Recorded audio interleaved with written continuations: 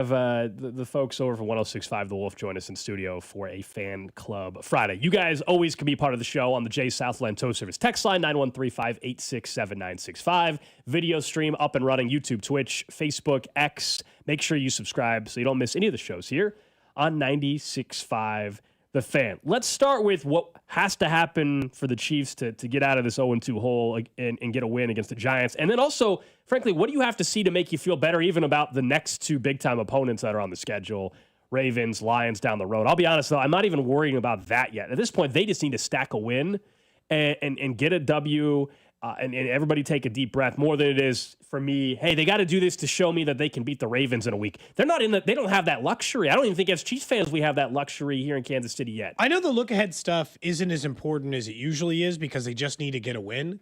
But in a lot of ways, this win doesn't do them what it needs to do unless it also shows signs that they're able to beat some of the big boys on the street. And two of those are coming up in the next few weeks. And look, I don't think the Jags are a total pushover, although I think Trevor Lawrence continues to point out the issues that he has as a starting quarterback, kind of like the way, Tua does in the game last night. But I just think that if you're going to count on them beating some of the good teams and being a Super Bowl contender, not just scraping by the Giants, then there are a couple of things. And by the way, in a weird way, I'll also just take a scrape by the Giants. Like, I will take just a win this weekend in a lot of different ways, but there are a couple of things I think they need to show. One is any kind of ability to have a running game that exists at all. Like, even just some semblance of a running game. I would like to see improvement from the passing game based on the idea that Xavier Worthy is most likely to be available there on Sunday night. So, like, incremental improvement out of the passing game, some sign that you have a running game, and some sign that you have a pass rush. Somebody yesterday, and it is only a 2-game sample size, so admittedly a little bit different, they put out the success rate of edge rushers, so this does not include Chris Jones, the success rate of edge rushers in NFL teams, and just think about like that normal box where the top right is you are elite. The top left is you're elite at one thing, the bottom right is you are elite at the other thing, and the bottom left is you stink at everything you do. Yeah. George Karlaftis and Charles Omenihu were in the bottom left quadrant, as in you stink at it. You're not getting pressure under any circumstance at all. And I know that's not true because George Karlaftis technically is like 19th, I think, in the NFL in total pressures. But the consistency in which he's able to do it and those things, like those are really the three things I want to see the most so that I feel like they got a chance against the Ravens the following week. Right. I think it's to the point now, maybe this will be the case until Rice and Worthy are on the field together. But honestly, I want to see a game where Patrick Mahomes is not the leading rusher for this football team. And I understand if that's what it takes to win the football game, then he'll make the play, right, to try to do that. I'm not thinking that necessarily, but you get my point. I don't want Patrick Mahomes as the leading rusher for this football team for a third straight week. That's still not part of the proper formula for this team to win. Doesn't mean he can't make a great play with his legs in the game that helps him win a game, sure. But it means the running game is somewhat effective. It means that whether it's Pacheco or they give the ball to Brashard Smith more, or maybe Hunt gets more carries than even Pacheco, whatever that combination is at this point in time, I don't want him being the leading rusher. To me, that's a sign of good things. It means that likely the passing game is also working a little bit better. It means the rushing game is working better. I'm with you defensively. The Spags have to dial up blitz 64% of the time again. Ideally, no. And so it's things like that. I actually think Russell Wilson, of course, is going to take some shots down the field, and they're going to get the Chiefs a time or two. I mean, it's going to happen. Like you hope that it happens when the game is in hand, but they're going to take deep shots down the field, and eventually they will connect on one with Malik Neighbors. He's too talented. They'll jump ball, underthrown ball, whatever it may be. He's going to be and is a very, very, very successful wide receiver. I expect him to get some numbers. I'm not going to beat myself up if he gets one down the field on them. Yeah. That's to be expected based on, I don't know, the one skill set that Russell Wilson seems to maintain, which is throwing a deep ball that a wide receiver can just jump up and get, and their ability to have one of the better wide receivers in the NFL. But they have to have a running game. You're right. I don't want to come out of week 3 where Patrick Mahomes is once again the leading rusher. It's not a good sign. It's not a good sign for them. He's only 25 yards behind Saquon Barkley, a yard behind Christian McCaffrey. He's 15 yards behind he's ahead of Jahmyr Gibbs. All the backs who have had good starts to the season, other than 2 or 3, are essentially at the same rushing total as the starting quarterback for this team. The pass rush is one that we have been, because of the offensive issues, ignoring a little bit. And because the defense played so much better last week as a unit, they have, once again, no pass rush. What happened to Charles Omenihu? He's awful through 2 games. And it is 2 games. So I'm not saying he can't get better. The team can't improve in that area. Generally speaking, George Karlaftis has been an effect. George Karlaftis has never been Myles Garrett. He's always been an effective pass rusher who is a good one, right? He's not Max Crosby, Myles Garrett. He's never been those guys, but he's been good his entire NFL career. So, can you just be that most of the time? And can Chris Jones, good enough so that Chris Jones can stop getting triple teamed, is what I'm asking out of Charles Omenihu. Those guys aren't beating guys one-on-one, is a real concern for me still. But I kind of want them to not just win. I'll take a win because they need a win. I do want them to kind of make me believe that the Ravens game is also ideally, yeah. I mean, ideally, I think we all would like to see that. But they're at the point where it is truly just find a way to win the football game. There's definitely some elements that could make you feel better going into a showdown against the Ravens in week 4. But they just don't have that luxury because they're sitting at 0-2. If they were 1-1 or 2-0, we'd be saying, hey, I need them to win in this exact way in order for me to feel good enough going into the Ravens game. There's certain things you and I would like to see. It's not just that I would like to see for the long term. It's I truly think Mahomes being the leading rusher on Sunday does not bode well for their chances to even win this game on Sunday. Sure. It's not just a long-term season thing that can't be You're that saying way. If they can't run the ball, then they're not winning this game, let alone the Ravens game or the Lions one a couple weeks after that. When this season started, we all thought this was going to be just an easy win and all that. I'm not saying it's a 50-50 coin flip game. I still give the Chiefs the edge. They're 5.5-point favorites for a reason. In this spot, that's not a small spread. And favorites so far this year, by the way, are hitting at a crazy rate. Favorites of over 4.5 are at a ridiculous clip right now. 2 weeks plus a game last night into the season as far as winning outright. Not always covering, but winning outright. The Bills, of course, did not cover yesterday, but they won outright. So, someone says the Chiefs aren't blowing any team out. Yeah, I tend to agree. We'll give our score predictions later. I think they cover, though. Spoiler, I'll tell you that. I agree with Dusty. Him and I were talking before the show, and I think he said it on his show, too. I do think the Chiefs can cover the 5.5 in this game on Sunday. I know that sounds crazy because they're 0-2, but I do think the Giants have shown that they're also capable of giving up some points. There's no doubt, while the front of that defensive line, the front 7 is really impressive for the Giants, this is still, of the 3, secondary-wise, by far the worst secondary they're facing. And I know that we talked about Adoree Mitchell, I think it was. Mitchell? Jackson. Yeah, I knew that wasn't right. Yeah, Jackson for the Eagles. You're thinking of Donnie Mitchell or AD Mitchell, whatever. And so we said, hey, that's a weakness for the Eagles. But in general, the Eagles are a better defense than the Giants still overall. And the Chargers, I think, overall, are a better defense than the Giants are. So this should be an opportunity, hopefully. While it's a good front, I do think there's opportunities in the secondary. The problem is there is no, up until you get to the dead end of the season, and even then I would say not that easy, the Chiefs do not have any respite. There is no easy stretch, okay? That doesn't exist. Giants is an easy game, which is why relative to NFL standards and their schedule standards. But they're not going to get some big break. The Giants in Jacksonville, this is probably genuinely their easiest stretch. And it includes a game of Baltimore and Detroit. Because in a 5-game stretch, at least they get Vegas at home, Jacksonville in New York. Because then it's Commanders in Buffalo, at Denver. The Colts doesn't look as easy as it once was. They've got Houston and the Chargers again, Denver and the Raiders again towards the end. Maybe the only other easy stretch is easy being, as far as their schedule goes, is at home versus the Chargers, at Tennessee, at home versus Denver, and at the Raiders to end the season for the final 4 games. That's probably their second easiest run of games. It's been such a weird watch for the Chiefs this year because I think we came out of that game feeling very similarly, which is they still lost, but they played better.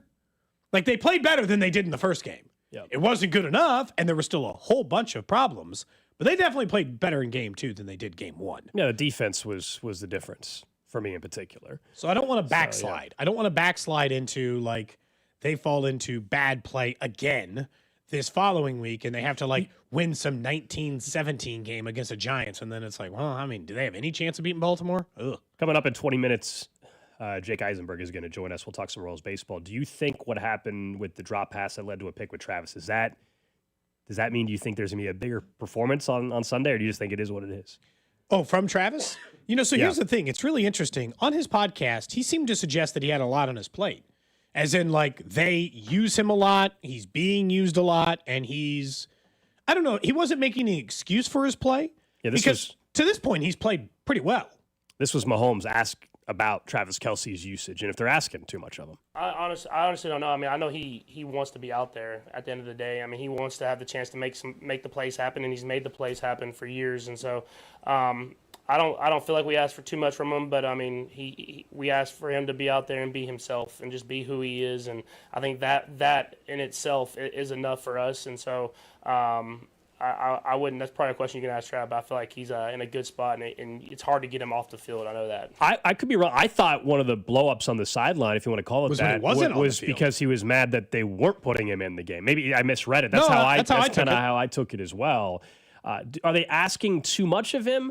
No, I mean, I think it's like the Salvador Perez problem. Well, to me, it is just I want him on the field plenty. I think, though, I would like to see – now, maybe this doesn't involve not using him as much. I would like to see Noah Gray more involved in the offense. I don't know if that necessarily means that it has to be taking Kelce off the field. I just think they could use Noah Gray when they're down on the wide receivers right now, have Noah Gray in the slot a little bit. I think we saw that actually at one point or twice in the game on Sunday against the Eagles. And then the pass was batted down. They actually had Noah Gray wide open, but unfortunately that was one of the batted passes from the Eagles front.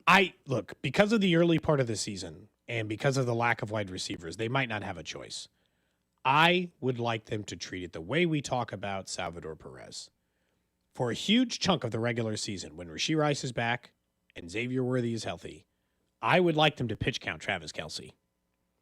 And he's never done that at any point in any stage of his career. And I do think, Gold, to your point, it maybe does kind of piss him off a little when he is off the field in what he deems to be an important moment. And look, if it's third down, if it's third and goal, I don't want him off the field. But if it's 1st and 10 from the 35 and they want to run a couple snaps where Travis Kelce's not there, I'm okay with it. Not because I think he's downslid in his level of play, but because in the end, I still don't care about – I care about this game on Sunday because they forced me to, right? Because they made you care about a game because they've started 0-2. But meaningful football does not start for the Chiefs until December or January. And so if I think I can get the better version – I think – and I know that like everybody doesn't agree with me, and that's fine because he made a huge mistake on Sunday, and he made a huge mistake in the game running into Worthy in the first game. 2 or 3 big ones, yep. I think Travis Kelce looks like he's going to be a better football player this year than he was last year. I think that that's already showing up. Yeah, as long as the mistakes don't continue, then I'm 100% with you. It's the mistakes can't happen, but if you're just saying the way he's moving when he's running his routes, I'll agree with you there. When he's moving and running the routes, it seems like he's a little bit more effective. But if mistakes are going to happen, then obviously it wipes that out. So hopefully that's just fluky stuff that we've seen 2 weeks in. The snap count thing is interesting, though, Cody, because last year going into the season, before the Rice injury, the thought was that, hey, this is Rice's show now. The offense runs through him. Yeah. They're going to try to save Kelce for the playoffs. Well, Rice goes down. Then they were forced to overwork Kelce. His yards per catch were down, a career low, or at least low compared to, I don't know if it was a career low other than in full season. Yes, his rookie year might have been lower, but you get my point. His rookie year was slightly lower. Yeah. And this year, once again, they're without Rice. They were out Worthy for, basically 2 games because Worthy was done 3 plays into the week 1 game. And so have they been forced to do that more than they wanting to as well? I don't know if we'll ever get the real answer to that until hopefully Brown, Worthy, and Rice are all on the field together here in 3 or 4, or I guess 4 or 5 weeks. But doesn't it feel like the comp to the Salvador Perez stuff, like where you and I both know, Gold, and the numbers bear it. Salvador Perez plays better when he catches a little bit less. And at some point this year, the Royals didn't have that luxury because they didn't have enough offense. And Salvador Perez, much like Travis Kelce, doesn't like to play baseball when he's not catching. I'm not saying he hates DHing or whatever. He likes being behind the dish. He likes to catch. Travis Kelce likes being out there for every snap. But as a coach, there's got to be a balance between you tell the guy, hey, we're going to, instead of 100% of the snaps, which you've pretty much been your entire NFL career, we'd like you for like 80, 75, whatever the number is, right? I don't think he's ever played. But you would have to agree, though, if you're telling me, and I agree with you, that he looks better, then right now, while they're down multiple weapons, then he does need to be playing. They might not have a choice right now, admittedly. I totally get that. But when they start getting everyone back, if we do get the thing that we said was a 20% chance at one point, the Hollywood Brown, Rashee Rice, and Xavier Worthy are on a football field together at the same time with Travis Kelce, well, then you can.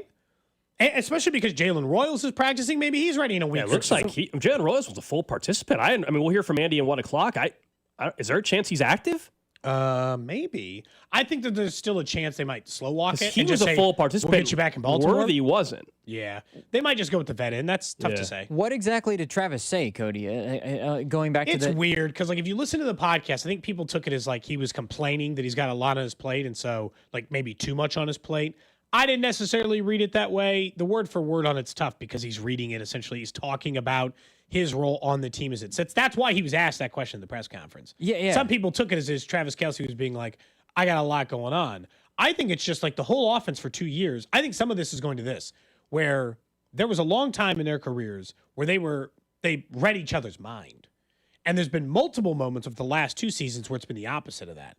And he says he's trying to think of multiple things. How do I keep the depth? How do I read Patrick's mind so I can be open? I think he was making more of that point, Drew. Not, I've got too much going on, I need to play less. I think he's just saying there's a lot of moving parts in this offense, and I'm a huge part of all of those moving parts, and that makes it hard to be perfect sometimes as an offense. And I took it more kind of in that way, I guess. It's tough. I just think like pitch counting him once Rashid is back is So I looked. logical. He played 77% of the snaps against the Eagles. He was higher than any wide receiver or tight end other than offensive lineman in Mahomes. I think he has to be right now, guys, while they're trying to get everybody that they thought was part of the plan available. And that maybe gets better this week if Worthy plays. We think he's going to, barring a surprise later from Andy at 1 o'clock. And then, of course, we're still 4 weeks away or so.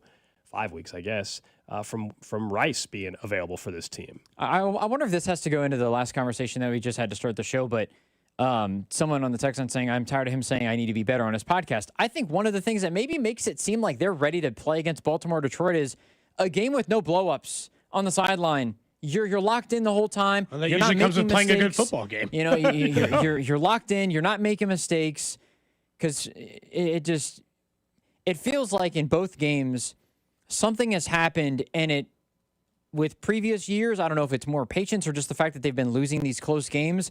There's a sense of urgency that's there, or like a panic almost that's happening. It feels like in watching these 2 games where they're not melting down necessarily, but there's a lot of panic going on, and it's not like the cool, calm collectiveness that we have seen from this team over the last number of years. Yeah, like I don't think any of us other than know the exact answer. I don't think they're panicking. I think there's clearly visible frustration like that's happening. Yeah, I don't know if obvious. I don't know if they're panicking, but yeah, there's frustration. Look, I mean, it sounds crazy, but they haven't won a football game since like mid-January. Now I understand the long offseason, but my point is like for them, right? It's been a while since they won a football game. That's a lot longer than they are accustomed to. I mean, if you're Travis Kelce, you haven't gone through you haven't waited this many months to win a football game ever. I mean, certainly they started 1-5. Okay, so 2014 or whatever it was, whatever year that was, right? That might be the okay. answer. So that's over 10 years. Yeah. I mean, that's why I think it's not something they've experienced very often. I also think sometimes we're just like delusional in the sense that Travis Kelce didn't always play with emotion. We just didn't care when they were winning.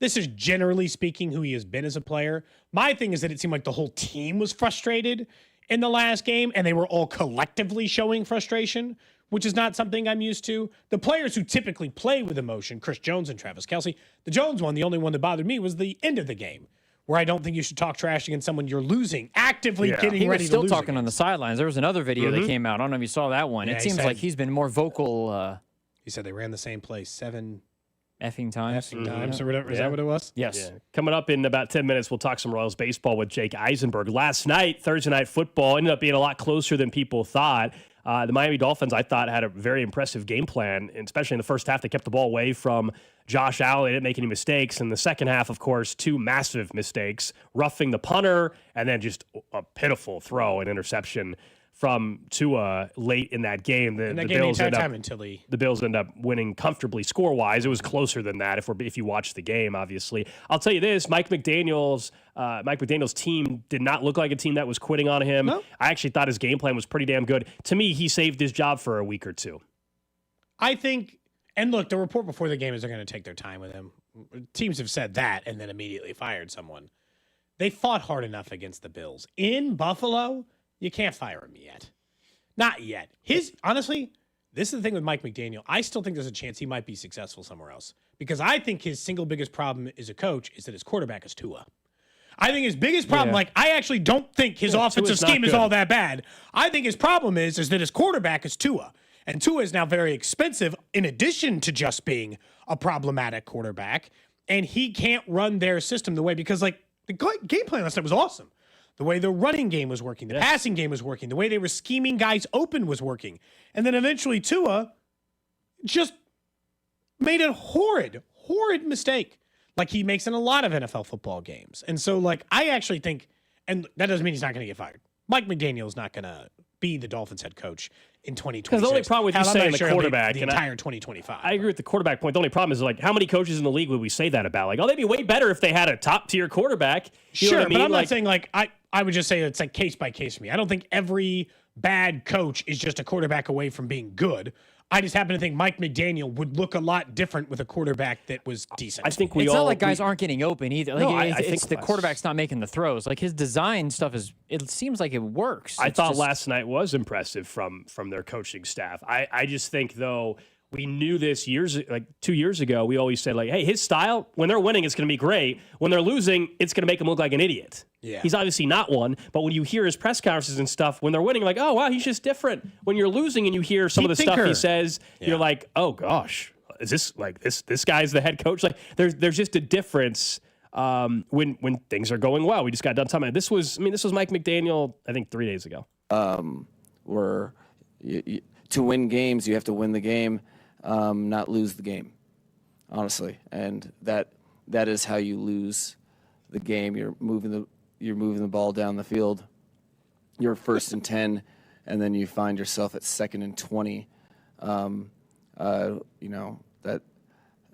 was critical. When you're 5-0, you're like, oh, okay. When you're 0-2 and 0-3, you're like, oh, that guy's the head coach. It's just the way we approach things. Man. I know we got to take a break and get to Jake Eisenberg. I will say there is still and the text line sent it in too, but I had said this at the end of last week. There is still a 30% chance, 40% chance that maybe the Bills defense just stinks. I think there's some problems. They were I think we got to talk about. They're not good. We can They've get got that more. problems and they're defense. We can get into that more in a little bit if you guys want. Yeah, Matt Milano and Ed Oliver obviously weren't playing, but still, that defense hasn't looked all that impressive. All right, up next, we'll briefly talk some Royals baseball with Jake Eisenberg, and then we'll get back into the reality and what the numbers say about an 0-2 team, an 0-3 team versus a 1-2 team. That's next.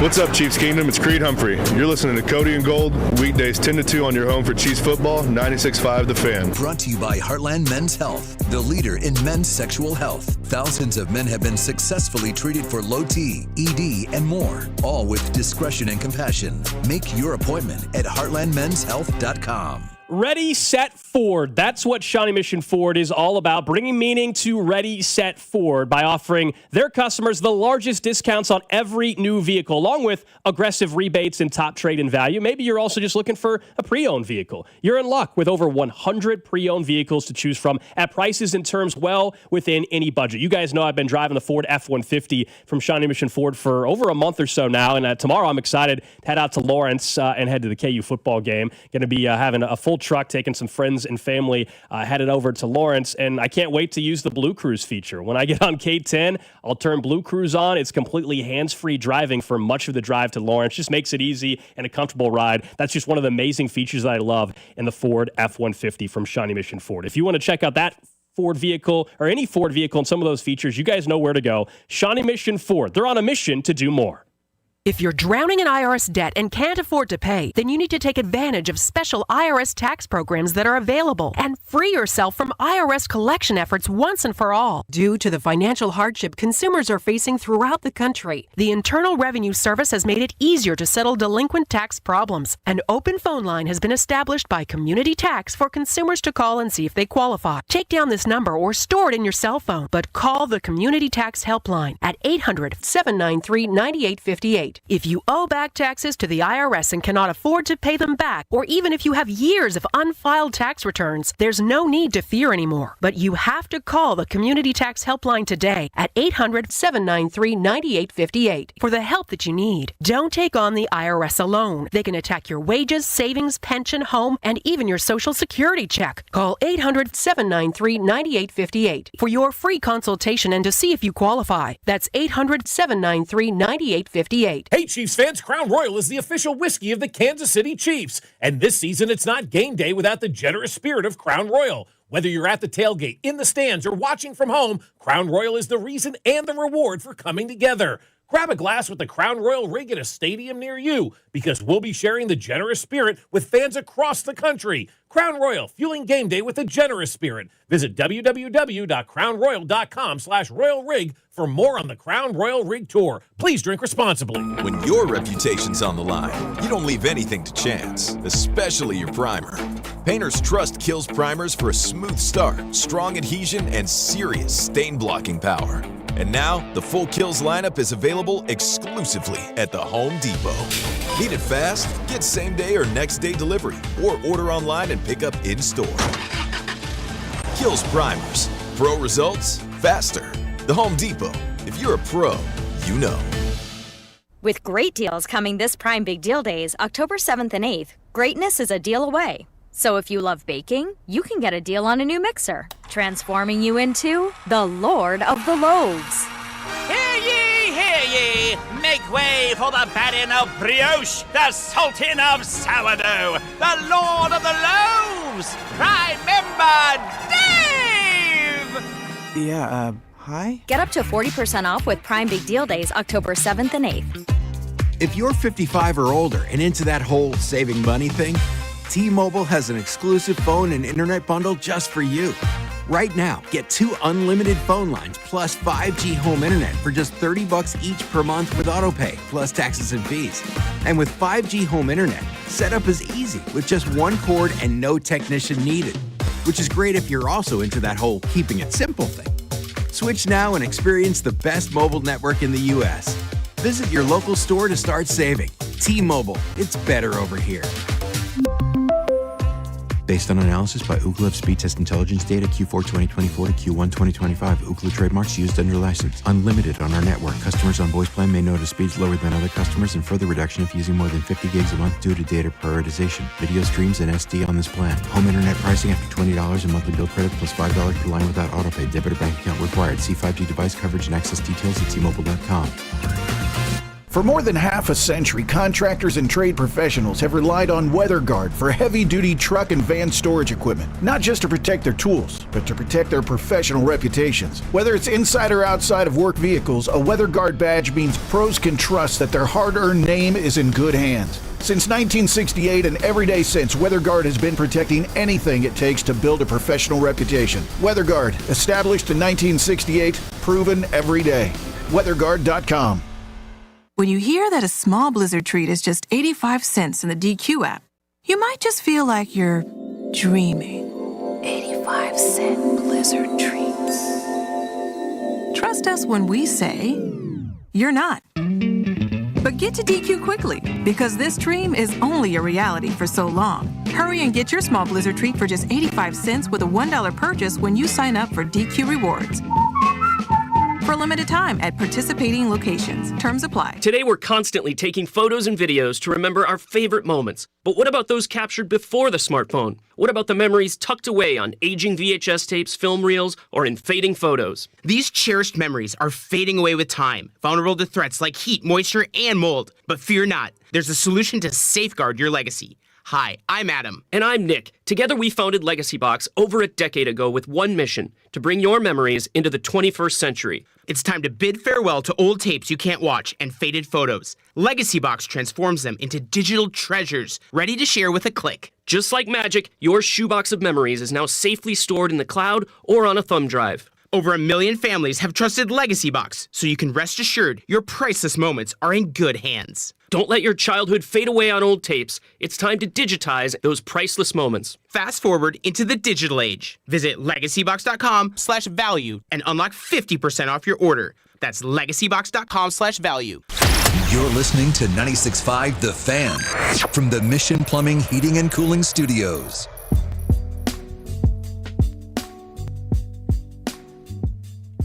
Back here on Cody and Gold, we will get into some of the numbers behind a 0-3 start versus a 1-2 start and the reality of what that means heading into Sunday's game for the Chiefs. We'll do that in just a bit. Of course, you guys can watch the show on YouTube, Twitch, Facebook, X. Make sure you subscribe on YouTube so you don't miss any of the shows here on 96.5 The Fan. Let's talk a little Royals baseball, though. They wrap up their homestand and wrap up the home slate at Kauffman Stadium this weekend as the Toronto Blue Jays are in town. To talk about the future a little bit, let's welcome in Jake Eisenberg, who joins us. And hopefully we don't have any connection issues today. Like that was on us anyway. That was definitely us. Eisenberg, what's going on, man? Hey, guys. How you doing? Yeah, obviously, the last time that we were able to have like a full-on conversation, things were a little different. And, last week we got interrupted a little bit, and it was sort of looking grim but still possible. And now the conversation certainly has changed a little bit, which is unfortunate. But, yeah, great to be with you guys as always. I guess the way I kind of view it is very similar. Like, I'm annoyed in the sense that they did not live up to the expectations the team had and should have realistically had. But I also know between the injuries and all the other stuff, Jake, I don't know. I don't know that I expected way more than around a 500 season based on the number of injuries they have. And I'm trying to take the positives going into next year at this point. And it probably starts with guys like Stephen Kolek, where at this point between Burgert and Kolek and Cole Reagans or whoever, they seemingly have 7 to 9 options in the starting rotation, which means they also have pitching options that could end up helping them get the bat I think they'll need for next year. Yeah, I mean, let's start here. This is a team that should have pretty high expectations for itself come 2026. The expectations that they had for 2025, which was winning the division and at least making the playoffs, those should still be the expectations for 2026 because it's largely not just the same cast of characters, but also an even deeper pitching staff, like you mentioned. I mean, just off the top, we're assuming everybody's healthy. We're talking about Cole Reagan, Seth Lugo, Michael Wacha, Chris Bubich, Noah Cameron, Stephen Kolek, Ryan Burgert. Hopefully Alec Marsh is healthy, and then so on and so forth. We'll see what kind of other depth exists down the stretch. That's just the pitchers that are under contract for next year. So that's a great starting point when it comes to starting pitcher health.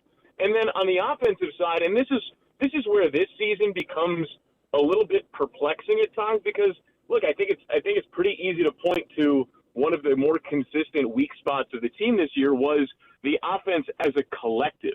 But from an individual perspective, well, you still got an all-star level season from Bobby Witt Jr. Was it generational like last year? No, but still one of the best offensive performers in all of baseball.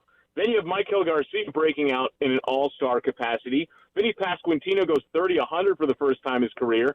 Salvador Perez has a career high in home runs outside of his 48 home run season. He's never had another 30 home run season. He's one shy of doing that. He could get to 100 RBIs for his second consecutive year. So from an individual perspective, those four guys have had some really robust offensive seasons, and that's why the question mark is, okay, so where's the disconnect? And I think one of the frustrating parts about this year is that you've seen really good starting pitching. You've seen spurts where the offense has been really good. It just doesn't seem like those two things have happened consistently at the same time, right?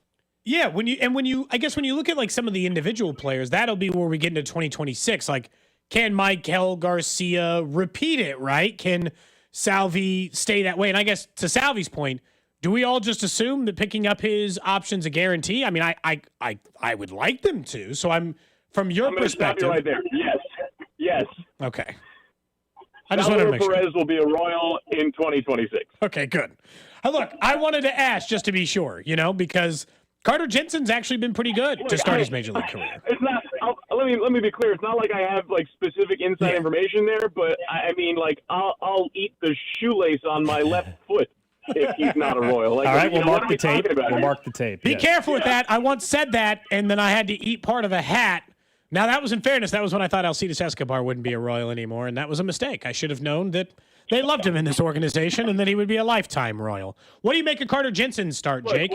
What I'm saying here is that like the sky is blue and Salvador Perez will be wearing blue. Like these are two, things. As far as Carter Jensen, to get your question, I've been really, really impressed, especially with the approach of the plate. I think he has one more strikeout than he does walk, and the walks that he's drawn have been like 6 or 7 or 8 pitch walks. I think it was a couple of nights ago. He had back-to-back 8 pitch walks.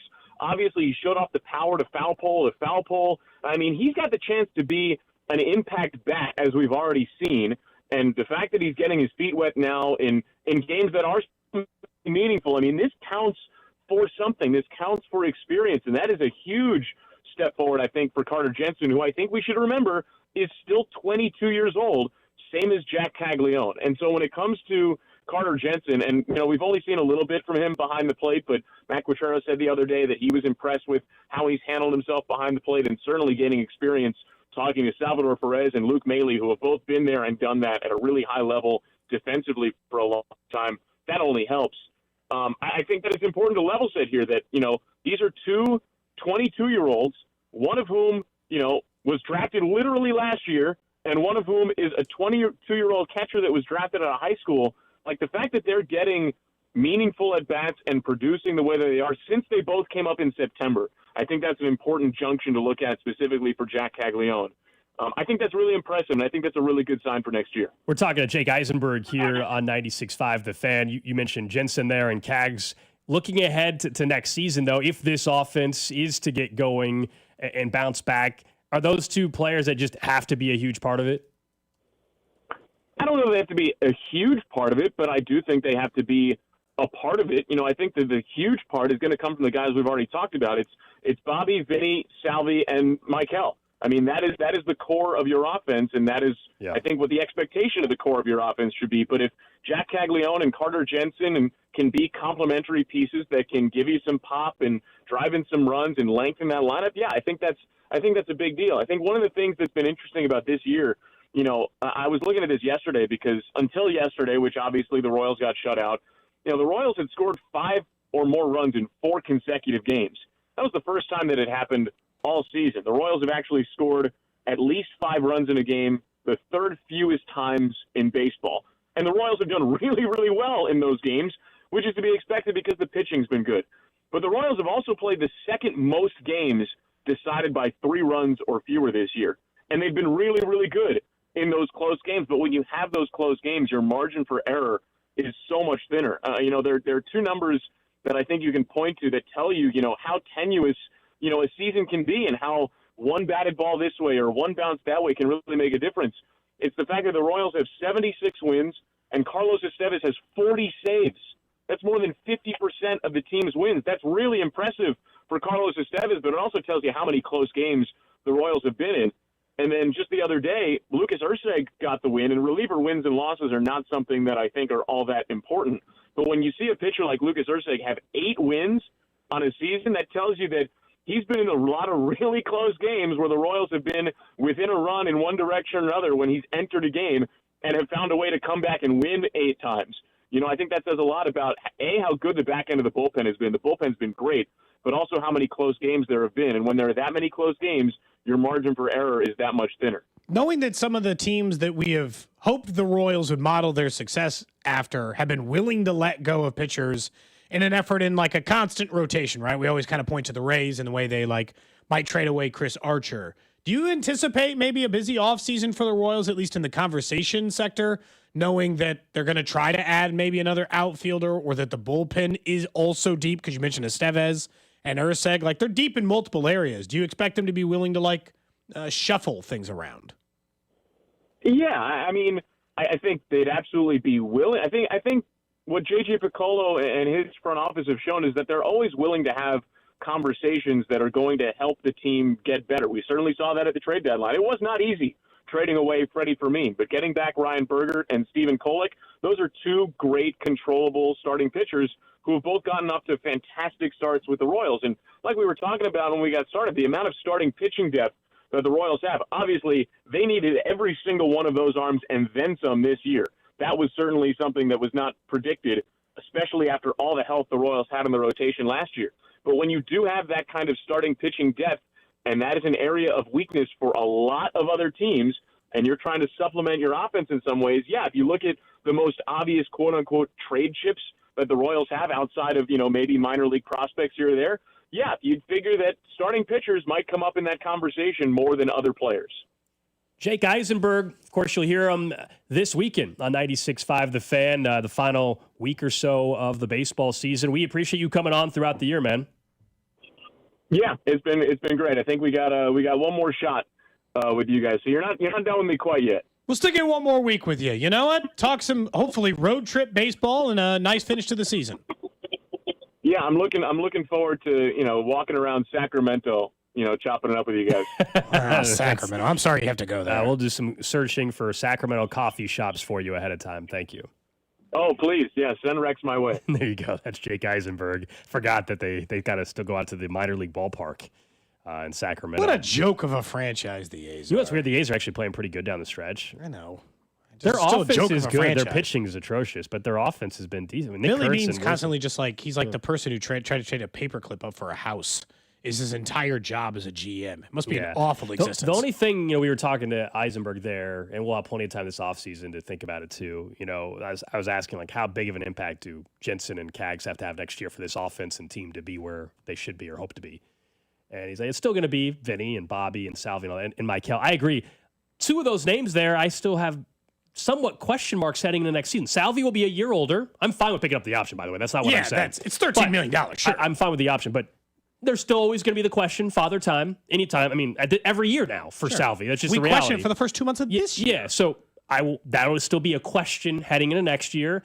Michael was awesome this year. Is there regression? Okay, if there is, but to what extent?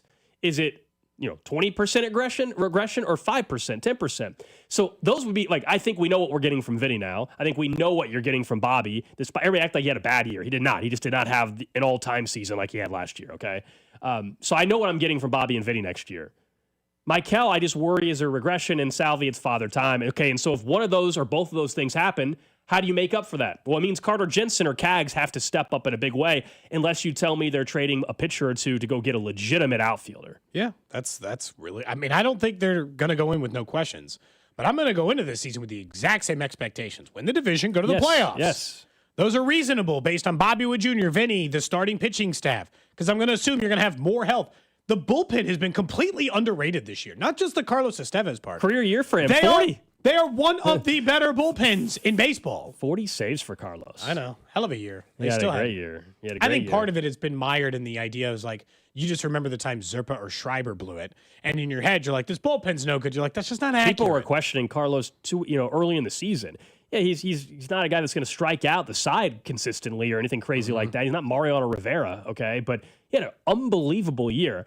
He'd be another name where I would be heading into next year, as great as he was, he'll be a year older as well. He's not a young pitcher. Yeah. So there's some guys that you wonder, would they regress? Well, how do you balance that out? So, and that's going to be, I think, some of the questions all offseason. Now, in fairness, I feel like this is pretty much Bobby Wood Jr.'s floor and top 5 player in baseball, great season.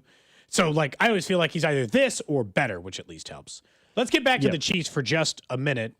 They fall to 0. If they were to fall to 0-3, we understand their playoff percentages would absolutely crater. Yeah. Based on what we said, 0-2, plenty of life. You're like a 12-13% chance, and you're not the there's a difference between 0-2 teams. 0-3 Gold, and it gets bleak in a hurry. 3%, fewer than 3% of teams that start 0-3 make the postseason since they've been tracking this in the modern era, I guess, basically of the NFL. Actually, 8 teams have started 0-2. You guys know that number, and after a Super Bowl loss. So this is not completely unheard of to have a Super Bowl appearance with a loss, and it's a Super Bowl hangover, but in reverse. Like, hey, you lost, you got blown out, and then here you go. The last time that happened was actually Drew's Bengals in 2022. They, of course, lost to the Rams in the Super Bowl, and then they started 0-2. They still finished 12-4 in 2022. And went to the Super Bowl. And then the guy that the Chiefs are playing this Sunday, Russell Wilson, back when he was with the Seahawks, they were in a Super Bowl loss. And then in 2015, they started 0-2. They finished 10-6, made the playoffs, and I don't know what they did in the playoffs. They lost in the wild card round. Now, in fairness, I looked through, and a list is out here. I think it was our guy Aaron Schatz who put together the list of the 7 teams before the Chiefs to start 0-2 after losing the Super Bowl. And you're like, what does that mean for the inevitable part of the season? The truth is, I separated this into future Hall of Famers and Jags. And if you are a future Hall of Famer, things went fine. when you started 0-2 after being in the Super Bowl. You weren't some laughing stock. You were fine. The 69 Colts had Unitas. They made the playoffs. They went 8-5-1. They were kind of mediocre. The Rams with Vince Ferragamo won 5 games after starting 0-2 and going to the Super Bowl. The Commanders, obviously the then Theismann. Theismann, they went 11-5. So you're like, oh, okay. Theismann, really good quarterback in his era. The Falcons went 5-11. You're like, well, that's not great. After going to the Super Bowl, their quarterback was Chris Chandler. So of course everything was going to always blow up. The 2002 Rams started 0-2. They had to start 4 different quarterbacks that year, including half the season with Warner, half the season with Bolger, and still went 12-4. The Seahawks with maybe a future Hall of Famer, let's call him at least a fringe guy, Russell Wilson, went 10-6. So if you have, and Joe Burrow, they went 12-4. If you have an absolute dude at quarterback, it does not matter historically that you start 0-2 the year after losing the Super Bowl. You typically right the ship. You solve your problems, and things balance themselves back out. That's what I look at when I see that list. Sure. And that the Now, Chiefs you should be notice one of those teams. The cap on wins for that, if you buy into the trend, was 12. And I don't know what their strength of schedule was that year and all that kind of stuff. I guess the point is, if you thought this team was winning 14 games, I think you have to reevaluate that. If you thought they were winning 11 before the season, I don't think you need to change it drastically. I think we went through the numbers yesterday. The betting markets and things like that, you can get some pretty damn good value on the Chiefs just to win 10 or 11 games now because of the hole that they have dug themselves in. That can flip quickly if they win on Sunday against the Giants. But yeah, you go to 0-3. I mean, there is the reality staring you in the face. Fewer than 3% of teams make the playoffs when you start 0-3. At some point, the math becomes a problem. I'll be honest, just because of the opponent too. I won't think they're making the playoffs anymore. Yeah, lost against the Giants. I don't remember at what point in the Royals season you and I just decided, we're not saying there's a 0% chance, but we're both saying we don't think they're going to make the playoffs. We were both premature on it, admittedly, because they got within a game and a half. But even like in this second run in September, we're like, okay, well, that'll be it. And the Royals, I will no longer be predicting them to make the playoffs or whatever it was at this point. If they go 0-3, I'm no longer predicting the Chiefs to be a playoff team because they go 0-3. I sure as hell think they're losing to the Ravens next weekend. And I think that they might lose to the Jags, and they're definitely losing to the Lions, right? Yeah, it can really spiral on. Yeah, it's not going to be hard to start predicting losses if you're a Chiefs fan, if they lose to the Giants this weekend. I just gave those stats because, to me, that points to exactly what you know. Teams who go to the Super Bowl the year before, who are returning a huge chunk of their talent, and are returning their future Hall of Fame starting quarterback, tend to, and I know this sounds crazy, right the ship. More often than not, they right the ship. Now, I will say, only a couple of those teams actually returned to the Super Bowl. And there was not expanded. Took a few years. There was not expanded wild card for any of those except for the 2022 Bengals example.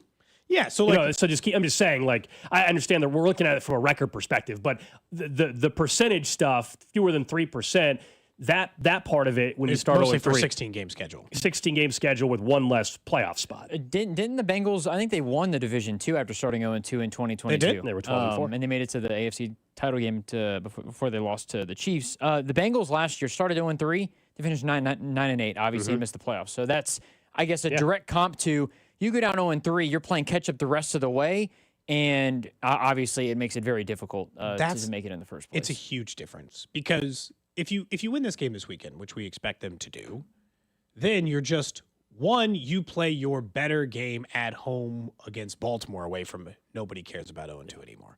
And not like it has no impact or it doesn't matter, but that, all right, you beat one of what is perceived to be one of the 3 best teams in the NFL. You're now back to 500, and everything feels normal. I'm not saying the 1 seed's back in play. The Bills are already 3-0. The 1 seed's dead, and that's fine. That doesn't have to be the way they get to the Super Bowl this year. The biggest takeaway might be that none of those teams were really Super Bowl contenders. The Bengals lost to the Chiefs. Now, the Bengals lost to Chiefs in the AFC title game, like you mentioned. Seahawks lost in the wild card. The Rams lost in the divisional round. Falcons didn't make the playoffs. Rams didn't make the playoffs. Colts, I think, I don't remember how many play. I didn't look up the 1969 Colts finish, but does it matter? The 1969. I didn't look. I just looked up the record. No, I did not look up what they did in the playoffs. I don't even know how many playoff teams there were in 1969, so we'll leave them off there. And as pointed out again about the 1999 Falcons, it was Chris Chandler. So yeah, that was always going to blow up. I can't believe I forgot he played quarterback in a Super Bowl. You don't even know who he is, do you, Drew? You don't even know who that's why Chris Chandler is. That's why I said who. Who? Yeah. I was 4 years old, or 3, I guess, at that time. And you're not even like, well, and I mean, it just speaks to the caliber of He quarterback. played 17 years in the league. I know. Wow. He played a Yeah, really went to two Pro Bowls. He was a super dude. He's like the king of average quarterbacks. If there's a Mount Rushmore of you were average during your entire NFL career, Chris Chandler would be like the Teddy Roosevelt one. He belongs on the statue of guy who he never led the league in anything. Never yardage, never touchdowns. He wasn't even a full-time starter for a huge chunk of his career. In the A16, they say the 1 seed is not dead after 3 weeks. I think it is. I thought it wasn't in play to begin the season, so that's probably part of my thinking anyway. That's before the 0-2 start. The Bills' schedule is far too easy. The Bills are likely to start 7-0 before they play the Chiefs. Their division stinks. Schedule's pretty soft. And then the Chiefs would have to beat them in order for that to even be a possibility. Correct. Yeah. Yeah. So I don't know if you feel confident in that right now. 1 seed was not going to be much in play to begin with, I thought, this year. And now, I don't know. 0-2, the Bills already have the tiebreaker over the Ravens. If they beat you and they have the tiebreaker over you and the Ravens and they start 8-0, it's beyond dead. I think they're already there. But yeah, that would everybody would probably be on board at that point in time. Would you like to offer to eat a shoelace like Jake Eisenberg if they are the 1 seed? Not a shoelace. Not a shoelace. What are you willing to eat if the Chiefs are the 1 seed? Not a hat. I can't get you into a shoelace or a hat. What can I talk you into food-wise? Yeah, nothing that's clothing. I'll tell you that. Actual food, real food. Yeah. What about like a super hot pepper or today, maybe. Today, although we ran into this, we tried to do that before, and we're not allowed to do that. I got real mad when I ate that shit. I tried to go get the mashed potatoes today for you to try your Bob Evans mashed potatoes, and the store I went to by work did not sell that brand. So another day, Cody. I did effort it. I did go into the store to get it. They carry a different brand. The whole point is you have to try that brand. Yeah, you mentioned specifically Drew Bob Evans. Do you want me to go to another Drew, store? can you bring some? in? Can you bring some in next week for Cody? Okay. Yeah, we'll do it any day next week. I'll try the bagged mashed potatoes. Yeah. I hope that they're. So it says they'll eat Drew's Joe Burrow jersey if the Chiefs get the 1 seed. That's not an option. No, that's not an option. What if we bought you another jersey? Yeah, I guess if you bought me another Joe Burrow jersey, then fine. They said you got to eat my Cipino. The problem with that is you're allergic to shellfish. Yeah, that'll be a big problem. I can't try to kill you on the show. Be a big problem. What would you do for the Chiefs to be the 1 seed? He has to eat a plate of shrimp, and we just have an EpiPen ready to go in case he's uncomfortable. Jeez. No, we can't. Yes, Odyssey corporate will love that. That I'm sure that'll. What if we get you to sign a waiver? What's the rule on that? Yeah. Can we tase you? Yeah. Well, again, you're still in trouble. There's a chance you get tased and suspended from the show by Drew and I and everybody in Kansas City if what you said yesterday about Mahomes happens on Sunday. And I'm not going to bring it back up. You guys can go back. I can't believe you sent the clip out. You can. Yeah, he sent a clip out. Go You can to check our the social podcast. media page and you I can couldn't find believe you put that out there. Anyway, don't forget, Sports Talk on 96.5 The Fan is presented by Paramount Plus. Sylvester Stallone is back in the original hit series Tulsa King. This season, Dwight faces his most dangerous adversaries yet, forcing him to fight for everything he's built and to protect his empire. Stream the new season of Tulsa King on Sunday, September 21st, exclusively on Paramount Plus. Up next, Josh Briscoe will join us, of course, part of the pre- and post-game show, host of it on the Chiefs Radio Network. And Missouri's got a game that I think can set them up perfectly for the college football playoff. We'll tell you about it next. This is Cody and Gold on your new home for Royals baseball. 96.5 The Fan, brought to you by Heartland Men's Health, the leader in men's sexual health. Thousands of men have been successfully treated for low T, ED, and more, all with discretion and compassion. Make your appointment at heartlandmenshealth.com. The weather is starting to cool down in Kansas City. Maybe we're finally past fake fall and getting into prime deck weather. Build your dream deck thanks to All Weather Decks, the right deck at the right price. You can see their work over at allweatherdecks.net, and they're a 24-time winner of Angie's List Super Service Award for a reason. Honestly, the process was so simple. You came over, take a look. You're like, hey, I'm thinking I want a screen porch. I want it to look like this, and what can we do?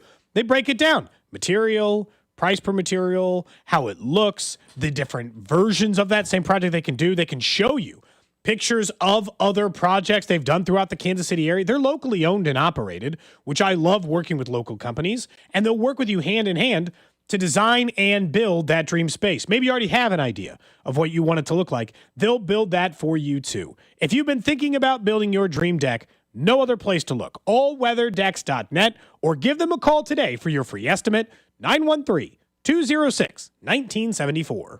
What we've been doing is pulling one of the people that sells a car every month and giving them a prize. Give Me the VIN is giving away $25,000 in cash every month. David Ling sold your car last I sold a 2020 RX 350. Yep. Yeah. Open that check up and tell me what it says. $25,000. $25,000. Give me that. David Ling of Claremont, California is the latest winner in GimmeTheVin.com's big cash giveaway. $25,000. What am I getting for being here? No purchase necessary. For official rules, go to GimmeTheVin.com. Sell us your car.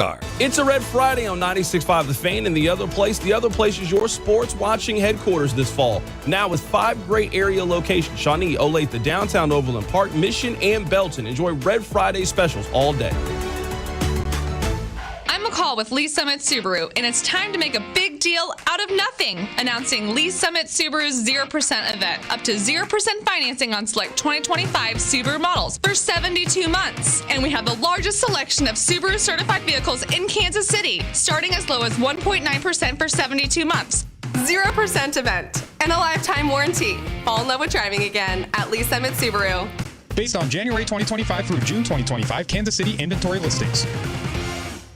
Hi, I'm Sam Silvio with M. Shamus Brazilian Grill in the village of Burlington Creek. Holidays will be here before you know it, and M. Shamus is ready to get a jingle from you. From our all-you-can-eat hot and cold gourmet salad bar to our 12 cuts of beef, lamb, pork, or chicken. Go to mshamus.com to order our famous Brazilian glazed holiday hams in advance, or set a holiday party date for a table of 1 to a party of 100. Go to mshamus.com and discover the joy of dining. Monday's a huge day at Hy-Vee. Not only is Hy-Vee always finding new ways to save me money, like new lower prices at every department, on top of that, I save so much money at the pump with Hy-Vee's awesome fuel saver deals. Monday, that's the day, September 22nd, you're going to earn a 40-cent per gallon fuel discount with every $60 grocery purchase. So you can stock up for fall fun and stack up those fuel savings as well. I love seeing the price roll back at the pump, only at Hy-Vee. It's game day, and nothing says Chiefs football like the aroma of a tailgate grill. Kick off your pregame party with a Kingdom Meat Bundle from Hy-Vee. Get 4 boneless chicken breasts, 4 pork chops, 4 bratwurst, and 4 chuck patties for just $30. Plus, get a 10-cent per gallon fuel saver. Toss in some chips and dip, side dishes, and Chiefs-themed baked goods. Score the extra point with your favorite tailgate beverage from Hy-Vee Wine and Spirit. Just one stop for all your game day needs, only at Hy-Vee. Fall is the season for reinvention, and it's easy to do at Macy's Fall Favorite Sale. Come in and find your new favorite styles, like romantic ruffled dresses, chic trenches, cashmere sweaters, and textural fall layers, which are perfect for mixing and matching. All for 20 to 50% off. So if you're looking for your new favorite things, look no further than the Fall Favorite Sale. Today, only at Macy's. Savings off already reduced prices. Exclusions apply.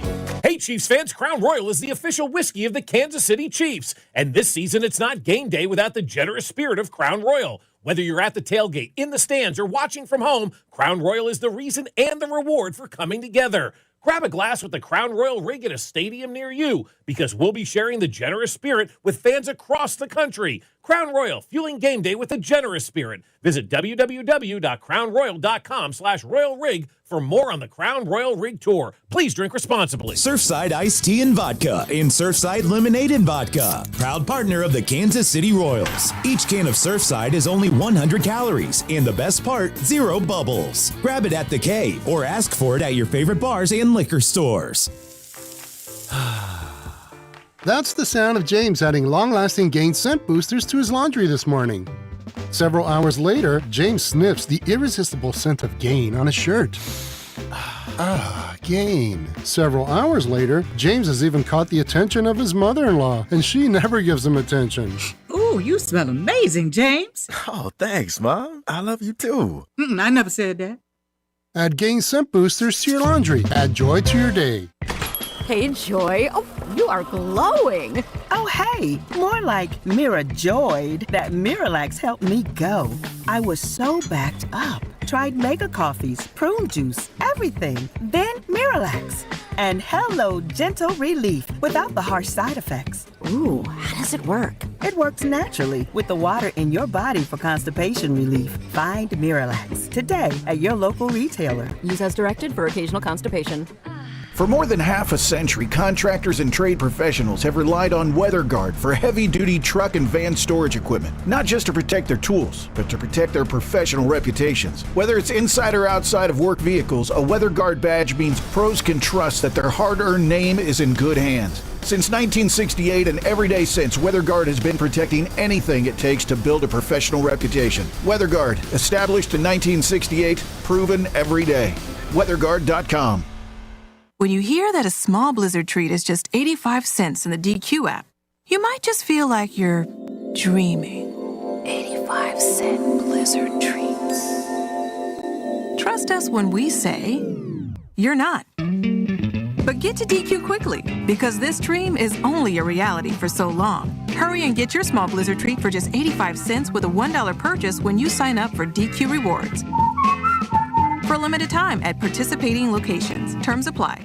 Hey, it's Trey Smith. The Chiefs Radio Network pregame show starts 3 hours before kickoff right here on your home for Chiefs football. 96.5 The Fan. KFNC FM and AM, HD1 and HD2 Kansas City, an Odyssey sports station. 11 o'clock hour here on Cody and Gold. Alex Gold, Cody Tapp, Drew Nixon with you.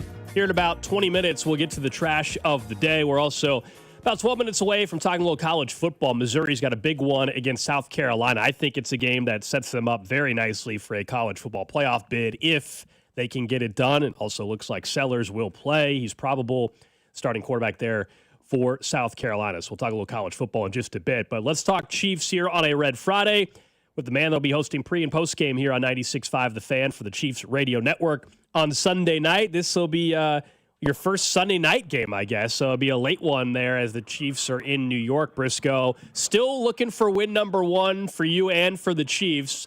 I'm going to bring that up until you get off the schneid a little bit. Same with the Chiefs. What's your feeling this week, I guess, compared to a week ago where we were saying, I feel like defensively you do have to feel a lot better? Significantly, yeah. That was the big takeaway for me in week one. And I will say, if you want to include the preseason, yes, I am now 0-5. But we did do an even later game, that Seattle preseason game. So true. I'll be properly caffeinated one way or the other. That's never been a huge challenge for me, just the way I live my life. But yeah, I feel much better about the defense. That was something where I kind of had the two prongs of concern from week one. I think we talked about it after the fact. Was the offensive issues, you understand where they come from. You understand that not having Rashee Rice and losing Xavier Worthy right out of the gate, those are going to hamstring your offense. The defense in week one against the Chargers, I don't want to say it looked like hopeless because we talked about the reason for hope with Steve Spagnuolo and the rest of that crew and everything, but it looked bad. And then week two, it looked excellent. I mean, not only did they limit Jalen Hurts to 101 passing yards, the running game was not a real problem. So I feel really good about the step the defense took. I'm still really concerned about the four-man pass rush, but I think it's reasonable to expect that Steve Spagnuolo is going to be able to keep the pass rush, I don't know, roughly average throughout most of the season with the blitzes and everything. That's not how you want to live, but it might be how they have to live, or you just get a better stretch of games from George Karlaftis, which I think is very much on the table. That's not out of the question. And he is top 20 still in the NFL in pressures through the first 2 weeks. It's the rest of the time when he's looked off. My bigger concern is Charles Omenihu just bad? Like, it's not like he was ever a full-time starter. He had a couple of flashes for the Chiefs where it looked like maybe he deserved to be, but now he's been non-existent. I don't know that I've said his name more than once. Yeah, it's been rough. I did see just recently, earlier this morning, looking at some pass rush charts, that he had some good numbers from the interior, which is also another place where he's always with those crazy long arms. Like, he's always been kind of a freaky matchup on the inside, but the Chiefs need help on the edges. And I think for a good chunk of these last couple seasons, and obviously they've been limited seasons in both cases, I think Charles Omenihu has been probably the most underrated player on the Chiefs defense. And I was really glad that they got him back on this one-year deal to try to get a full, healthy season from him. And then I think you can just kind of ask the question. It's too early to call it. I think you can ask the question of is he just not ever going to fully be back to the guy that we saw for that stretch before the injury that he suffered in January in the AFC Championship game. And I guess that's on the table. In a lot of ways, it feels kind of similar to how they handled the running back room. There are lots of differences. Obviously, they paid George Karlaftis a lot of money in the pass rush. But like the betting on health and small bits of progression, I think in both of those position groups so far just haven't come to fruition yet. And that gives me plenty of cause for concern about how both of those groups are going to be productive the rest of the way. Yesterday, Briscoe, Cody and I were discussing, if we could make a personnel shift, within reason that's already on the roster in terms of more playing time for somebody or less playing time for somebody else, what would that be? For me, I said I wouldn't mind a few more snaps from Brashard Smith. Do you have a player that you would like to see more or less? And do you have any confidence that the Chiefs 2 weeks in, now week 3, will actually make a change like that? Yeah, I think Matt Nagy got asked about the two guys that kind of jumped to mind, at least offensively, being Smith and Robert Tonyan. And really the answer from Nagy, and maybe I'm reading way too much into it, it's a press conference answer, who knows. But I think he said something about how they both understand that there's like a next man up mentality. That didn't make me feel like they were about to have a super large workload in week 3, right? And that's Tonyan's the other guy. I think Smith is the one. I think that's one that makes the most sense, that has the most need, that has the most upside, or the Chiefs liked enough to draft him. But you think about how the Chiefs handle rookie players and trying to know the offense. Now, Pacheco got involved pretty early on, but I think that was directly in correlation to Clyde getting hurt, if I've got my timeline on that right. I can't remember which injury hit when that kind of forced Pacheco into the rotation that way. But I think Brashard Smith should be getting forced into the rotation just by performance of everybody else. There's not any explosiveness in that backfield right now, and Elijah Mitchell's been a healthy scratch, so you pencil him in behind Brashard Smith.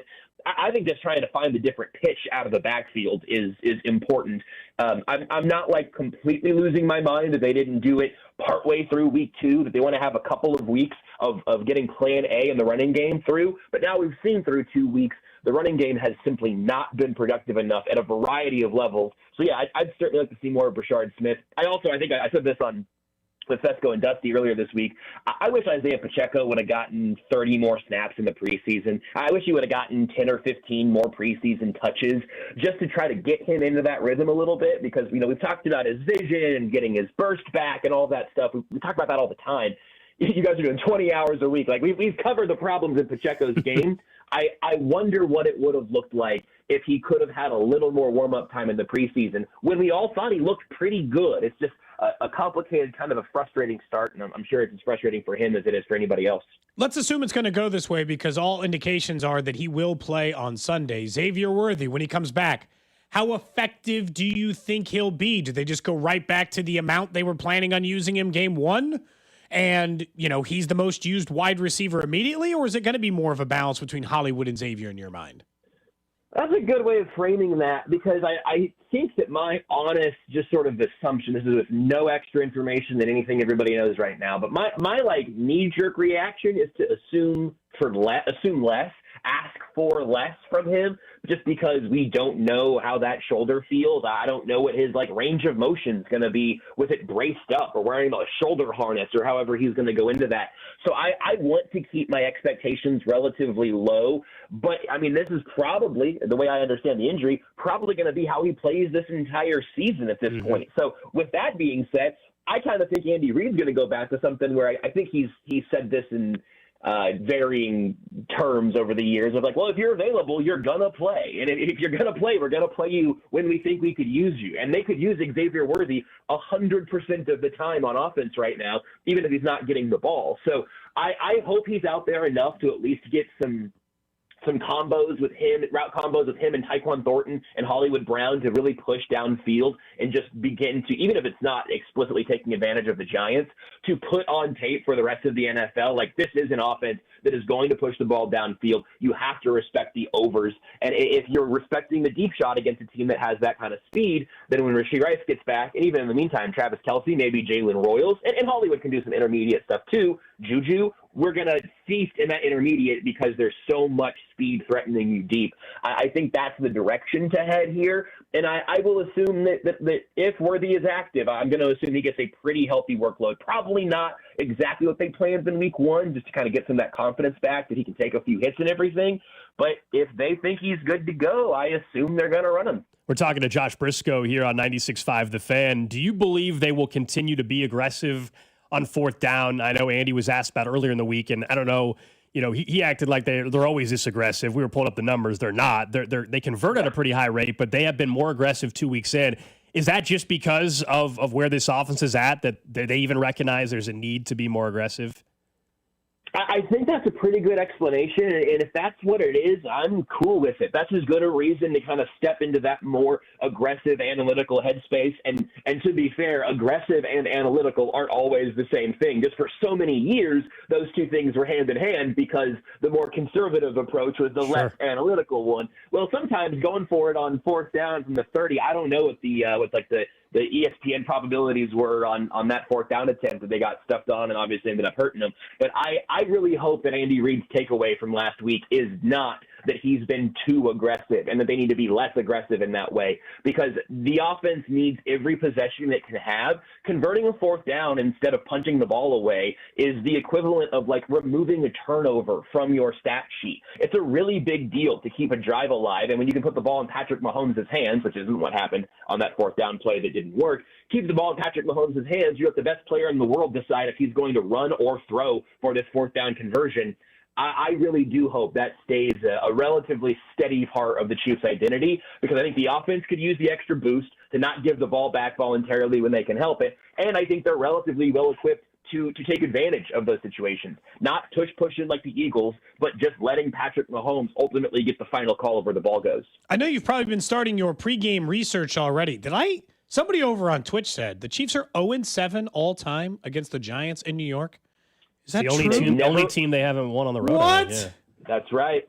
Again, they must have won in that stadium against the Jets, I would assume, right? I hadn't double-checked on that. 2 years ago. Okay, so you got to do a little bit of funky math. They're sharing the stadium. They don't play the NFC team very often, but yeah, we got a curse to break here for the Chiefs winning on the road at the Giants. It's really crazy. It doesn't make any sense. Gold and I both think that the number one seed is over. The text line thought that we were crazy. We were trying to offer up some sort of reward for the listeners if Gold is wrong and they do get the one seed somehow. Any suggestions are not including eating something inedible? Yeah, I do love food-based things. No hats. Hats unnecessary. But I do love the idea of – here's what I'm thinking. Gold, is it fair to say that this is like a Bills-based ruling as well? Yes. It is, yeah. But more importantly, it's definitely just the Chiefs are not getting the one seed. Right. And so here's my offer. We get Gold 6 of the spiciest buffalo wings we can find and put them through a table. Just put them through a table, man. Just you eat the spicy wings. You get on top of a bus or whatever. You jump through a table. Even though the Chiefs are the one seed in this scenario. I will do the wings. Yeah. The reason why I won't do the table, I've already done that on air before. I've already jumped through a table in studio before. It's true. I'll agree to the wings. I'll agree. But again, the bet is not that. Even though I think it will be the Bills, my statement was that the Chiefs are not going to be the one seed. Not that I am 100% putting all of it on the Buffalo Bills, even though that's who I think will be the one seed, right?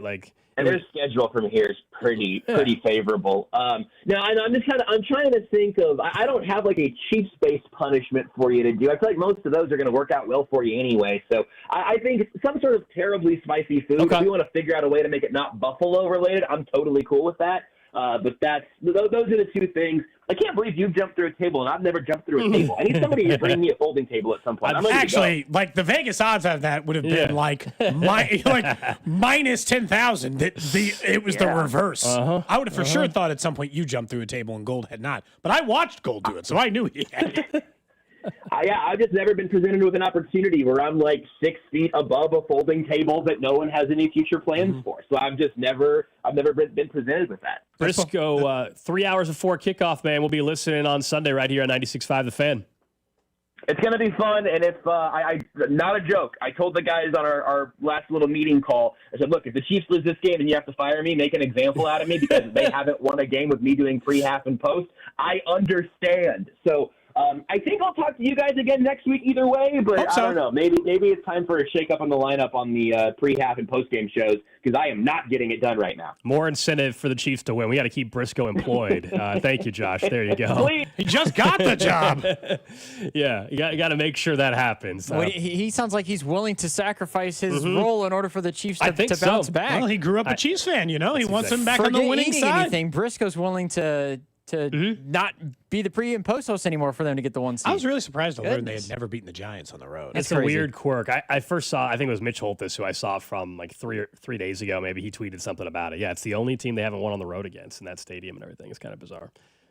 Just a weird scheduling quirk. And obviously the Chiefs have had, have for whatever reason. They haven't played that many games there. No, I think against the Giants. Someone would have to double check. I want to say they've only had 6 opportunities or something to beat the Giants on the road. Or something. Is the last time they faced the Giants on the road? I was at a Giants-Chiefs road game when Travis Kelce threw a pick. Alex Smith, it was the final year he was the starter in Patrick Mahomes' rookie season. I was at that game that the Chiefs lost, and they lost something awful. It might have been like 15-12 or they've played 9-6 or some nonsense. So they've played 15 times in the franchise's history. The Giants are 11-4. The Chiefs played in 2021 at home. Okay. In New York, they played in 2017. The Chiefs lost in overtime 12-9. Okay, so any Mahomes rookie. Then 12-9. I told you some nonsense like in that. In 05, and then prior to that, the Chiefs hadn't played there since 2005. The Chiefs lost 27-17. 1998, the Chiefs lost 28-7. So yeah, it's been a bit, man. I don't know, I might have to change my pick after hearing that. You know? Oh gosh. Okay. History is on the side of the Giants. That's right. Yes, it is. All right, let's briefly talk a little college football, though. Kansas does open up Big 12 play against West Virginia. Missouri, though, a huge SEC team, comes into town to Columbia tomorrow afternoon, and that is South Carolina. And it looks like Laura Sellers is going to play, which is great news just if you want to see the best of the best, right? I also think if you're Missouri, as much as you want the win, you also need South Carolina. I think at this point in time, also, if you're building your resume, wouldn't hurt to get a win when the Sellers is playing. Yeah, agreed. If they win this game, they being the Missouri Tigers, we can start having a very real conversation about them being a serious college football playoff team, as in the first local school to get in the CFP. They got a bunch of games still ahead of them. I understand that. But if you win this at home, remember, they got a bunch of home games. They haven't gone on the road yet this year, and they're not going to go on the road again for a while. So this is one, to me, that we can open up the conversation big time on Monday or Tuesday if the Missouri Tigers get it done on Saturday. Here's the truth, is that it only stands to hurt them. If they lose this game, they're not going to the college football playoff. And I know that sounds harsh. I think it's a little harsh. It's still early. Drew, look at their schedule. I know. I'm not saying there's not enough room on the schedule in order to still win your way into the college football playoff. That's fairly obvious. They got A&M, Alabama, Auburn. These are all ranked teams I'm mentioning, by the way, not just listing off SEC teams. I'm listing off the ranked opponents they still have left, including Oklahoma as well, and I think I might be missing one. Vandy. Oh, yeah, they're ranked now. Yep. So beating South Carolina, a team they were projected to probably lose to going into the season, that they have at home, that does have their Heisman Trophy preseason candidate. I don't think he's much in the mix at the moment. But, to win that game means everything is still alive, which means you can still go 3-2 against Alabama, Auburn, Vanderbilt, A&M, and Oklahoma and make the college football playoff. You can go 3-2 against those teams. I don't care in what order you do it. But if you beat or if you lose to South Carolina, you got to go 4-1 against them. It's done. It's done. It's not even like a knock on Missouri. I'd like a local in the college football playoff. Missouri has the best chance, but they have to beat South Carolina. The reason, to your guys' point, so Lenore Sellers really hasn't had that great of a start to the season anyways. He got hurt in the game against Vandy, which is why they got obliterated. But he hasn't been that great, really. I mean, he's been fine. But this is the one where I think if you circle on the calendar, this one, out of all the ones that you mentioned, Cody, it feels like they have to. It does feel like, in a way, they have to win this one because it's maybe the easier of all the opponents who they're going to face. Plus, it's a home game. And I think, most importantly, too, they didn't win any of these games last year. A&M, they got killed in that game. Alabama, and I know the injuries were a part of it, but every big game it felt like they lost.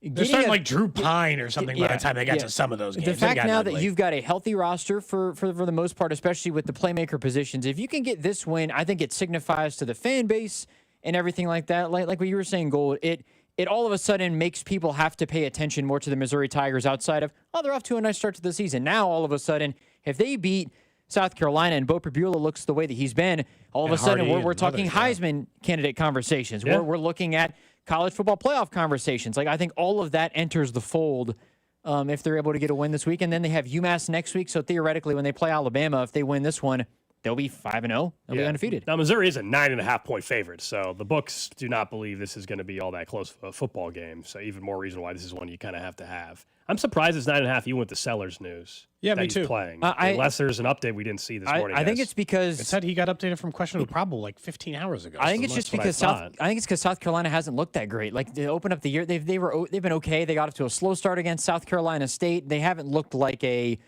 team that maybe people were expecting.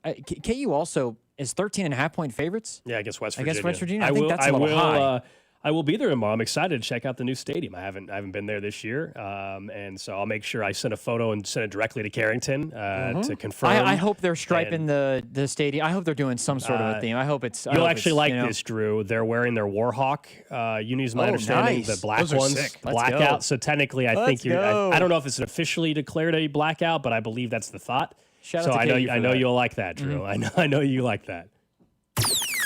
Trash of the day. All right, this one's fitting since we have a teacher, a professor in our presence. Yeah, that's true. Oh, no. Oh, yeah. We're not doing. We only do professor once a week. I bought some props. No, this we're week not doing that for segment. next week. No. Props?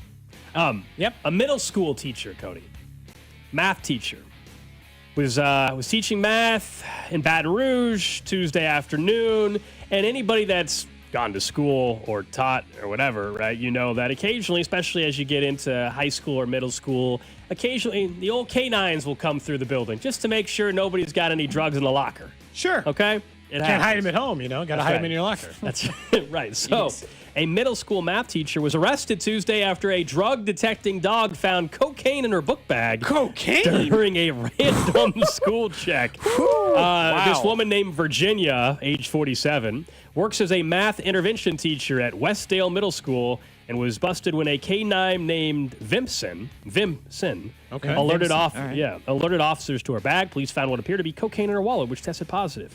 When questioned, she said the cocaine, of course, belonged to a friend. I mean, Always. yeah. Not my cocaine. I just brought the cocaine to my workplace to hold it for a buddy after she had snorted. Hold on. Oh, here we go. Sorry, I didn't read the sentence. When questioned, she said it belonged to a friend, but admitted she had snorted some of it at an LSU football tailgate party the previous weekend. After getting permission to search her Honda CRV, officers found marijuana, 2 marijuana pipes, and lighters in the glove department.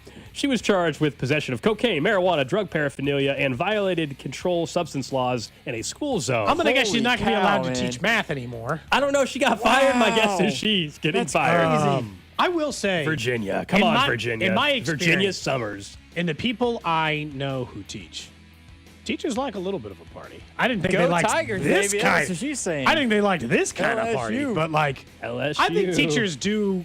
I think it's a stressful job, and sometimes teachers get after it. You know, in the off hours. I just didn't think maybe just don't bring your cocaine to work.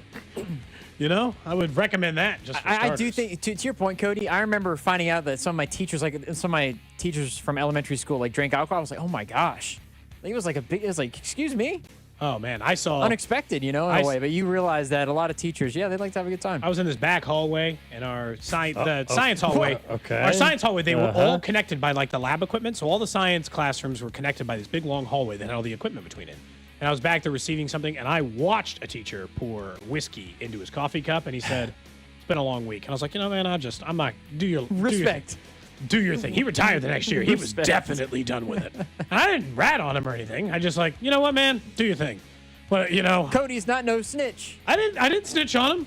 I just let the man. He retired a year after. He was done. He was over. I wouldn't recommend bringing your drugs to work ever. Where do you recommend you bring them? To a party? Maybe LSU tailgate. Yeah. That feels like a logical place to have accidentally run into some of your friends' drugs. Yeah. So she had to bring some with her, God, that's oof. Yeah. Woof. She probably just didn't think about it. You were in the back room doing what again? I was just grabbing equipment for the whatever science experiment we were doing. There you go. Gotcha. I don't remember. The eye washing station? That was in the classroom. It was just you? Yeah. Okay. Well, I'm just saying every now and then they would ask like a couple people like to go and get something. Oh yeah. In this case, it was. curious. In this case, it was just me. Okay. I won't say the guy's name, but just Someone honestly said- seemed like he was having a rough week. From the 913, I guess she was teaching fractions and measurements. Yeah, she had a scale with her as well. They're just Oh, ounces my and God. conversions and Grams. everything. All right, that's the trash. For Walter White. That's what she specialized in, yeah. Up next, let's talk about Xavier Worthy. All signs point to him returning, unless there's an update at 1 o'clock today from Andy Reid. But what should we expect production-wise? And I thought there was an interesting comment from one national commentator. What he's hearing inside the Chiefs facility about some of their wide receiver issues, that's next. This is Cody and Gold on your new home for K-State Athletics. 96.5, The Fan. Brought to you by Heartland Men's Health, the leader in men's sexual health. Thousands of men have been successfully treated for low T, ED, and more, all with discretion and compassion.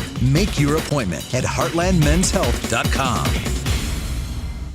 I'm McCall with Lee Summit Subaru, and it's time to make a big deal out of nothing. Announcing Lee Summit Subaru's 0% event. Up to 0% financing on select 2025 Subaru models for 72 months. And we have the largest selection of Subaru certified vehicles in Kansas City, starting as low as 1.9% for 72 months.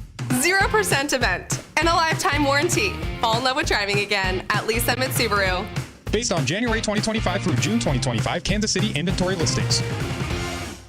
Hi, I'm Sam Silvio with M. Shamus Brazilian Grill in the village of Burlington Creek. Holidays will be here before you know it, and M. Shamus is ready to get a jingle from you. From our all-you-can-eat hot and cold gourmet salad bar to our 12 cuts of beef, lamb, pork, or chicken. Go to mshamus.com to order our famous Brazilian glazed holiday hams in advance, or set a holiday party date for a table of 1 to a party of 100. Go to mshamus.com and discover the joy of dining. This October, the whole family can ride along for the wildest weekend in Kansas City. PBR Outlaw Days, October 3rd through the 5th at T-Mobile Center. Cheer on your Kansas City Outlaws as they battle the world's best on the dirt, under the lights. KansasCityOutlaws.com. Get your tickets now at PBR.com. Kansas City Outlaws, all grit and no quit.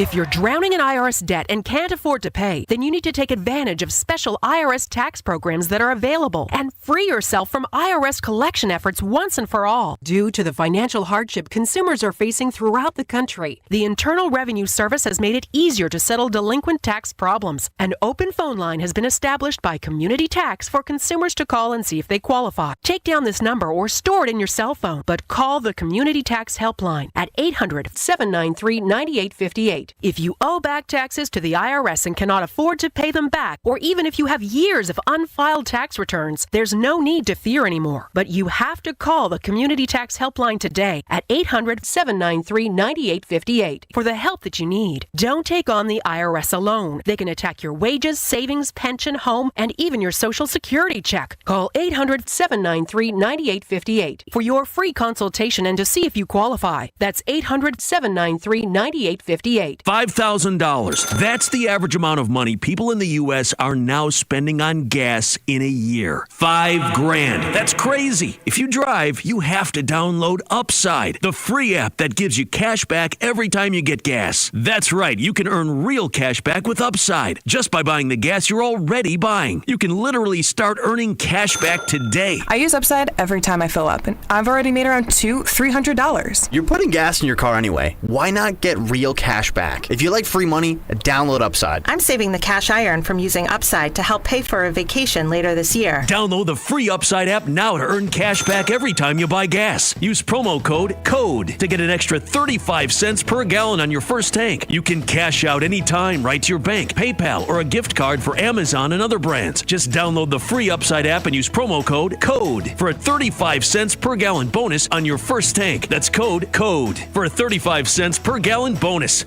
Hey, almost Andy Reid here. It's been an honor to give back to the community that's embraced me being almost your head coach. Thanks for letting me be part of your team. Renner Garage Door is a teammate of mine that also values the community that they served for decades, always giving back and delivering wins with top brands like Geldon, Amar, and LiftMaster. Need a repair or replacement? Get a free estimate today. Forward and back. RENNER, RENNER.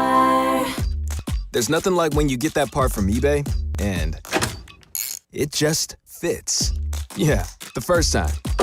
So you can do less of this and get right back to more of this. At eBay, you'll find all the parts you need, guaranteed to fit, at prices you'll love. Sounds good, doesn't it? eBay, things people love. Eligible items only. Exclusions apply. This is the story of the one. As a custodial supervisor at a high school, he knows that during cold and flu season, germs spread fast. It's why he partners with Grainger to stay fully stocked on the products and supplies he needs, from tissues to disinfectants to floor scrubbers. All so that he can help students, staff, and teachers stay healthy and focused. Call 1-800-GRAINGER, click Grainger.com, or just stop by. Grainger, for the ones who get it done. Spreadsheets, clunky software, 100 different logins just to run your business? Ah. There's a better way. Odoo. One simple, connected platform that handles sales, inventory, accounting, and more. So you can focus on growing, not juggling. Make the switch today at odoo.com. That's ODOO.com. Sports fans, listen up. 1 in 8 men will be diagnosed with prostate cancer, and bladder leaks can be a side effect. That's why Depend is teaming up with the Prostate Cancer Foundation to encourage screening, because health is a long game and it's yours to win. Now, here's the cool part. Through November, Depend is contributing up to $300,000 to prostate cancer research by donating 25 cents for every purchase of Depend shields, guards, and Real Fit products. Void in Mississippi? Learn more at depend.com. This is the story of the one. As a maintenance supervisor at a manufacturing facility, he knows keeping the line up and running is a top priority. That's why he chooses Grainger. Because when a drive belt gets damaged, Grainger makes it easy to find the exact specs for the replacement product he needs. And next day delivery helps ensure he'll have everything in place and running like clockwork. Call 1-800-GRAINGER, click Grainger.com, or just stop by. Grainger, for the ones who get it done. Arvest Bank, believing in the power of serving others. Arvest Bank believes in the power of serving others. That's why we're committed to supporting those who serve our communities. We believe that all communities deserve a financial partner who cares. Arvest, we believe. You're listening to 96.5 The Fan from the Mission Plumbing, Heating, and Cooling Studios. Welcome in to the Chiefs Red Half Hour. Every day at 11:30 with Cody and Gold on your new home for Chiefs football. 96.5 The Fan. Chiefs Red Half Hour brought to you by All Weather Decks, Kansas City's most respected deck builder. Check them out at allweatherdecks.net. I will say non-Chiefs news, though, significant in the NFL. It's now official within the last few minutes. Dan Quinn, the head coach of the Washington Commanders, made it official. Jaden Daniels out for Sunday's game against the Las Vegas Raiders. So a break for the Raiders, who of course, are 1-1 after their loss to the Chargers. And now it'll be Marcus Mariota getting the start for Washington. And the Raiders, you got to feel like, okay, there's a chance that the Raiders, that's a game of probably before the season you thought was as a loss. Very winnable game now for Las Vegas. Yeah, if they're going to go up against a backup quarterback there. And look, Mariota's obviously started his fair share of games, and they have talent on offense. But if you're the Raiders, it's a much better opportunity than it was a week ago. And it's also just bad because, like, this goes back to quarterbacks and their health and everything else. Josh Allen and Patrick Mahomes, like the ones who are able to stay on the field, yeah, oftentimes they are the more successful NFL quarterbacks. Lamar, like, versus Burrow had his turf toe surgery today, and his timeline to return is unknown. And look, Jaden Daniels was healthy all of last year. But then you always worry, you're like, oh, man, already missing a game, huh? Like, and I know it's one, but it automatically... It's a knee sprain is what they're calling it. And it probably will only be the one, Gold. Sometimes players miss single games, but when you get a quarterback with that level of mobility and there's already an injury keeping you out of game. I couldn't, like, if I were a Washington fan, I'd already be like on edge, just like hoping that we don't have the next injury-prone quarterback. And I'm not saying he is. He doesn't deserve that reputation. That's I'm just saying, like, anytime you got a misframe. mobile quarterback and these things come up, I'm always just, I believe that, I thought it was in the pocket when he got hurt. I don't even know if it was on a scramble. I'm just saying he does scramble. That's all. I was going to say, who do they have next week? Because I don't know. I mean, Commanders? Yeah, just because of the thinking along the lines of, well, you know, Falcons. if Mariota's good enough, then, I mean, obviously the Falcons They have have the looked Falcons good. and the The Falcons Chargers. look good, or good enough, even though are the Falcons 0-1? 1-1. And they look like Penix looks passable. Should have beat the Bucs in week 1. Yeah, too. the defense looks pretty good too. So just a little news in the NFL. Thinking of injuries, though, let's talk about Xavier Worthy. We all know he missed last week's game, was trending in the right direction, continues to trend in the right direction. He was officially limited again in practice, but we'll hear from Andy Reid at 1 o'clock and hopefully get something more definitive. But most people believe he will play on Sunday. So what should we expect? If he plays on Sunday, I'm kind of with Briscoe where, hey, if you're going to have this harness the rest of the season, we all know that, then it may not be getting any better. Well, then you need to utilize him the way you would utilize him. You know, and He needs to be the same part of the game plan he was before. Yeah, so I think for the first game, maybe not, though. I don't know. I think it's more about telling him how to protect himself than it is the Chiefs not utilizing the way they want. Like, if you're Worthy, I think it goes back to the, hey, man, don't worry about trying to break a tackle as much. You know, get out of bounds, protect yourself kind of thing, where you weren't worrying about that before. But I don't think the Chiefs are going to not do bubble screens, let's say, to Xavier Worthy to protect him and only have him. You know what I mean? Like, that's the point. Then just sit him out a couple of weeks and try to ride it out to the end of the season. And that's why, hey, if you're going to play him on Sunday, I think you need to have, the full playbook. I think for game one, it could be more of a 50-50 split than it was going to be between Hollywood Brown and him. Just knowing that you've got Kelsey and these other guys around and you're still waiting for the rest of the offense to come around. That being Rashee Rice 4 weeks from now. I still can't believe got to get through 4 weeks. Man, if they were 2-0, we wouldn't even be talking about the same way Rashee Rice coming back. Of course, they weren't close to being 2-0 because they were pretty far behind against the Chargers for a good chunk of it. But if they were 1-1, we might not be talking about it. I think they might be gentle here. And I think part of the reason is Hollywood Brown's been effective. Not perfect, but effective in the time filling in. And they seem to have found part of a deep weapon in Tyquan Thornton, and they might continue to try to expose that. And you've mentioned the multi-tight end sets and maybe Noah Gray.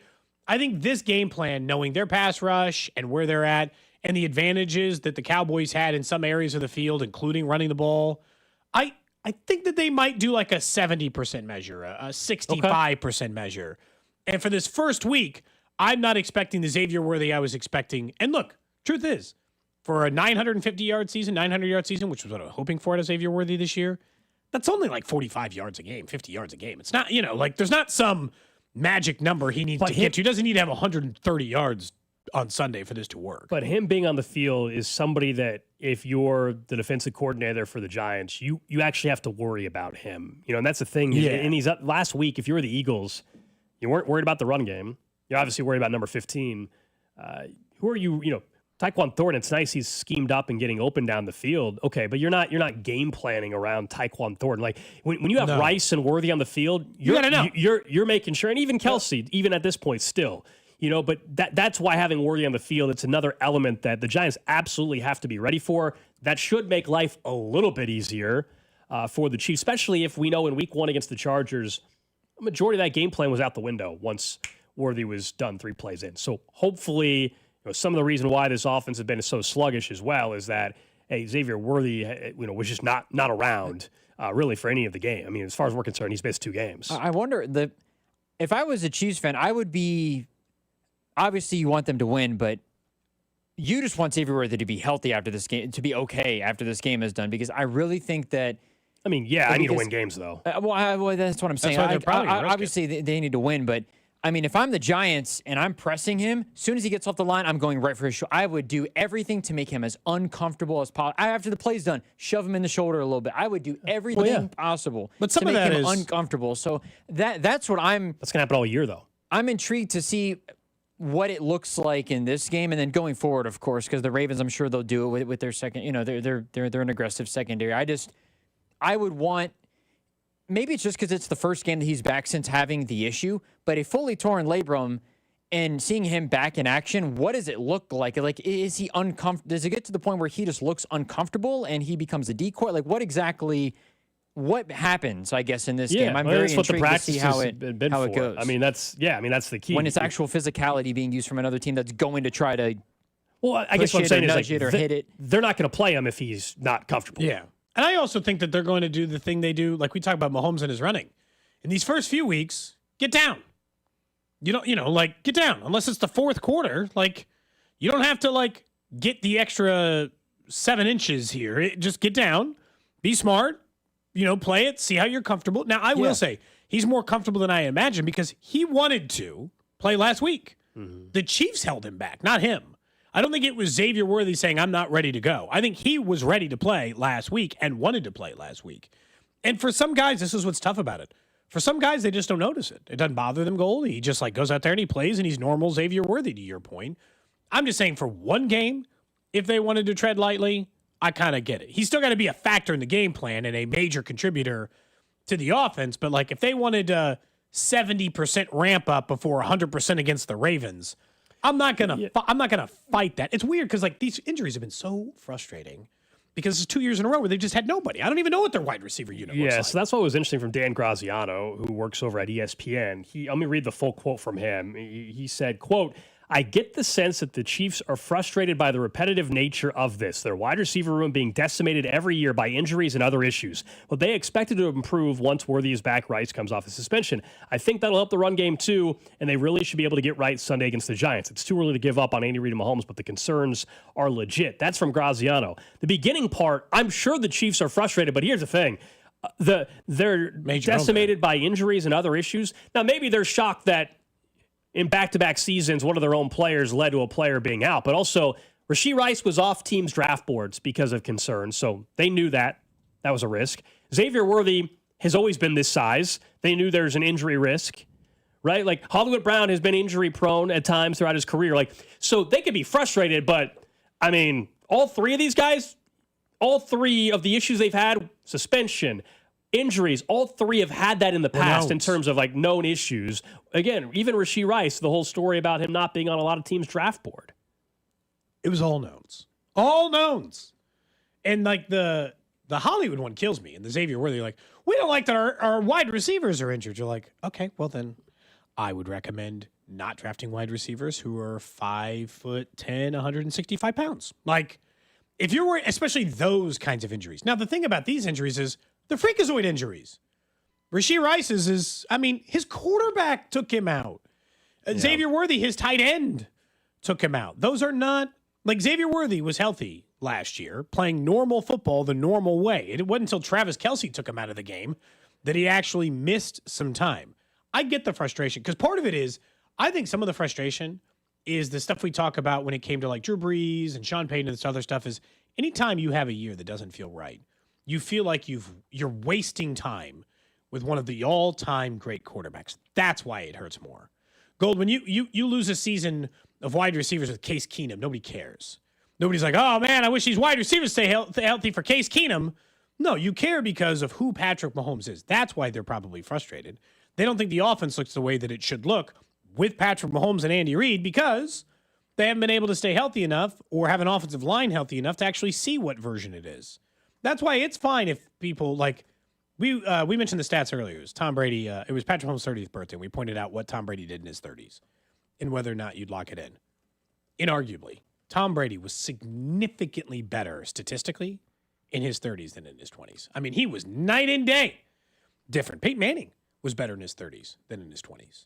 And so, there's a logical reason to think Patrick Mahomes should be better in his 30s. And the first, I guess technically he hadn't played any games in his 30s. Let's start now. This is Sunday, yeah. Let's start now. His first game as a 30-year-old. I'd like his first game as a 30-year-old to feel like a guy that you're not spinning your tires with. I'm assuming that's why they're frustrated, is that it just doesn't feel like you can waste any games with Patrick Mahomes. He's too good. Well, and especially when going to too many Super Bowls. If you're, I know that obviously the front seven is great for the Giants, but when you're looking at a secondary, I know that they don't have Rashee or Xavier, or they don't have Rashee, but you got to take advantage of a bad secondary. I think that this is one of those things that, going back to the original discussion that we had, if they're still struggling on offense to throw the ball and it's against a secondary like the Giants, what makes you think that they'll be able to do anything against anybody else who's as bad as them, I guess, if not, because nobody is much worse than the Giants' secondary is, obviously, as we saw last week with Dak. 913-586-7965. What do you guys need to see from the Chiefs to feel better even beyond this week? I mean, first and foremost, they got to just find a way to beat the Giants and avoid 0-3. That'd make you feel better. That's a start. Avoid 0-3. That's an obvious thing. For me, part of that equation is a game in which Patrick Mahomes is not the leading rusher. I think that bodes well automatically. It doesn't mean Mahomes can't make a big play to help them seal the win or something like that with his legs. But if we get done with Sunday's game and Mahomes is once again the leading rusher, my guess is it was a very, very tight game or they lost. Like that is not a good thing when that happens. One-offs can happen. 3 straight weeks, not only is it an injury concern, but it's just not how this offense needs to operate to give you faith that they actually have corrected anything.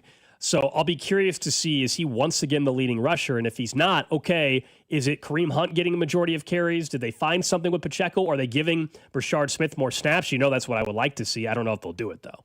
He has 1 carry through 2 games. Smith. Yeah. Pacheco and Hunt have 13 and 15. They both have 47 yards. 47 yards through 2 games each. Patrick Mahomes has more than them combined.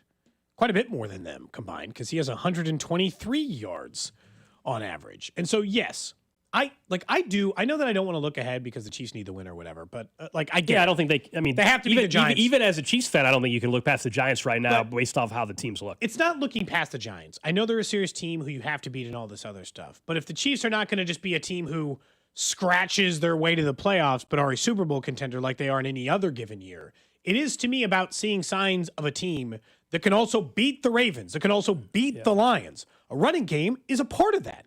A pass rush is the other one. Can you get any pressure with 4 guys? That does not include the 78 blitzes you ran last week against Philly.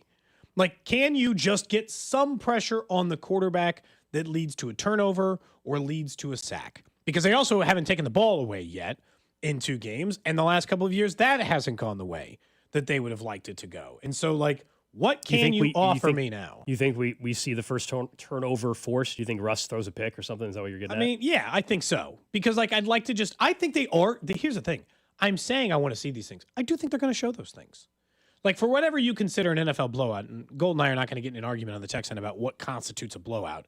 Because we talked about this when the Chiefs were, like, winning a lot of games. Like, they won by 10 this weekend. They're like, not enough. You're like, that's a lot of points in the NFL. It is. In college football, it's not. In the NFL, it is. Yes. And so I do think a double-digit win is in order. And I know that I'm 0-2 in my Chiefs selection so far this year. I get it. Drew's 1-1. So am I. I'm 0-2. So you're 0-2. And just straight up predicting whether or not the Chiefs are going to win or lose. Yeah. Shocker, when we do the game predictions later, I think the Chiefs are winning the football game. But I do, and to be honest, going back to the Xavier Worthy thing, I would like a little more life out of the offense. As a whole, does it have to be perfect? No. But do I need to see some signs that they're like progressing towards being a better offense?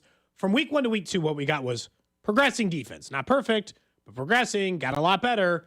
I'd like to see a jump up in offensive performance as a unit from week 2 to week 3. A few people on the text line, what they're looking for, not only just for Sunday, but moving forward and making you feel better about even next week. Someone said, 1, be able to run the ball. I think everybody's on that same page. Run the ball, and I think a lot of people probably agree with me on the Mahomes part, which is like, Mahomes can still run the ball. He just cannot be a leading rusher again. Someone else, same text said, hey, pressure and sacks on Russell Wilson. 3, shut down Neighbors. 4, throw the ball down the field. I think the down the field thing. Shut down Neighbors. I mean, that might good luck. Yeah. I think the throw the ball down the field thing, actually, you know, it's weird. We know the overthrow last week to Thornton, and then in week 1 they had him. They've done the one thing I actually like what I've seen offensively through 2 weeks. At least once, if not twice, in these first 2 games, they've been able to scheme Thornton open. So that, as much as we've talked about, like, hey, you know, what's going on with the scheme, they've been able to get the matchup and I should say the coverage that they can get Thornton to utilize his speed and get open. And so I fully expect on Sunday night. Now, you got to hit on it. You can't overthrow them. They will have at least one opportunity, guys, down the field, 30, 40-plus yards, to hit Tyquan Thornton. It'll be there. Can they connect, of course, is the question. But they've been able to get him open. That's like the one thing that I actually been impressed by. When they've wanted to get Thornton open, they have got him open down the field. I kind of expect him to rank higher than this. An average yards per pass attempt. He's at 6.5 yards per attempt right now. There's been a lot of stuff close to the line of scrimmage, too. Admittedly, they don't have all their wide receivers. 21st right now here in the NFL. Daniel Jones is number 1.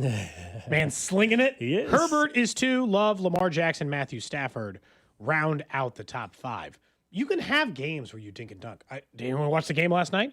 Did anyone throw the ball beyond 5 yards in the game last night? It was crazy. Well, Josh Allen's pass chart wasn't any deeper. Yeah, no, he didn't throw it deep. But Tua last night, at one point, it was the fourth quarter until he got to 100 yards passing. If I'm not mistaken, he threw the ball 30-something times and barely got to 130. And he has the same average yards per pass attempt as Patrick Mahomes. He was 22 of 34 for 146 yards, 2 touchdowns, and then the 1 pick that was just atrocious that cost him the game. Like, to the point of the texter, and not saying, like, you're not wrong, I actually have liked some of the deep passes. They still have to do it more. Like, they still aren't – you know what's missing, though? It's not that the deep ball is missing. It's that there is absolutely zero intermediary.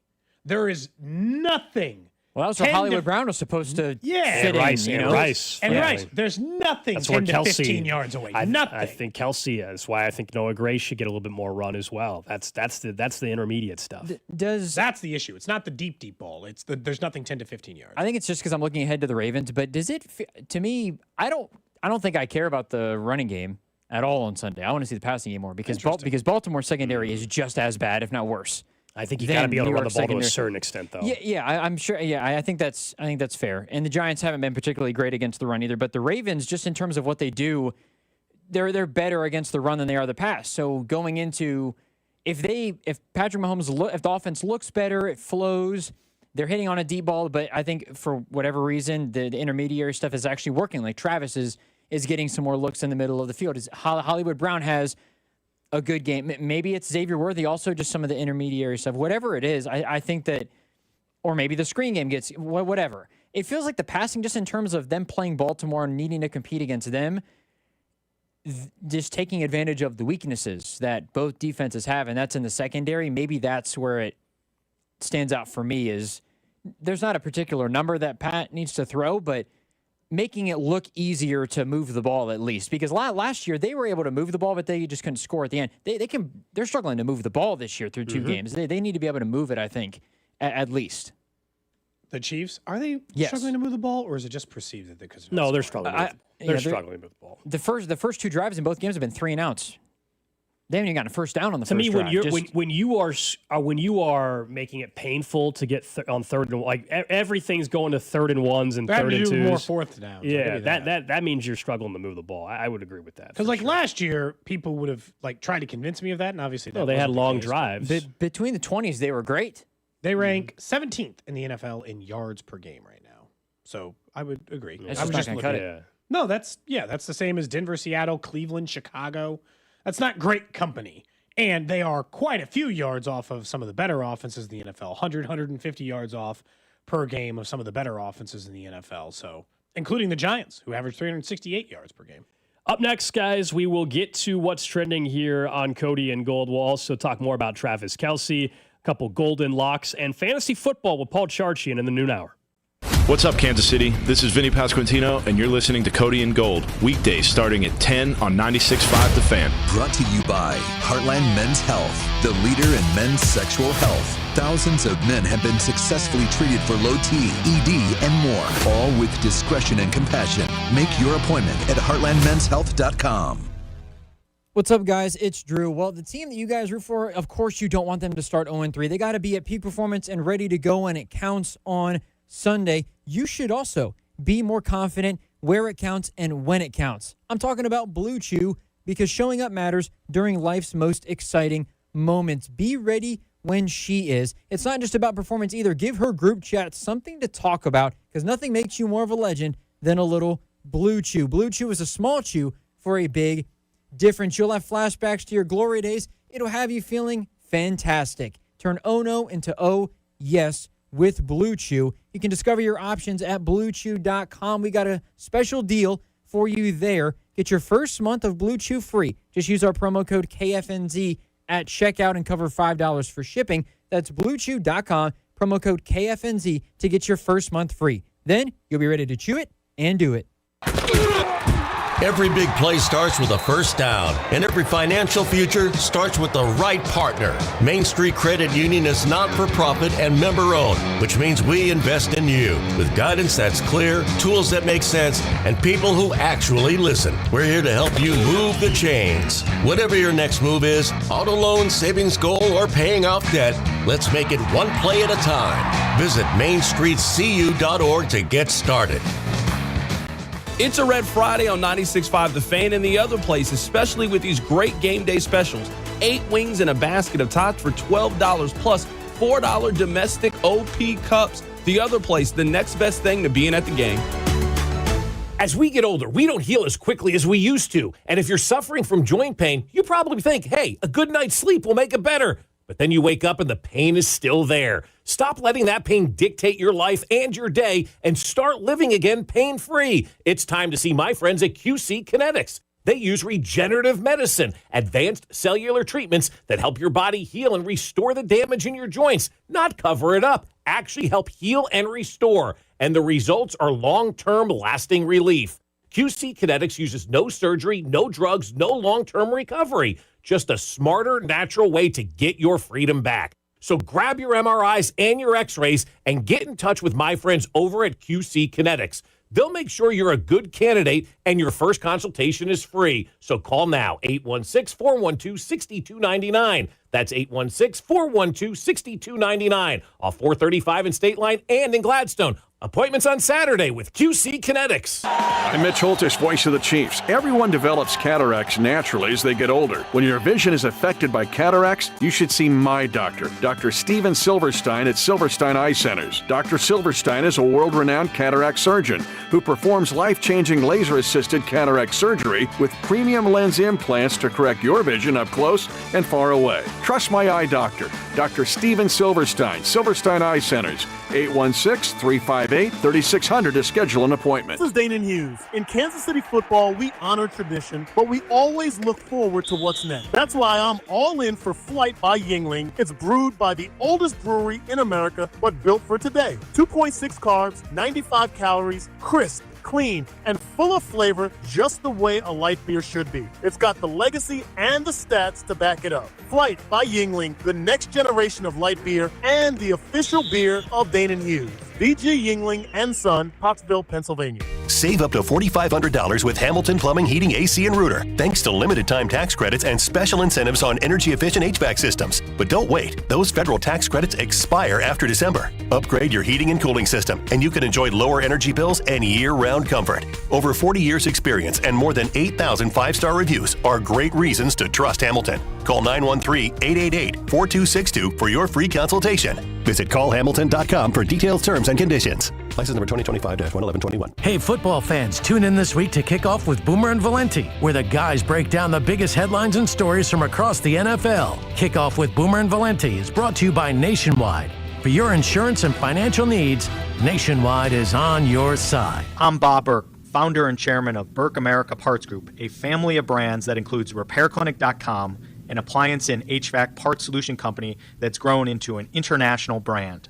Before AmericanEagle.com, we partially launched a new technology platform developed by another firm. American Eagle helped take our technology to a whole new level with digital marketing, software development, and business insights into our key markets, appliances, HVAC, and outdoor power equipment, and did so both on time and on budget. AmericanEagle.com has the resources, experience, and talent needed to produce solutions. Our new technology platform, developed by AmericanEagle.com, has produced tremendous results with higher traffic, conversion, engagement, and online revenue. If you have any home repairs you need to take care of, check us out at RepairClinic.com. If you need a world-class website or technology project, then I would highly recommend AmericanEagle.com. Call AmericanEagle.com at 773-NETWORK. That's AmericanEagle.com, 773-NETWORK. Sports fans, listen up. 1 in 8 men will be diagnosed with prostate cancer, and bladder leaks can be a side effect. That's why Depend is teaming up with the Prostate Cancer Foundation to encourage screening, because health is a long game and it's yours to win. Now, here's the cool part. Through November, Depend is contributing up to $300,000 to prostate cancer research by donating 25 cents for every purchase of Depend shields, guards, and Real Fit products. Void in Mississippi? Learn more at Depend.com. This is the story of the one. As a maintenance supervisor at a manufacturing facility, he knows keeping the line up and running is a top priority. That's why he chooses Grainger. Because when a drive belt gets damaged, Grainger makes it easy to find the exact specs for the replacement product he needs. And next day delivery helps ensure he'll have everything in place and running like clockwork. Call 1-800-GRAINGER, click Grainger.com, or just stop by. Grainger, for the ones who get it done. Listen to the Chiefs and Giants on Sunday night with pregame starting at 4. Kickoff at 7:20 with Mitch, Danon, and Kling. Right here on your home for Chiefs football. 96.5 The Fan. KFMC FM and AM, HD1 and HD2 Kansas City in Odyssey Sports Station. What's trending? Number one on What's Trending, it's a Red Friday in Kansas City. Of course, the Chiefs getting set to head up to the Meadowlands for Sunday Night Football, taking on the Giants. The game right here on 96.5 The Fan. You'll hear Chiefs pregame coverage begin 3 hours before kickoff there on Sunday afternoon, Sunday evening on your home for the Chiefs, 96.5 The Fan. The lights just flicker? It did. That's why, yes, okay. I saw it as well. Sometimes you ever wonder if it's like, did I blink weird? No. The lights flickered. And I wasn't sure. Or is it might be the reflection in here because these flickered. Yeah, like the above our heads. Anyway, yeah. Next up on What Trending, the Bills winners over Miami for Thursday Night Football, 31-21. They moved to 3-0 on the season. Josh Allen becomes the quickest quarterback to 300 career touchdowns in NFL history. Obviously, the rushing and passing element. Big benefit on that end, but obviously it's one of the best quarterbacks in the NFL. But they moved to 3-0. Miami stinks. No McDaniel firing. He'd have been canned already, honestly. Well, he shouldn't be. Were gonna do not after last night. Their team showed fight. They didn't quit on him. So Mike McDaniel lives another week. Yeah, I think it's week by week for him, but his team did not look like they were quitting on him. They looked very prepared. I thought the game plan was great. Tua just, my goodness, what a terrible interception. And then the rough and the kicker, the rough and the punter also. Two big mistakes. Next up on What's Trending, Kansas taking on West Virginia tomorrow. 5 o'clock kickoff in Lawrence. Big 12 play opening up for them. Missouri, a big one as we discussed earlier, against South Carolina. Lenore Sellers, the quarterback for South Carolina, is listed as probable. That is big news. The line is starting to continue to go down. It's down to 9.5. It keeps going. 9.5 is still a pretty big number. But Missouri, we all agree, if they win that one, it puts them in a real position to start talking college football playoff. They got a lot of big games ahead of them, but it would keep that hope alive, and you'd have to start really thinking that they could pull it off. The Kansas State Wildcats are on a bye, a much-needed bye. I will say, the books, big believers in Kansas football. They must believe in what Jalen Daniels has been doing. That's a lot of points. I'll be there tomorrow. I'm looking forward to it, but that's a lot of points. First chance to see the finished side of the new stadium. Yeah, I'll be on the west side of the stadium that's done. Dude, that'd be pretty lame for you to go sit on the old dusty side. No, I'm looking forward to checking out some of the new areas of Memorial Stadium. Next up on What's Trending, Royals losers in a day game yesterday, 2-0 to the Mariners. Will take on the Blue Jays tonight at the Cave for the final home series of the year. We'll see whether or not they can get a couple of wins this week. And obviously, they've played themselves out of the playoffs. But the teams they're playing, Mariners are still fighting for the division. Blue Jays are still fighting for the division. It's a mess between them, the Red Sox, and the Yankees. And so they're going to be on Friday Night Baseball tonight. If you don't catch them on 96.5 The Fan, they'll be over on Apple TV. Yeah, Max Scherzer, I believe, on the bump for the Blue Jays this evening. Lastly, on What's Trending, we know the whole week is about quarterback injuries. A lot of backup quarterbacks going to get starts. We found out about a half hour or so ago, Jaden Daniels ruled out for the Commanders game. Marcus Mariota will get the start against the Raiders. Joe Burrow had successful surgery on that toe. Remember his timeline. The reports are 3 months. The team not giving a timeline right now. But there's going to be numerous backup quarterbacks starting. No Jaden Daniels this week. No J.J. McCarthy. No Joe Burrow. Brock Purdy's up in the air heading into Sunday's game. So it's a week full of QB injuries. Yeah, that's what's trending here on Cody and Gold.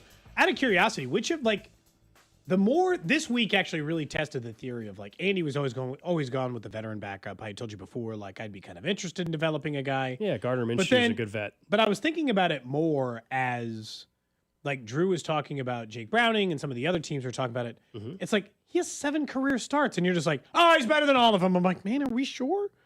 And yes. I found myself. There you go. I know you're sure, Drew. But I'm just telling you right now, of the backup what order would you start them in this weekend? Of the backup quarterback starting this weekend. So hold on. List them out. Get the list. Carson Wentz. Browning. And I swear I'm not listing these in order, although I might accidentally. Mariota. Mariota. Uh-huh. Maybe Mac Jones. Tyrod? Yeah, Tyrod Taylor. Fields is ruled out. Brock Purdy's not ruled out officially yet, so it could be Mac Jones. Let's just call it Mac Jones. Okay, for I think now. that's it. Of those 5, so Wentz, Browning, Mariota, Tyrod, Mac Jones? Yeah. Of those, which would you do last? Tyrod, right? We all agree on Tyrod last? No. What? Who's last?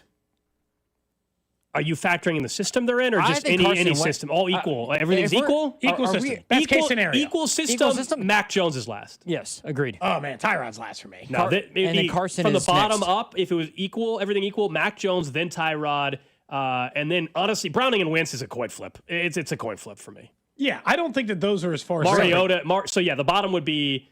I think I'd rather start Mariota. Browning Jones, be in the middle. Tyrod, Mariota, and then to me the top 2 would be a coin flip between Wentz and Browning. Drew, I know that this is one of these things is something we talk about that happens in sports all the time, and that's totally normal.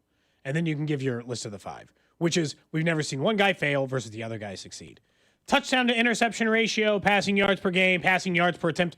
Mac Jones is just as good as Jake Browning, but he's actually done it 50 times versus 7 times. And so technically they've been statistically very similar quarterbacks, Drew.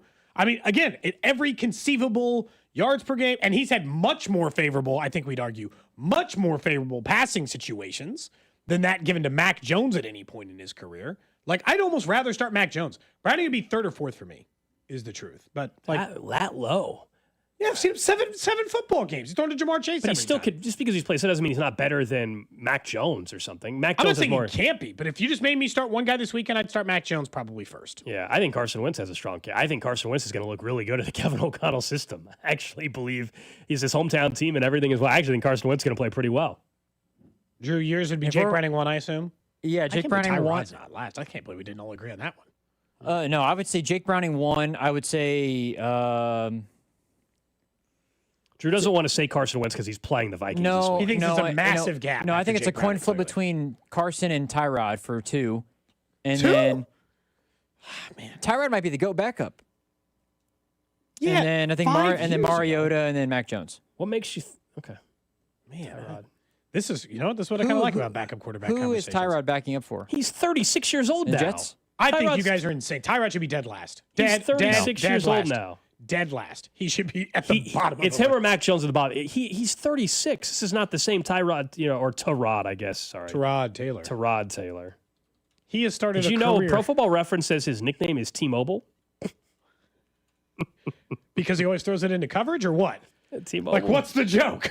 Yeah, he might have some signal loss heading into this game on Sunday. I'm not sure. I think Wentz is actually being skewed by Kansas. This is a terrible question to ask Kansas Cityans because Carson Wentz started one game for the Chiefs last year. But they didn't try. And he looked awful. The game plan was God, not even a really game plan. awful. It wasn't even But a game it's plan. one game. It wasn't even a game plan. My prediction is Carson Wentz out of this group will be have one of the best performances of these 5 or 6 guys on Sunday. Favorable situations. He gets to throw to, Justin Jefferson, and if he has to start a second game, he'll get Jordan Addison back after a week. Right? I think that's true. also why the situation behooves itself where the 49ers don't have a lot. They don't have a full complement of weapons. True. So and I know that Mac Jones looked fine last week, and Jake Browning looked bad. But 3 picks, right? Yeah, he was particularly terrible. But and if we're talking situations as well, like I think Mariota's probably. If we're talking situations.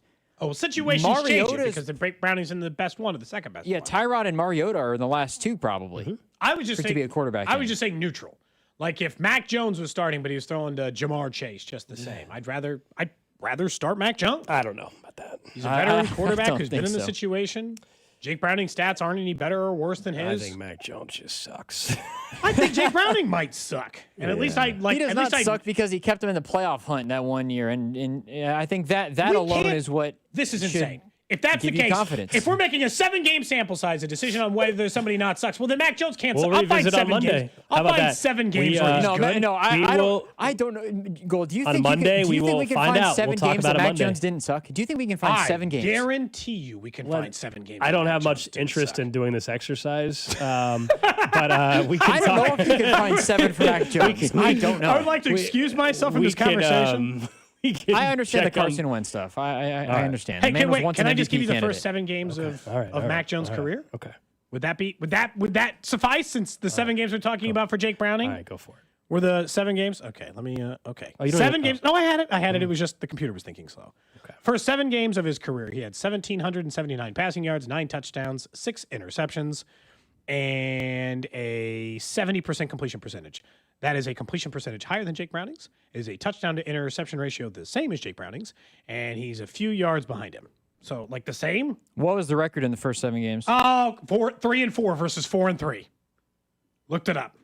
I'm just telling you right now, you've gone delusional over Jake Browning. 7 games that he filled in 2 years ago. I will take Jake Browning That's with fine. a complement of weapons All right. over Mac Jones. Let's wait till Monday. I guess we'll have to We are find still out. You know, when the talking about Bengals are 3-0 We are still on Monday, talking we'll have to see. about backup quarterbacks.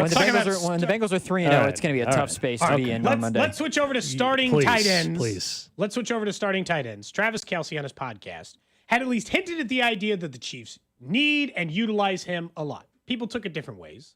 I told you earlier in the show, I took it less of a, hey, I'm being overused, more than a, I'm relying on a lot, and I got to be better in those spots as a result of it.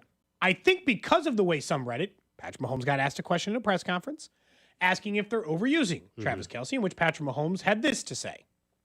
I honestly don't know. I mean, I know he wants to be out there at the end of the day. I mean, he wants to have the chance to make the plays happen, and he's made the plays happen for years. And so, I don't feel like we asked for too much from him, but I mean, we asked for him to be out there and be himself and just be who he is. And I think that in itself is enough for us. And so, I wouldn't. That's probably a question you can ask Trav. But I feel like he's in a good spot, and it's hard to get him off the field. I know that. What's weird is this is one of those spots, kind of like with Salvador Perez, where I actually kind of actively blame organizations for not having a difficult conversation with a player. Right now, they don't have a choice with Travis Kelce. They got to use him the maximum amount for the next 4 games until Rashee Rice is back. Hopefully, Xavier Worthy stays healthy and Hollywood Brown stays healthy.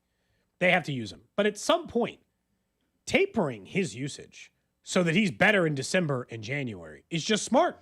It's just smart football the way that they should do it. Don't do it as successfully as I'd like with Salvador Perez. They should find a way to manipulate his time where we could see a little bit more Noah Gray in a snap or two, or Tunyon in a snap or two, and adjust it just a little. So Travis Kelce, last week I think had 77, 80% of the snaps. Right now with this offense, with not having Worthy, although we think he's back Sunday, but they didn't the last 2 weeks. We all know about Rice. We've gone over that. They can't afford to take Travis Kelce off the field any more than the 77% of snaps. I agree. I'm just saying, like, going forward. I think last year when the offense was supposed to run through Rice, that was kind of my thought as well, Cody, was they were going to take it easy to make sure he's fresh late. They weren't able to do that because Rice was hurt, Hollywood Brown was hurt. This year, kind of similar circumstance. So, no, I don't think he has too much on his plate. I think I wouldn't mind seeing, because of other issues in the wide receiver room, Noah Gray get some more opportunity. Not necessarily meaning taking Travis Kelce off the field. I would like to see Noah Gray and Travis Kelce on the field at the same time.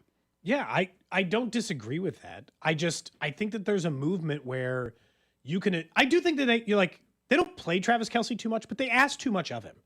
He's the only guy who they, for every week of last year and for the beginning part of this year, ask him to do what I think is probably too much. Like, he's asked to be a savior of an offense that is missing its wide receivers every week. And at 29, he might have been able to do that. At 35, 6, where is he at now? 36 years old, I don't think should be relied on to handle the offense that way. And look, some of this is just happenstance or circumstance. They obviously thought Rashee Rice would be the player who would be doing that now. They obviously thought that Rashee Rice would be the player who's doing that now, and he's not, because he's suspended for his own boneheaded decisions and because last year he missed some time due to the injury. So the hope is, for me, is that when Rashee Rice comes back, that impetus that he is like the savior of any drive that isn't going anywhere goes away, and that they can just use Travis in a normal, functional way where the offense, I still think the offense has a chance to get it going later in the year. Maybe I'm delusional because they're 0-2. Yeah, later in the year. The tricky part, though, and this is where at some point the wins have to happen, is the defense going to be good enough to help you out until you get to that point? Yeah, do I think the offense in week 9 or 10 is going to be way better than what it is right now? Yeah, I do, but by week 10, are they a team that has 3 wins, or are they a team that has 4 or 5 wins? There's that's the issue and the challenge that you have. The math doesn't work in your favor if all of a sudden this team is 1-5 or 1-4 and things like that. So yes, the offense will look better. Do they have enough defense, and can they make that big play when they need it in the moment? This is why I do think they need to force some turnovers. They probably need to steal some extra possessions, or obviously it wouldn't hurt to have a play that results in points immediately off of a turnover. By the way, video coming out, Xavier Worthy is at practice again today. He appears to be wearing a small black brace on his injured right shoulder, which people were anticipating. Matt Foster had sent out some video. We don't know. He was a full participant yesterday? Limited. Oh, limited yesterday. So we don't it was know. Royals who was full, right? Yeah. Royals was full. We'll probably make sure we break a little early before 1 o'clock so we can catch some of Andy Reid's presser before we get into a fan club Friday today. And we're excited, by the way, to have the crew from 106.5 The Wolf joining us, the new morning show, Jenny and Jagger. So we'll have Jenny Matthews, Jagger, Matt Gaspey joining us with our friends from Jay Rieger & Co. As we kick off a little fan club. But maybe we'll go to Andy Reid first before we officially launch a little fan club here on a Friday, because I do want to hear officially from Andy. Are they going to rule him, questionable? Is he going to admittedly say, hey, no, he's playing on Sunday? I hope Andy just says that and we just move on and we don't have to wait till Sunday afternoon to find out for sure. It's going to be a game time decision. Andy might play that game. He likes playing the game. And obviously at this point, I assume the Giants are preparing as if the game plan includes Xavier Worthy. I do wonder what kind of target share he could get, because based on the way they were talking, he was about to get a massive workload on the opening game against the Chargers. And that might have just been a schematic thing, right? Doesn't mean they take advantage of it the same way they would against the Giants, a secondary that has different different weaknesses or strengths or anything else in between. But I'll say up to 70%. I'm willing to go down that far. But it's if he can play, then play him. If you're risking the injury anyway, week 3 of the NFL season because you need wins, well, then he's just got to play kind of like a normal player, at least by the second week. At least by the Ravens, he has to be available.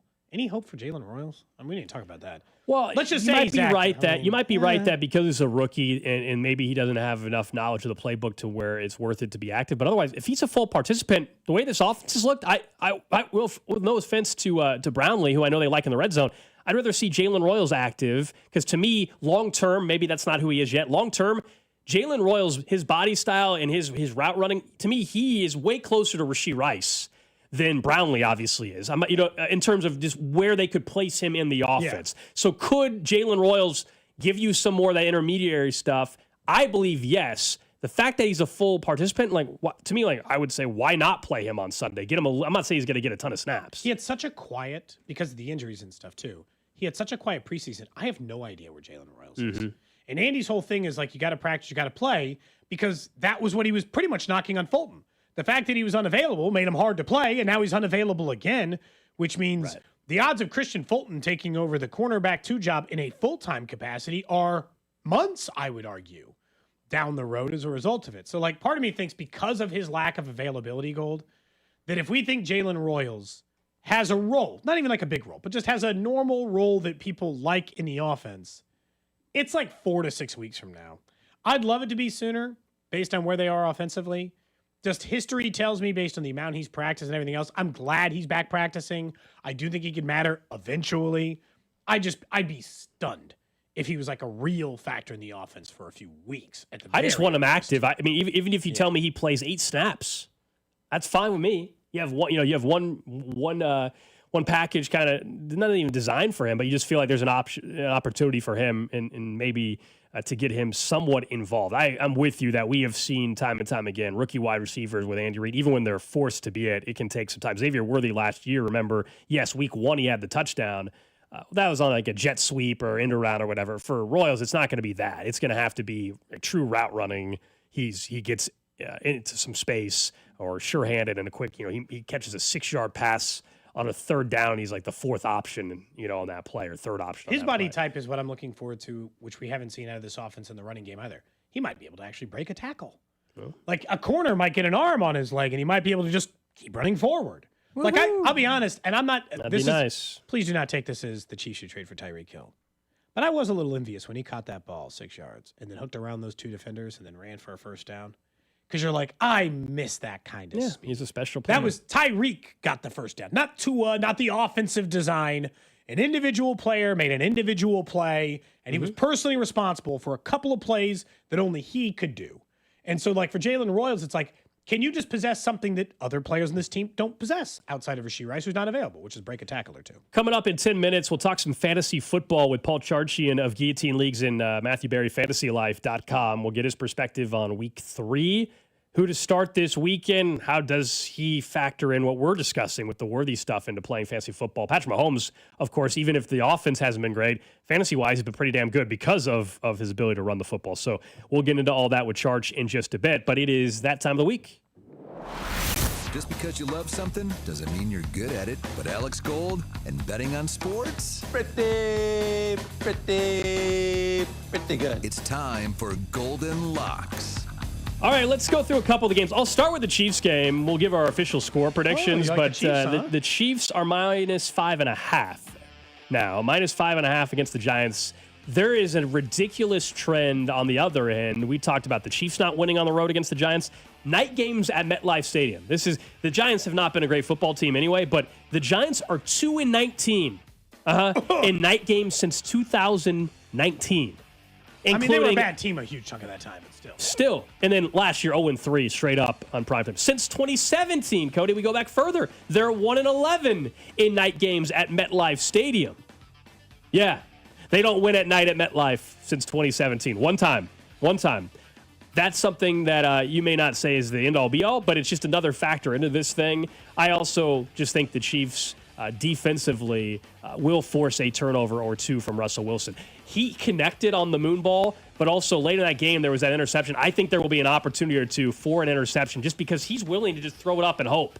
And it might work a time or two with Malik Neighbors. But I also think there's going to be a time or two where the Chiefs will be able to get under a football and have an interception. I like the Chiefs minus 5.5 this week. Yeah. I like that it's gotten down to 5.5. If you're on the Chiefs side of things, it gives you a little more wiggle. Another bet, this is more season long, so it's cheating a little bit, but we discussed the win total bets. I still think right now, if you can get, and you can, the Chiefs minus 115 to have 10 or more wins, okay? Maybe you don't think it's going to be a division-winning season for them. All right, you think they're winning 9 games? Come on now. So 10 minus 115.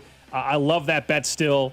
We know the divisional odds are plus 260. That's another one. Keep an eye, but can the Chiefs get to 10 wins? That's minus 115. Please gamble responsibly. Yes. But whatever your morttage is, start with like that number. For that. That's for 10? Isn't that crazy? Yeah, for 10 minus wins? 115. 10 or more. What can I get for 12? I'm glad you asked. Plus 330. Yeah. Plus 330 that they can get to 12 wins. That one I understand being a little more skeptical about. Yeah. But, yeah, there's great value. If you think everything's going to be all right and they're going to get this thing turned around. Everything doesn't have to be all right to get to 10 wins. Unbelievable value. Then Monday Night Football, Detroit and Baltimore. Detroit is getting 5.5 points in some spots, 4.5 in others. Depends on where you look. That's surprising. Baltimore looked great offensively. So did the Lions. It is in Baltimore. It's a Monday night game. Lamar Jackson, some trends point that he's very good in a Monday night spot this early in the season. He's been very effective. I just like the fact that the Lions are getting 4.5 or 5.5 points. When I saw their offense show me that without Ben Johnson, they are still capable of being explosive. Yes, it was against Chicago. I think this will be a high-scoring game, but I'll take the team that's getting 4.5 or 5.5. What is nuts, though, the Ravens, you know they're favorites now for the 21st straight game. It's the longest streak right now in football. They've been a favorite for 21 straight games. What's wild to me about that is the Philadelphia Eagles have won 19 of their last 20 games. How the hell have they not been a favorite in more games in a row than the Baltimore Ravens? The last time the Ravens were an underdog, guys, Chiefs? Week 1 against the Chiefs last year. Yeah. So, a little thought there. Golden locks. Okay. Last night was the best. Last night I was talking to Dusty and Fesco on their show in the morning. It doesn't apply because we do this on Friday, but H had over 5.5 receptions was a bet we really liked. He had 6 catches in the first half. I liked his. You might remember in my read from Underdog yesterday. Yeah. I liked him to go higher on his reception yardage total. It was only like 43.5. Yeah. And they're really bad. They struggle against running backs. So, yeah, H.N. went over his 5.5 quickly. In the first half. And then that field goal with 20 seconds or whatever it was to go, or maybe it was more than 20 seconds last night, got the over 50.5 in the Bills-Dolphins game. So we're off to a nice start. As far as our Circa Millions picks, we're back to just making picks, okay? Mm-hmm. We're back to trying to win. 9 entries went 0-10 the first 2 weeks. We did not. We wanted to, but we did not. We are. Is there any games you're looking at for our entries this week? I was keeping an eye on our spreadsheet to see where everybody's picking. Remember, we have to do consensus picks for our contest. It's different. And right now, everybody's put theirs in. It looks like Carolina, 3 people have, so that's a lock as far as that we're going to use, I should say. I don't know about a lock. Carolina to win? Or? 4 people have Carolina plus 5.5, so we'll be using that one. It looks like a lot of points for them. 3 of us have KC minus 5.5 or 6, so that's going to be one for our contest entry. It looks like we're guaranteed to use. The other one, Detroit is on 2. I also Dallas had Cincinnati is on plus 3. 2. Only because it was backup quarterback versus backup quarterback. And if everything's a wash, I'll take the team with points. Chicago's on 2. I'm sorry. Chicago plus 1 is the one that 2 people like. So we'll have to send out an email and figure out the final 2 or 3 picks. I don't want to be anywhere near that Chicago game. Chicago, Dallas, yeah. Why is it only 1 point between? I don't know. Something's weird. Defense for Dallas, probably. No, you're probably right. Up next, guys, let's talk some fantasy football. Paul Charchian of Guillotine Leagues and FantasyLife.com joins us. What's up, Chiefs Kingdom? It's Chris Jones. You're listening to Cody and Gold. Weekdays 10 to 2 on your home for Chiefs football. 96.5 The Fan. Brought to you by Heartland Men's Health, the leader in men's sexual health. Thousands of men have been successfully treated for low T, ED, and more, all with discretion and compassion. Make your appointment at heartlandmenshealth.com. Ready to fire up your Saturdays? FanDuel has got a boost you don't want to miss. It's called Boostin' with the Boys, and it's giving everyone a college football profit boost every single week. So here's how it works, all right? Each week, they're giving everyone a profit boost to use on college football. No opt-in gymnastics, no invite-only nonsense. Everyone will get the boost. We're talking real games, real teams, real Saturdays with an extra payout on the line. It's easy, it's fun, and it's only on FanDuel. Go to FanDuel.com/Alex to download the app, check out the Boostin' with the Boys offer, and get in on the action. FanDuel Sportsbook is an official sports betting partner of 96.5 The Fan. 21 and present in Kansas. Opt-in required. Bonus issued as non-withdrawable profit boost tokens. Restrictions apply, including any token expiration and max wager amount. See terms at sportsbook.fanduel.com. FanDuel is offering online sports wagering in Kansas under an agreement with Kansas Star Casino, LLC. Gambling problem? Getting help is your best bet. Call 1-800-522-4700 or visit ksgamblinghelp.com. Inside the Huddle is brought to you by Blue Cross and Blue Shield of Kansas City. Discover the benefit of blue. Around here, we've got each other's backs. When it comes to health insurance, we want that same kind of support. Blue Cross and Blue Shield of Kansas City gets that. They're from around here, too. Backed by the national strength of the Cross and Shield, they help you make confident choices, no matter where you are. Blue Cross and Blue Shield of Kansas City. From here, for wherever you are. That's the benefit of blue. Another summer is ended, and you may have noticed that your energy is lower, your workouts aren't as productive, perhaps you aren't sleeping as well and feel foggy all the time, maybe even your sex drive is off. This is Jeff for Heartland Men's Health. And if you're experiencing some or all of these symptoms, it's likely you have low testosterone. And if that's what's going on with you, don't wait. You need to call us at Heartland Men's Health and get treated for your low T, because living with low testosterone is no way to live. With our low T treatments, if you're like most guys, your life will change considerably. Improved sleep, better energy, greater gains in the gym, better mental clarity, and your sex drive will likely improve as well. Plus, most men see these results in just a few weeks. So call us. Your initial visit is just $99 and includes PSA and T-test and a medical consult. And if you start on testosterone the day of your appointment, your visit is free. Call 844-447-6600. That's 844-447-6600. Or go to heartlandmenshealth.com. Monday's a huge day at Hy-Vee. Not only is Hy-Vee always finding new ways to save me money, like new lower prices in every department, on top of that, I save so much money at the pump with Hy-Vee's awesome fuel saver deals. Monday, that's the day, September 22nd, you're going to earn a 40-cent per gallon fuel discount with every $60 grocery purchase. So you can stock up for fall fun and stack up those fuel savings as well. I love seeing the price roll back at the pump, only at Hy-Vee. It's game day, and nothing says Chiefs football like the aroma of a tailgate grill. Kick off your pregame party with a Kingdom Meat Bundle from Hy-Vee. Get 4 boneless chicken breasts, 4 pork chops, 4 bratwursts, and 4 chuck patties for just $30. Plus, get a 10-cent per gallon fuel saver. Toss in some chips and dip, side dishes, and Chiefs-themed baked goods. Score the extra point with your favorite tailgate beverage from Hy-Vee Wine and Spirit. Just one stop for all your game day needs, only at Hy-Vee. Fall is the season for reinvention, and it's easy to do at Macy's Fall Favorite Sale. Come in and find your new favorite styles, like romantic ruffled dresses, chic trenches, cashmere sweaters, and textural fall layers, which are perfect for mixing and matching. All for 20 to 50% off. So if you're looking for your new favorite things, look no further than the Fall Favorite Sale. Today, only at Macy's. Savings off already reduced prices. Exclusions apply.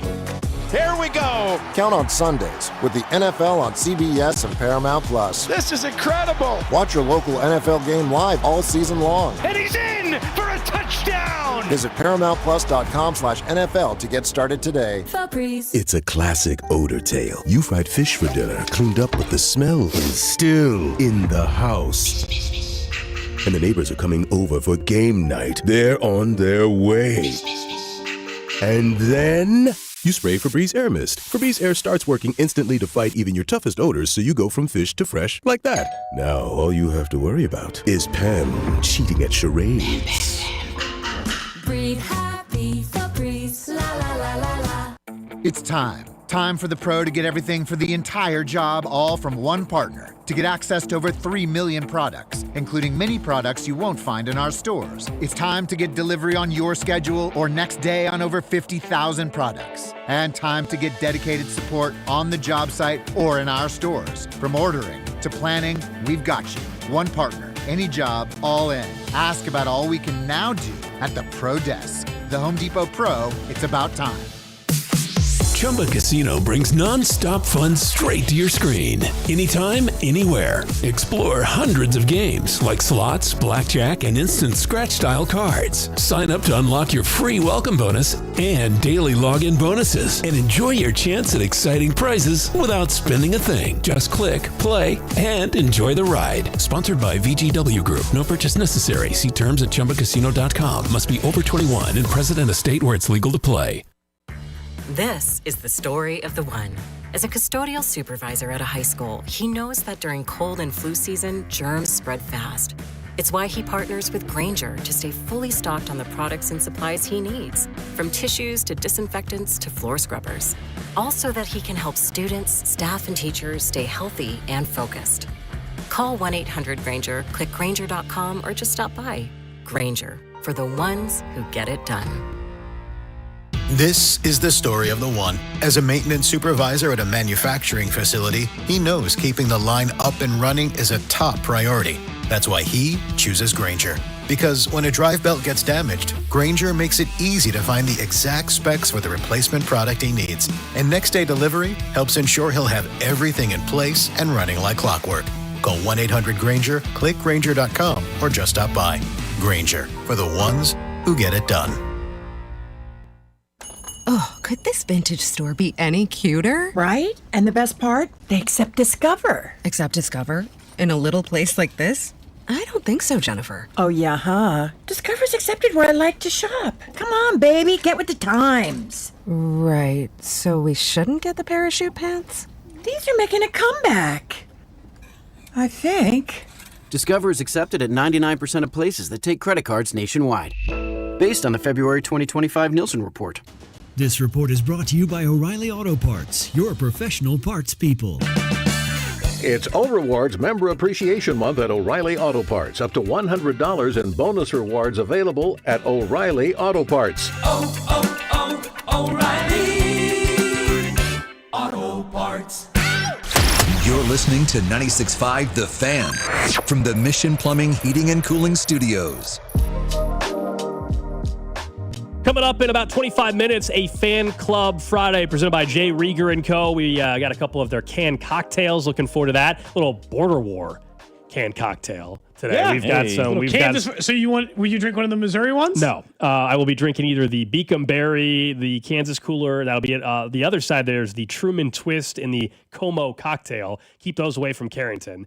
So we'll get to that. Plus, we've got our special guests in the 1 o'clock hour from our sister station, 106.5 The Wolf, the new morning show over there, Jenny and Jagger. So Jenny Matthews, Jagger, and their producer, Matt Gaspey, will all be in studio. But I want to talk a little fantasy football right now with Paul Charchian, brought to you by Twin Peaks. Eat, drink, scenic views. Charch normally joins us on a Thursday, but we obviously had a short show. So, Charch, thanks for working with us, man. It's all about these QB injuries. How do we navigate this? We know Jaden Daniels is now ruled out for Sunday's game. We obviously know about Joe Burrow. We know about J.J. McCarthy. Yeah, it's bad, unfortunately, and quarterback injuries happen, but not usually 5 guys in week 2. This is not the pivot you wanted to necessarily make, and losing Daniels officially is a pretty big bummer for sure. Obviously, Burrow just had his surgery. It's all bad right now, but the guy to go get is Jake Browning, the Cincinnati backup. This kid can play. He's a legitimate passer. He's got a little mobility to him. He's thrown at least 1 touchdown in all 7 of his career starts. You remember 2 years ago, he had to start almost half a season, had at least 1 touchdown all 7 games. And then last week, when he had to play most of last week's game, 2 touchdowns, ran in 1 as well. And he's actually run in 4 scores over those last 8 games that I was just talking about. He's got T. Higgins. He's got Jamar Chase. And the Vikings offense and defense may be missing 10 starters for this game. And so there's a scenario here where the Vikings offense, is inept and they're punting a lot and the defense has got holes. So yeah, Jake Browning is my official pivot guy for this week for those short on a quarterback. When you look at it, is there any fear for you? Like I understand the idea of they're in a good spot, but they got a really good defensive coordinator there. Are you sure that Flores can't confuse Jake Browning in a way that he's not accustomed to?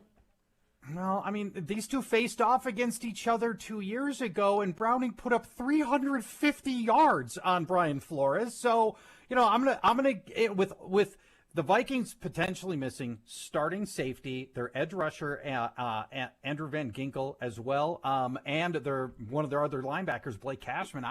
I'm giving the edge here to the Bengals, and one way or another. Browning's not hyper mobile. He's not, I don't know, like Daniels or Hurts, but you know what he is? He will extend these scrambles, and then he just likes to tuck and run, and then he'll just go off running on extended plays. So he's going to help with his legs to some degree too. Vikings defense has been pretty good so far, but I just think the totality of these injuries is just too much. In one of the leagues I have Jaden Daniels. I'm fortunate enough to have Daniel Jones on the bench. Is he a must start? Is he a must start every week until proven otherwise? Yeah, so, I mean, Joe, what a great story. And I know we talked about it last week, too. But, last week, what we were saying was, okay, you look great in week 1, but that was Miami. Do it again against Denver, and then I'll be ready to believe. Well, he just did. And that Colts offense suddenly looking really, really good. And I'm a believer. Sometimes, how many times have we seen scenarios where a coach is under duress, he doesn't have the right quarterback, then the team's losing games, and then it turns out all that coach really needed was just like competent quarterbacking, and that's Shane Steichen with the Colts through 2 games. It certainly looks that way. I've got Daniel Jones, I'm looking right now. I've got him sitting at quarterback 12 this week. That is a really nice pivot option. We're talking to Paul Charchian of FantasyLife.com and Guillotine Leagues as well. Now, a lot of people maybe reached on a rookie running back, or they certainly thought Ashton Genty would get off to a better start. I don't think it's panic time yet, or is it, when you look at Genty and some of these other top rookie running backs? So we spent all this time talking about the draft, the NFL draft, and this is a historic running back draft class. And granted, it's only 2 weeks, but no rookie running back in the top 20 fantasy performers so far, including Ashton Genty, the 6th overall pick. Get this stat. I don't know if you guys have seen this. The Las Vegas offensive line, worst in the league in run blocking, giving him negative 0.2 yards before contact. That means Ashton Genty's getting hit on average before he's even getting back to the line of scrimmage. I mean, that part is not on him. And the other thing that Genty is doing well, in those rare instances where he has open space, he's beating guys. He's actually 5th best in broken tackle rate among starters. Now, Genty's pass blocking is comically bad. Have you guys seen the videos of him trying to pass block? Yes, it's bad. He's just whiffing. Yeah. And he is. And to the point that last Monday night, he lost almost half the snaps to Zamir White and Dylan Laube. I mean, you're the 6th pick in the draft. generational talent that we have, the likes of which we haven't seen for almost 10 years coming into the NFL, and he's losing snaps to Dylan Laube. That part is troubling, and he's got to get better if he's going to stay on the field because he's got great hands that he can catch. But if you can't pass block, you can get on the field on third down. Charge, some of the more active, sometimes just being active in NFL or in fantasy is a big difference. Who are your buy low, sell high guys in the early going? Are you get rid of ETN? Like everyone's got their own guys. Yes, and ETN, by the way, sell high on ETN is a great call right now because Bashal Tutin looks awesome, and so that might be an option. And by the way, your team, can we talk just Chiefs running? Can we pivot to that for a minute? Sure. I mean, I'm talking about on Fantasy Football Weekly, my podcast, we have a thing called 3 Tough Questions, and the third one's going to be, should you drop Isaiah Pacheco? And so we're going to talk through that as a tough question. My biggest concern is the Chiefs are going to trade for somebody, at which point Pacheco might not even be active on Sundays because he's not a special team contributor and he doesn't catch.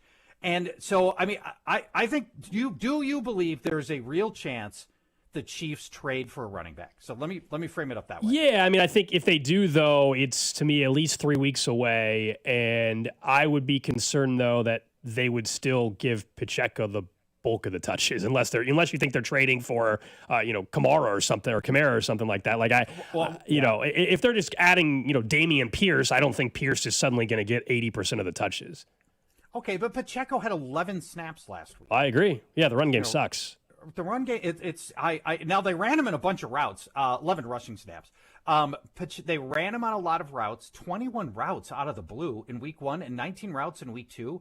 Do you think that Andy Reid is trying to manufacture some way for Pacheco to get the ball through the air, although he's not getting targets, but he's never been a guy who's been on the field for 21 pass routes and 19 pass routes. And that's been weird too with him. Yeah, people here want Brashard Smith, the rookie, the 7th rounder, to start getting some more snaps. Yeah, me too, because he is a natural receiver. And doesn't that have to happen at some point soon? Yeah, I mean, you'd think so, but at the same time, they'll probably wait. They're one of the more patient teams in the NFL, like it or not, which means they'll wait a few more weeks. They might even wait till they get Rashee Rice back in order to make those kinds of decisions. Since you mentioned selling on ETN, does that mean Tutin is your buy? I mean, buy low-ish, I guess, but... Yeah. In fact, I think you have to pay too much for Tutin because we love fresh new running backs who look promising, and Tutin looks really, really promising. Here's the guy to go get for 70 cents on the dollar. Cincinnati running back Chase Brown. That's a fantasy manager who drafted Chase Brown at the end of the first round, beginning of the second round, and could be sitting at 0-2 right now, and Joe Burrow's out. So there's some panic baked into that fantasy manager. But here's Chase Brown. Undisputed workhorse runner. No other Bengal has a carry this year. He catches passes. He's on a good offense, and defenses have their hands full with T. Higgins and Jamar Chase, and the Vikings are coming up next. This is your last window, or these next couple of days. Vikings have seen the most rushes in the NFL against them, and they're giving up the most rushing yards. So big Chase Brown game coming. Go get him for 70 cents on the dollar right now before Sunday. We're talking to Paul Charchian here on 96.5 The Fan. Elsewhere in Kansas City, we talk about the running back situation. Xavier Worthy, we all think is trending towards playing on Sunday. How do you play that if you're a fantasy player at this point, knowing that we really haven't seen him play this year? Right, and here's my worry for Worthy, at least first game back. So the dislocated shoulder, if he's going to play with it, what you don't get is a big range of motion in that arm, and that's not necessarily a problem when Mahomes is sending you passes that are short and right on the numbers. But Worthy, who's obviously got great speed, but when you're extending downfield, the passes aren't going to all be in the numbers, right? You got to be able to extend out with that arm more. And so I'm worried that Worthy is going to see short passes in this game if he does play, and short passes just don't add up to a lot of fantasy points. So that's where I'm worried about the shoulder with Worthy. I think Hollywood Brown is going to be much more startable here. And by the way, Brown runs half his routes from the slot. He's going to go up against a cornerback named Andrew Phillips, who has allowed the most receptions of any player in the NFL. 16 already. He's their slot cornerback for the Giants. So I'm still, my favorite play in the passing game is Hollywood Brown coming into this week. When you look at the other quarterback stuff, Carson Wentz with the Vikings, typically Justin Jefferson was available in our Guillotine League week 1. I bet he was. And somebody spent a You're whole welcome. ton of money on Justin Jefferson. I mean, you have to start him no matter what. There's no choice there. Is there any other Vikings you'd play? Yeah, the other fascinating play is Jordan Mason because Aaron Jones just went on IR. And there's a lot of reason to minimize the passing game with Carson Wentz. By the way, have you heard the Carson Wentz stat that is especially salient for you guys? Okay. Wentz is on Sunday will set the all-time NFL record by starting a game at quarterback for 6 different teams in 6 different years. That's impressive. That is impressive. He looked awful in the one Chiefs game he played last year, but he was throwing it to absolute, he's throwing it to UPS workers. I mean, it's not like I don't know that I can make a real judgment. Speaking of UPS workers, Oh, can I here tell we you go. a story? Yes, from yesterday? please. Sure. Okay, so normally I do all my radio hits on Thursdays, as you know, and my wife is nice enough to put a sign on our door that says, "Don't ring the doorbell. Oh. We're recording. We're recording right now." And our dogs, because our dogs go nuts every time the doorbell goes off, right? So she puts the sign up. UPS guy comes, of course, rings the doorbell while I'm on the air, and so my wife comes charging out to castigate him, and he looks at her like she's crazy person, and she's saying, "Didn't you read the sign right by the doorbell?" He takes his earbuds out and he says, "I don't read signs. At least you didn't call me an MFer like the last person did." And he goes huffing back to his chair. Dude, Wow. if everyone keeps yelling at you, shouldn't that be a sign of adjustment? Yeah, right. I mean, maybe it's on you at that point. Oh, so Wow. silly. PS.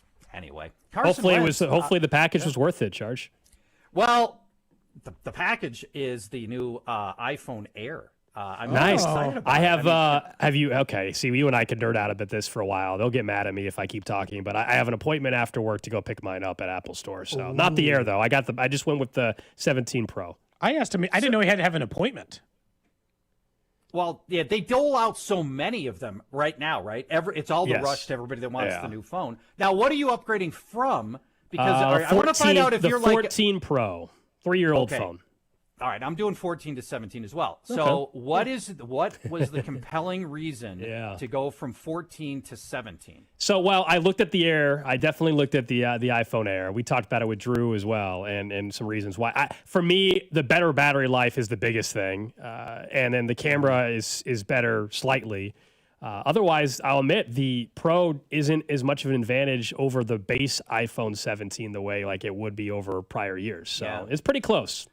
It seems that way. The Air is really different. I had not planned to upgrade, but the Air it's almost half the thickness and it's a third lighter. And I've got my phone in my pocket all the time. I don't need that weighing me down. There's, it's a battle for space in there. And so I am very excited to have a phone that is going to be small and compact. There you go, Paul Charchian. We appreciate it, man. I'm sorry I burned so much time on two dumb stories. Nah, you know what? I like it. We enjoy it. We enjoy it. There All you right. go, Paul Charchian. You're the best. Thanks, guys. Bye-bye. Bye. There you go. Charge is brought to you by Twin Peaks Eats, Drinks, Scenic Views. Didn't read the sign. Or I don't read signs. That's hilarious. That's I just a don't weird read thing to say. signs. I don't read signs. Like, because you can't read or just. How is he when by he drives choice? then if he's not reading signs? Who knows, man? Heaven forbid. People just He's do driving whatever our they want. packages around. The Android folks are filling up the text line. What a sucker, they're saying, for buying the newest iPhone. Okay. How do you know that guy's an Android user? Maybe he I just can doesn't like to tell. get new I phones. can just tell. And 'cause It sounds like you've there's- interacted with these people before. Yeah. Enjoy your green bubbles. I like the blue bubbles, all right? Thank you. It's such, by the way, it's so insane that they've separated society. Well, it screws up our group chat. All of us are fortunately iPhones, so our show group chat works. But there's a group chat for our picks we're trying to do, and I would have a group chat over text instead of email. Except Spec is the only Android user, so I can't have him in the group chat. It's I was gonna annoying. say, you guys would be able to do a group FaceTime. Yeah, if you wanted to. Screws I'm it not doing up. a group. I don't want to do a group FaceTime. I want to be in less group chats, not more. Anyway. Oh, so you didn't see Barber? He was working through the game with us last night. I saw you guys were going back and forth. I turned on hide alerts. No offense. I saw the first text and then it was constant, and I had to silence the Yeah, notification. Barber was breaking down plays in some of them. Two of the major group chats I'm in, both were texting during that time. I have them both on permanent mute. I'm not trying to see it in live time. Both in permanent mute. I looked out at my phone and it said 71 missed messages. I just clicked it so it cleared both the messages. Didn't read a single thing. Don't know what anybody said in either of those message groups.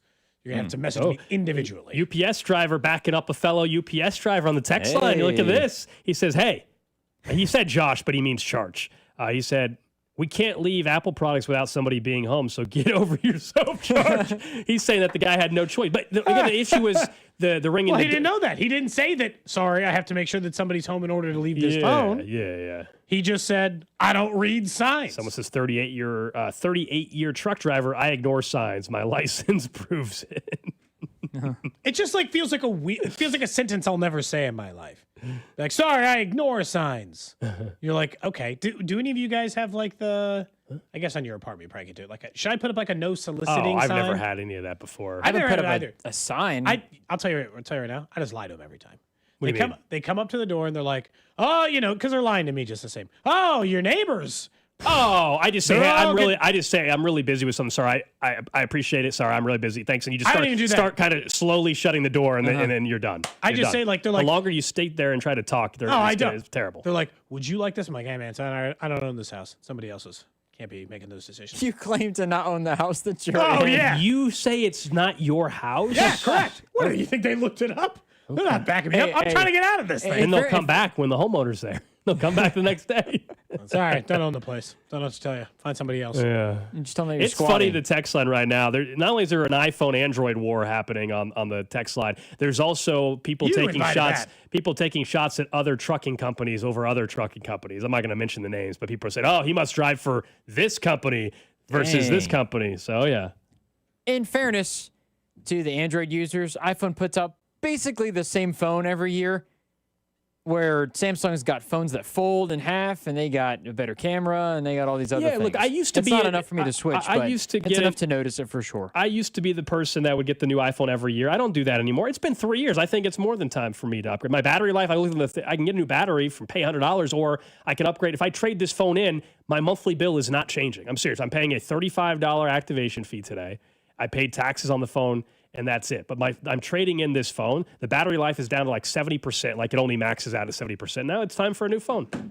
It's been 3 years. That's fine. I don't really care when people get new phones, just as long as they can afford it. Whatever. Yeah. I also you. Exactly. I'm not anti. The truth is, I'm not even an iPhone loyalist. I'm anti having an Android or a Samsung or a Google phone or any of this stuff that is used over the years. You know what it is? I'm 41. And I don't care to learn a new operating system. I just know what this does. Honestly, Cody, and I don't want to learn where all the buttons and settings are. It's a fair point. I just know where the buttons and the settings. I'm going to sound like 90 years old right now. I already know where all the buttons are in my phone, and I don't want to look for new buttons. Yeah. I just know where they are. For me, it's just everything synced. I have an iPhone. I have, the watch, the iPad, the MacBook. It all works You're together. Apple through and through. It all connects. If all of a sudden I have an Android phone, but I have the Apple, I have an iPad, it all is in sync. Everything in my life syncs together. So I like it that way. I would just use a different one. I've had an Android device before. I tried it for 2 years, many years ago. I didn't like it. That's all. I was an iPhone guy. I had an Android for multiple years too. Yeah. I also had the worst phone I ever had was the Nextel phone. I had the walkie-talkie. You had the push-to-talk thing? Yeah! Or whatever when I was doing courier work. And you and Sprint made the same mistake. I had the push. In retrospect, and for whatever it's worth, I know that it was way too bulky. It was like carrying a real kid's walkie-talkie in your phone. That walkie-talkie thing, at the time, my cell service, hit or miss, would only work. That walkie-talkie would work in the middle of a volcano. So, we used them for courier. Be like, hey, I dropped this package off. Thanks, let you know. And then I used it like a real walkie-talkie. Must be nice, I actually didn't hate the functionality of it in a lot of ways, other than it was massive. Cody's going to get one of those. We sold these way back when I was in high school and I worked at Best Buy Mobile. We had a phone called the Jitter Bug. They still make them, I think, and it's for old, literally for old people, emergency calls only. I feel like Cody's going to own one of those in about 20 years. My father-in-law just got a smartphone. He had a flip phone. Yeah. And not like a flip phone like the new ones are making. Like play Snake on a flip phone for No way. He just got a smartphone in the last year. Oh. That's a big shift for him. Yeah. I'm sure he's still just using it like a flip phone, but that's fine. He doesn't want to play learn the Jitterbug jingle. Yeah, we don't have it ready, but if you search it, You guys have heard it. If we're going to go to Andy Reid and we're not going to play the fan club music, I will come back with the Jitterbug All right, jingle. when we come back, we're going to hear talks. from Andy Reid. We're also going to have a Fan Club Friday thanks to Jay Rieger and Co. here on Cody and Gold.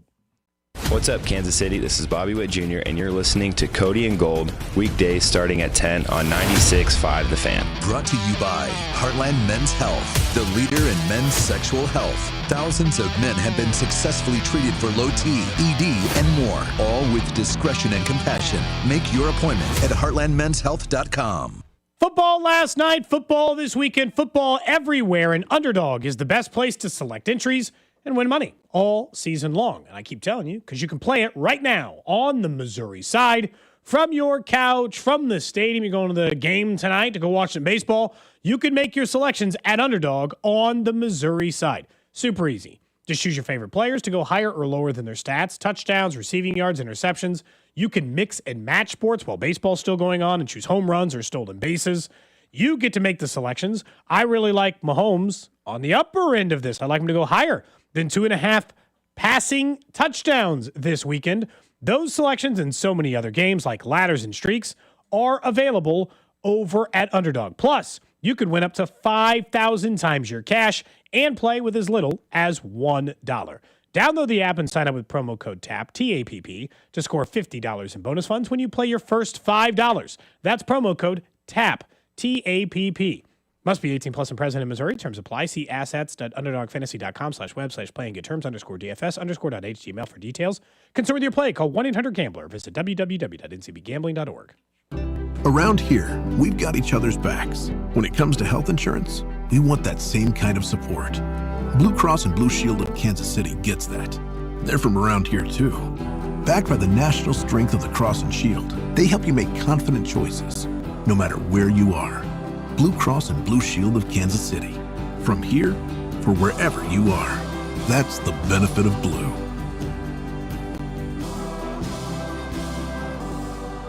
I'm McCall with Lee Summit Subaru, and it's time to make a big deal out of nothing. Announcing Lee Summit Subaru's 0% event. Up to 0% financing on select 2025 Subaru models for 72 months. And we have the largest selection of Subaru certified vehicles in Kansas City, starting as low as 1.9% for 72 months. 0% event and a lifetime warranty. Fall in love with driving again at Lee Summit Subaru. Based on January 2025 through June 2025 Kansas City inventory listings.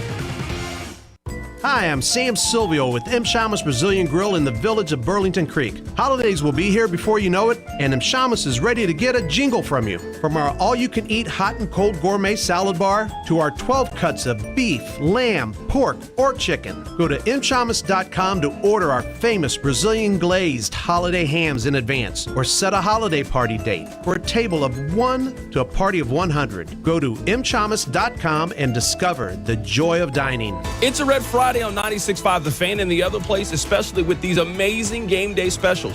14-inch two-topping pizzas for just $12 and $4 domestic OP cups. The other place with 5 great Kansas City Metro locations. Whether you're looking for a Bronco, an Explorer, an F-150, or even a commercial vehicle, Robside Ford has the selection. That's right, Kevin. We've got it all. And we've got the lowest prices in Kansas City. No gimmicks, just great deals on every new Ford. And it's not just inventory, it's how you do business. Robside Ford makes it very simple. We do it different on purpose. Non-commissioned sales team, upfront transparent pricing, top dollar trade-in values, and a process that's actually easy. You've even got the reputation to back it up, Bobby. Kansas City's only top-rated Ford dealer on Google. 4.8 stars, 3,000 reviews. Wow. And this year, we're proud to be voted Best Car Dealership in KC by Kansas City Magazine. So if you're ready for a better car buying experience, come see us at 135th and State Line or check us out at robsight.com. From Broncos to F-150s to work trucks, Robside Ford has what you need. If you want simple and easy, you're not going to find a better spot. Robside Ford. Buy right. Drive happy. Get your home ready for the change in seasons with a $69 HVAC tune-up from Hamilton Plumbing, Heating, AC, and Rooter. Our pros can help you lower energy costs, prevent costly breakdowns, and make sure your system is running at peak efficiency right when you need it most. And it's all backed by our exceptional service guarantee. Over 40 years experience and more than 8,000 five-star reviews are great reasons to trust Hamilton. Visit callhamilton.com for details, terms, and conditions. License number 2025-11121. Surfside iced tea and vodka and Surfside lemonade and vodka. Proud partner of the Kansas City Royals. Each can of Surfside is only 100 calories, and the best part, 0 bubbles. Grab it at the K or ask for it at your favorite bars and liquor stores. Another app for inventory, one for CRM. Oh, don't forget accounting. Wait, which login was that? Or you could use Odoo, one fully integrated system that does it all without the hassle. Ditch the app overload. Get everything your business needs on one platform. Try Odoo free today at odoo.com. That's ODOO.com.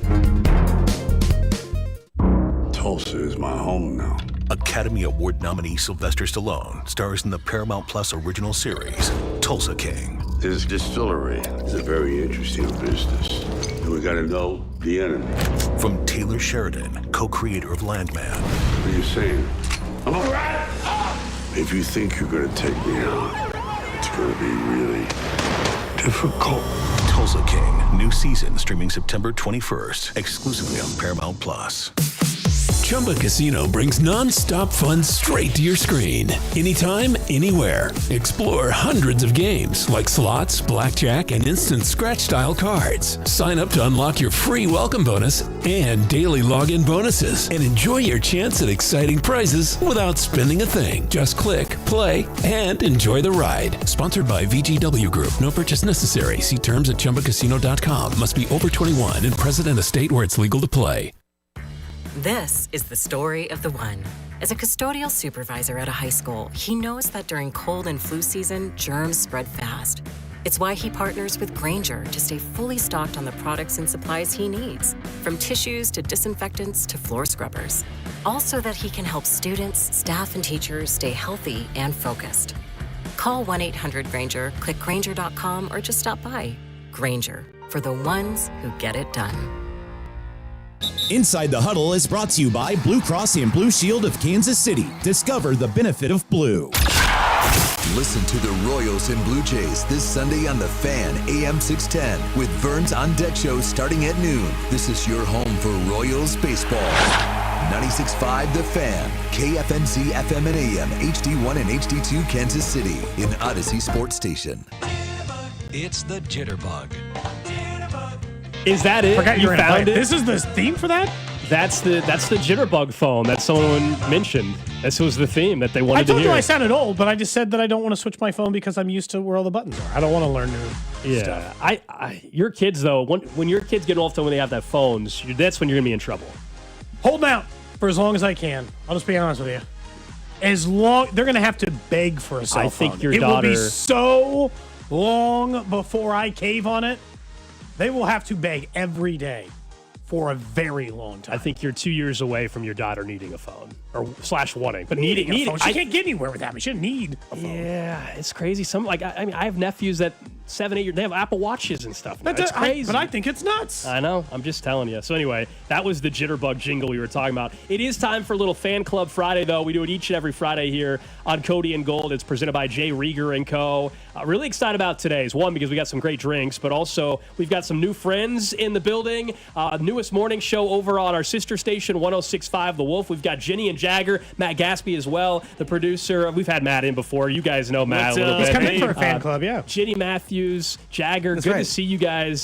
So 2 weeks in the new show. Yes. You guys, now you have ties. I know Jenny to Kansas City for a while. Mm-hmm. Well, how's the first 2 weeks gone for you I guys? have to be honest with you, I couldn't ask for anything better. These two guys are such hard workers, and we're all on the same page with the show. So we just have a way to go. But I say for the first couple weeks, we're happy. I like it. Feeling good. I noticed, Jagger, you're wearing I think that's a Guardians cap. It is indeed. Okay, so you're a Guardians fan. I'm from You're Ohio, yeah. From Ohio. Yeah.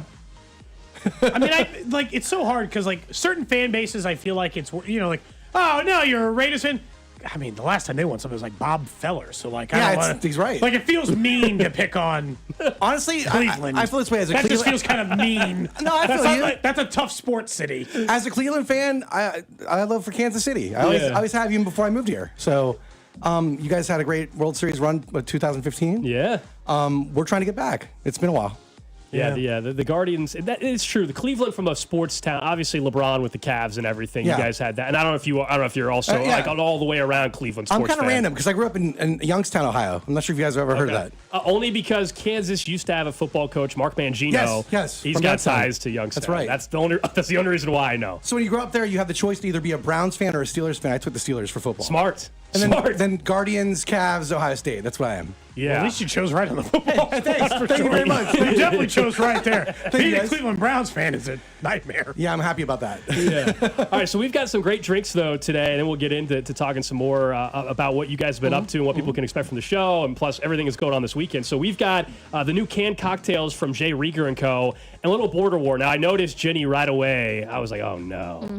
She grabbed the Missouri-flavored ones or themed ones. I'm a KU grad, Jenny, so, Okay, to be fair, I didn't go to college. Okay, that's fine. But you like MU.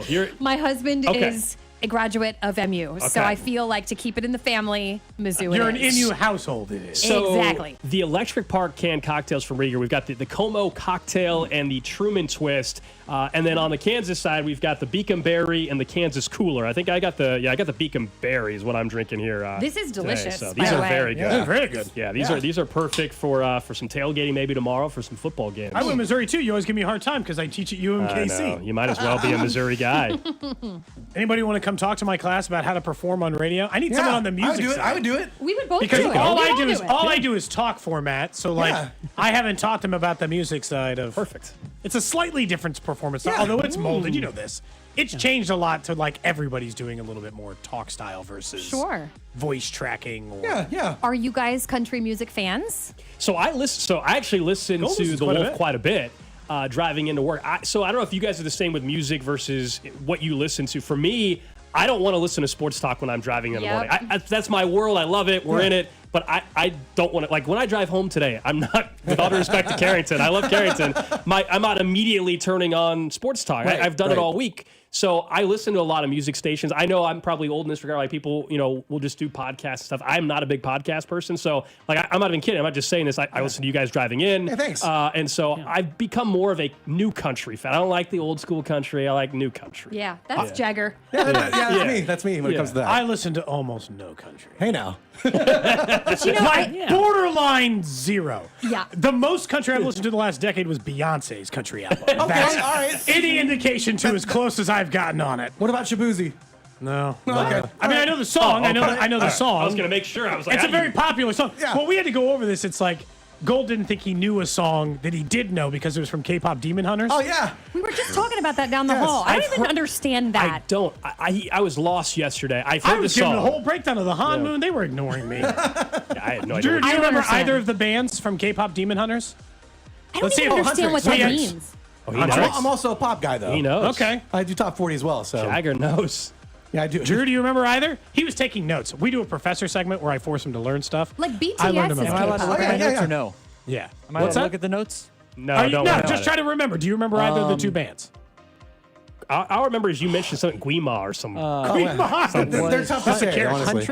Huntrix was The one that sounded like Soulja Boy. Oh yeah. It does. Soulja It's like Boy. soda. Soulja Boy. Yeah, it's something like soda. Soda See, pop. Jenny's shaking her head, looking at Matt like, what are they talking about? This is how I felt yesterday. I don't know.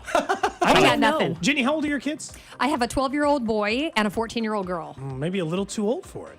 I was trying to decide if like your kids' age would have, because it is the #1 streamed thing on Netflix right now. Well, I feel like this weekend I should watch it just so I know what you're talking about. Yeah. It's very popular. You told me I need to ask my nephews about it. I swear I haven't heard them talking about it. I was busy watching the poop cruise. That was very popular too. I didn't watch any of that. That's a quick watch. It's like an hour and 20 minutes, and we're talking about the Netflix doc, right? Oh, yeah. Oh, yeah.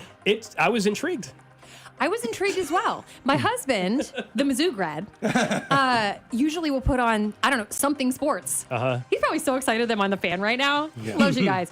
But he usually puts on something sports at night or whatever. He's like, for whatever reason, put on the poop cruise. And so I thought, well, I'll fall asleep in 2 seconds. Oh, I couldn't fall asleep to that. I was mesmerized. It went by very quick. Did you guys watch the one more. about that mom cyberbullying her own kid? Yes! Oh, that was Wait, what? There's another one on Netflix. This mom So a girl was being bullied in high school. Is this the unknown whatever it's called? Oh, it was I was told I need to watch It was her own mom. What? It was her mom. Oh my That's the basis of the documentary. You can't spoil documentaries. Cody. No. It's history. I can't spoil World War II. Oh, man. It's a documentary on a thing that happened. But it's not a twist. They admit immediately. It's the Cody. first 5 seconds that she's the bully. Cody. It's not like a surprise twist ending. It's the whole documentary. We know It's the basis of it. Cody, we know World War II happened. I didn't know about this story until a week ago when someone said, you need to watch this unknown caller show. Oh, yeah. So thank you. I didn't spoil it. It's the basis of the documentary. You don't have to watch it now. It is, but I Good, will, Alex. I do feel like you gave him a spoiler because it's kind of fun to not know and then watch and go, what? It's the mom? Yeah. Yeah. Okay. Wow. It's Thanks. pretty bleak. And she is not, I would say, Jenny, she's not great at defending her actions. No. She's just like, I was just kids. And you're like, what? Or how about when she says, well, I didn't start it. I didn't send the first text. Yeah. It's like I just picked up where the other bully left off, which is a lie. She was the original bully the entire time. You're getting crushed on the text line, ruining it for everybody. Oh, no! Yeah. Oh, man. Oh, no. 913-586. He's also dead the whole time in The Sixth Sense. What do you need me to ruin for you? Go. Good job. I love it. Too soon. He's 30 years Come old. on. How about what's in the box? Yeah. What's in the box? His tunnels behind the poster in Shawshank Redemption. What else do you want? Oh man, that's really that's really disappointing. You haven't seen it by now. It's not my fault. We're having fun, a little fan club Friday here on Cody and Gold. We've got Ginny and Jagger from 106.5 The Wolf hanging out with us. Matt Gatsky, their producer as well. There's a lot of people, Matt, that I must say have mentioned numerous times they thought your voice was something on this show numerous times in the past. Really? And I said, nope, not him. No. No. Can't speak to that. Yeah, I would. Don't say anymore. No. All right. Well, that's tough to do when you're on a talk radio show, but I can shut up. Yeah, don't tell anybody anything more than that they need to know about perhaps your involvement in this program. I'm around, but no. You're in the building all the time. Yeah. Hard worker. I see you guys almost every day. I feel like you have, I got to say, you might have the worst hours. I feel like you're here early, and I always feel you're here pretty late.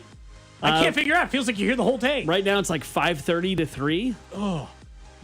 Getting ready for our show, and then, I do the behind-the-scenes stuff for 2 radio stations. What's your caffeine intake? Because you're not getting a nap at 3:30. No, Or you go to bed at like 8. No, I go to bed usually around like 10:30. That's like my drop dead. That's go to bed 10:30, so I can get like 6 hours of sleep before I need to come in here. Yeah, So- I noticed. That works. He's got young kids. Well, he says it works for him. That's the thing. If I'm going to bed at like 8 o'clock with everything going on with my family and stuff, that's my kids' bedtime. I want to have a little bit of time to like hang out with my wife for a little bit. So in a couple hours, we can watch something on TV. Like we the can poop talk. cruise? We can hang out. It's romantic. The important stuff. No, I won't be watching that. But that's just part of the schedule. You got to do what you got to do. Now, are you thinking about buying a house? I was listening to you guys the other day on The Wolf, and I heard that you had quite the story, Jagger, telling him basically not to buy a house. Yeah, black mold and everything. yeah. Are you are you going? The interest rates just got cut. Great news for you. We're super close right now. It's just moving around the country doing radio, which I'm from here. I did radio in upstate New York. I did radio in Wisconsin. And when you move across the country to do that, I think you guys know, it kind of wipes out your savings. And, we've been renting for a while. And so we're kind of at the beginning of that. Like, my wife's been working for a while. I've been working. So we've been able to start saving. So it's kind of that time. It's like, it would be nice to own a house. Sure. Why not go for it? Why were you trying to talk him out of it? Jagger was anti-house. Tell him about it. There's the radio curse. You guys have heard of that, right? For sure. Yeah, I've moved around. I had that happen to me. I had that happen to me in Utah. I was in Salt Lake City. I bought a house. Within less than a year, I lost that job, so I had to sell the house. Show just started. Great time. Exactly. I'm not going to get rid of you in a week. What could go wrong? I'll give you a little bit of time, typically. What could go wrong? It's fine. Dude, between that and then what happened at your house Are you talking about Connecticut? No, not Connecticut, in Utah. Oh, yeah, the Utah. Did you hear that part of it? Did you hear that twist of the story? No, I heard the Connecticut house, the black mold, the older home. That's all I heard. There's a twist with the Utah house. So I moved to New Haven, Connecticut from Salt Lake. Okay. And as I'm there, like maybe less than a month, I get a phone call on my phone. It was the FBI. And the FBI is like, hey, sir, are you aware of people making crystal meth in your old house? I'm like, no, I'm not. I think I would have known that. Wow, Heisenberg was living there before, right? Yeah, exactly. Yeah. So I was like, I have no idea, sir. I sold the house. I moved to Connecticut. I have no idea what's happening there. Jeez. And that was it. That was it. That was like, well, at least they never called back, I guess. Yeah, that was creepy. That was very creepy. So that was another twist to the Utah house. I have a lot of house drama, guys. So Yeah, I've only rented. I'm from Kansas City, but as you guys know, with radio, so I was interned here back in the day, but then I was in Boise, Idaho. I was in Topeka, Kansas. I've been all over before coming back. We've been doing the show for now 6 years. I just don't like to. I hate moving so much. Oh, the appeal of buying is I'll just die in this house. Well, that's cool. I mean, I don't care. I'll live in it forever. You took it really far down the road about that. Yeah. We talk talk about buying a death a house. lot. I can just die there. in my career, I've lived in 7 states in my career so far. 7. 7. Yeah, that's a lot. What's the longest run? New York City. Okay. I was in New York City for over a decade. Oh wow. Yeah, it was good. Is that no? It's Yeah. 100. Oh, yeah, you got it, yeah. There it is. Okay. Hey, Oh yeah, you're in the old gear. hey there. I need new gear. I'm wearing fan merch. I didn't even get points for that today. No, you know what? I saw the Instagram post. I appreciate that. I thought that was awesome. That shirt in particular, Cody and I were joking. We don't even have that shirt, so I don't know where you got that one. That's a nice shirt. I just went downstairs to the closet. That is very nice. Guys, we know people. We can make this happen for you. It sounds like it. It definitely sounds like it. We're hanging out here. It's a Fan Club Friday on Cody and Gold. I was told by your producer that if we need sports trivia knowledge and everything, that Jenny, you are who we need to start talking to. Let me tell you how unathletic I am. My kids have been playing soccer now since they were 3, and I still don't understand. I mean, I know what we're trying to do, right? We're trying to get that goal.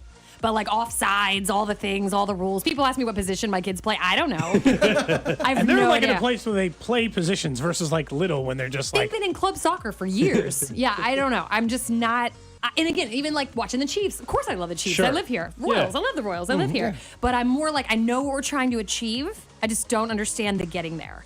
And I went to a game in person, a Chiefs game in person, and man, without those lines like on the TV, I had no idea what was going on. I rely on those lines, so that's where I am. I love it. I love it.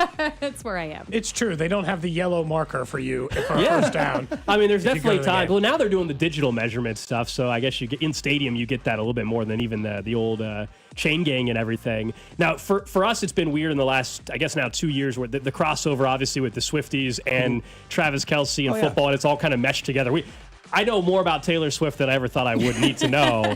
So I feel like for you guys, it's probably fun even going forward. Because of Taylor Swift, you're probably maybe going to be talking more on football, or at least Travis Kelce, than you guys maybe would have expected at any time in your career. Yeah, but it's more like Travis Kelce's on the cover of GQ. Yeah. Where's the wedding gonna be? Where do you guys think the wedding's going to be? We were guessing too. I'm convinced it's in the United States. I don't think it's overseas. I say U.S. and I also say like maybe even in Travis's backyard, like where he did the engagement, because I think they're so private. I think it's going to be very small, intimate affair. You think like 100 people or less? Or huh? less. See, I was still I've worked thinking some weddings in some nice Martha's backyards. Vineyard or something. That's nice. Does she still have that house in Rhode Island? Yes. Yeah. Like that's a pretty picturesque spot. Just do I it kind of there. thought that too. Yeah. But here's my thought, okay? You've got 2 uber famous people, right? They each know so many people. You know, planning a wedding and that guest list, and you've got to get it to a certain people. You can't have 10,000 people at your wedding. true. So I feel like that's why they're going to just say, okay, we've got to make it just like super duper intimate family and friends, because otherwise, where do you draw the line? Who gets cut? Yeah, that's tough. You just treat it like a royal wedding and no one gets cut. You just send the invite to everyone. But you can't. I mean, that's the other choice. They don't have a palace like the royal family to They do could this get thing. a palace. I don't think that's an issue. Even if they did, I just feel like they're not those people. I don't know. I don't disagree with that. Depending on I think this also changes the difference between I think people who get married when they're 24 versus if you got married. If I got married now, I'm married and been married a long time. I think people handle a lot different 24 versus mid 30s. My husband and I say that all the time. You'd have played it way different if you'd gotten married a decade after. Totally. I think. In a lot of cases. Maybe not everybody. Matt's thinking about his. What was your wedding like? Small, intimate. We did a destination wedding. Okay, nice. We did too. San Diego. We the guy who was my best man and the woman who's my wife's maid of honor were both in San Diego at the time, working independently of one another. She's in the Navy. He's a veterinarian. That's where he landed. And she couldn't come here because of her deployment there. So we're like, let's just have a destination thing. So we rented a house, like a Verbo house. Everybody, the whole family stayed there. And there was like a couple close friends that were out there as well. And they came and it was just all in the backyard. It was super How old convenient. when you got That's married? nice. Let's see, it'll be 14 years here, so 26. Okay, 26. I just celebrated 20 years of Oh, marriage. wow. Congrats. Yeah. That's awesome. It's crazy. 20 years. How? Jagger? How old am I? 25. It's crazy. That's right. I wasn't going to say that. Two Honestly, kindergartners got married. I swear and this is, you already opened the door, so I'll walk right in the door now that you said it. But basically, I think I listened to you, Jenny, when you were on Mix 93.3. Yeah. Like quite some time ago, I think, actually. Yeah, I started I there. wouldn't say it like that. Well, you opened the door. You opened the door. I stopped it. I was like, wait, I shouldn't You phrase opened the it that door. way. Oh, I'm an open book. I don't even care. It was 2004 that I started there. Okay, that sounds about I right. just turned 50. That sounds ancient. What? Tell me how young I look. Tell me. Talk slower. It's your turn. Not 50. I'll Yeah. tell you that. Hey. Yeah. That's good. That was your time to tell me how young I look. look I'm waiting. beautiful. Thank you. Thank 25. You. What was the age you said? The What was the age? 25. 25. I'm sorry. Was my back? You guys supposed to have each other's back already. I was never I will back. say, No, we do. We I already was never do. back. I was Yeah. never back. I feel like you guys had one. So when our show started, they just we had not known each other at all. Yeah. We had met for all of 36 hours, and they just put us on the air. Oh, live. wow. Zero. That's not too far off I was like, from you us. guys have been at least. It feels like doing fake shows We had or some, something. yeah, we had rehearsals. You're doing fake shows over there for Yeah. a week. We were. Yes, we were. In retrospect, that was probably Really? what we should have done. You guys didn't get on microphones at all? I before you? maybe had met twice Yeah. and then did 4 hours together. I was in Houston, not doing local radio, but I was in Houston, and him and I remote. This is before everybody was using Zoom. In hindsight, we just would have done it on Zoom. But I dialed in at a tie line from a different station in Houston, and we did we did a mock hour without knowing each other and seeing each other, and then But that was before you'd even. That was the audition for the job. correct. Right? That's what I'm saying. So, That's what I'm saying. And but that was the most That was- radio we had done together. Yes. Other than that, we just came in and did a show. Nice. Yeah. That's great. And then COVID happened, and we did the show from my basement. it was an 3 interesting months, start. 4 months after the show started. I didn't know that's where you guys were. I mean, I was up here during that, and it was empty. Yeah. At the radio First stations. 6 months were weird. Oh my gosh. I feel like there's 6 feet between you here, though. You could You know have what? stayed here. At the time, you know what it is. At the time, everybody was trying lots, and so other shows were in here. They're like, well, we don't want you having to share the space, or I don't know what it was. Mm-hmm. We probably did it 3 months in the basement. 2 Yeah, I months in drove the to basement. Cody's house in Waldo when you were living there. Wow. And we did it downstairs for 4 hours every day throughout the 3 months of the first 3 months of the show, I think. Yeah. The show started no practice, just 2 shows. Inside of 6 weeks, we were at the Super Bowl in Miami. Wow. Then COVID. So the show had kind of an inauspicious start. yeah. Wow. But I guess you get to know each other pretty quick. Yeah, and you do. When you spend this much time together, you can't help but... for instance, this morning I had my first panic attack with the boys. It just happens. I struggle with anxiety, right? Yeah. So I had a panic attack. And I was texting my husband. I'm like, yeah, it happened. My first one with them. He's like, oh, they think you're super weird. No. I'm like, Not really. no, it was actually they were really sweet. Because I don't know if you guys have anxiety or panic attacks or any I've of that. had panic attacks, yes. They're terrible, and they can come on for absolutely no reason. I have no idea what sparked it. And so I'm totally having this. And then I was just like, you guys, I have to tell you something. Yeah. I was very needy this morning. But no, that's how I'm an open book online, on the air, here, wherever. I Yeah. just feel like authenticity, right? Yeah, that's better that way. no matter what format you're in. I mean, Yeah. that's kind of the key. You guys know we talk about just about everything in our life on the show, and that's what people can relate to that, right? sure. And everybody's going through something or whatever Yeah. it may be. So Well, and I Good feel or like bad. once I let people know all my weird quirks and all the nutsiness about me, then I feel like I can really relax because it's like, oh, they know. They know that that can they're in happen it again. now. Right. They're aware. Right. We get it. Yeah. Yeah. We get it. Yeah, that's probably the better way to do it.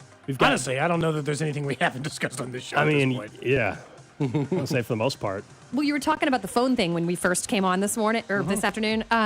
So it's funny because I was like that too with my kids about when am I going to get them a cell phone and how long am I going to hold off, right? How long did you make it? But here's the thing. I don't remember. They were young, 10 maybe. But here's why I use it as a tracking device. I mean, I love that if my son's They're just out. essentially low jacked. Seriously, because my son is an outdoor kid. He like fishing. He loves to go run around. I can track him. I love it. I love it. I just don't want them to have access to the internet. Can't you block some of that stuff? Yeah, you can. Some. Yeah, you can. Some. So get them like a right now on dumbed their down iPads, version. they don't have YouTube, right?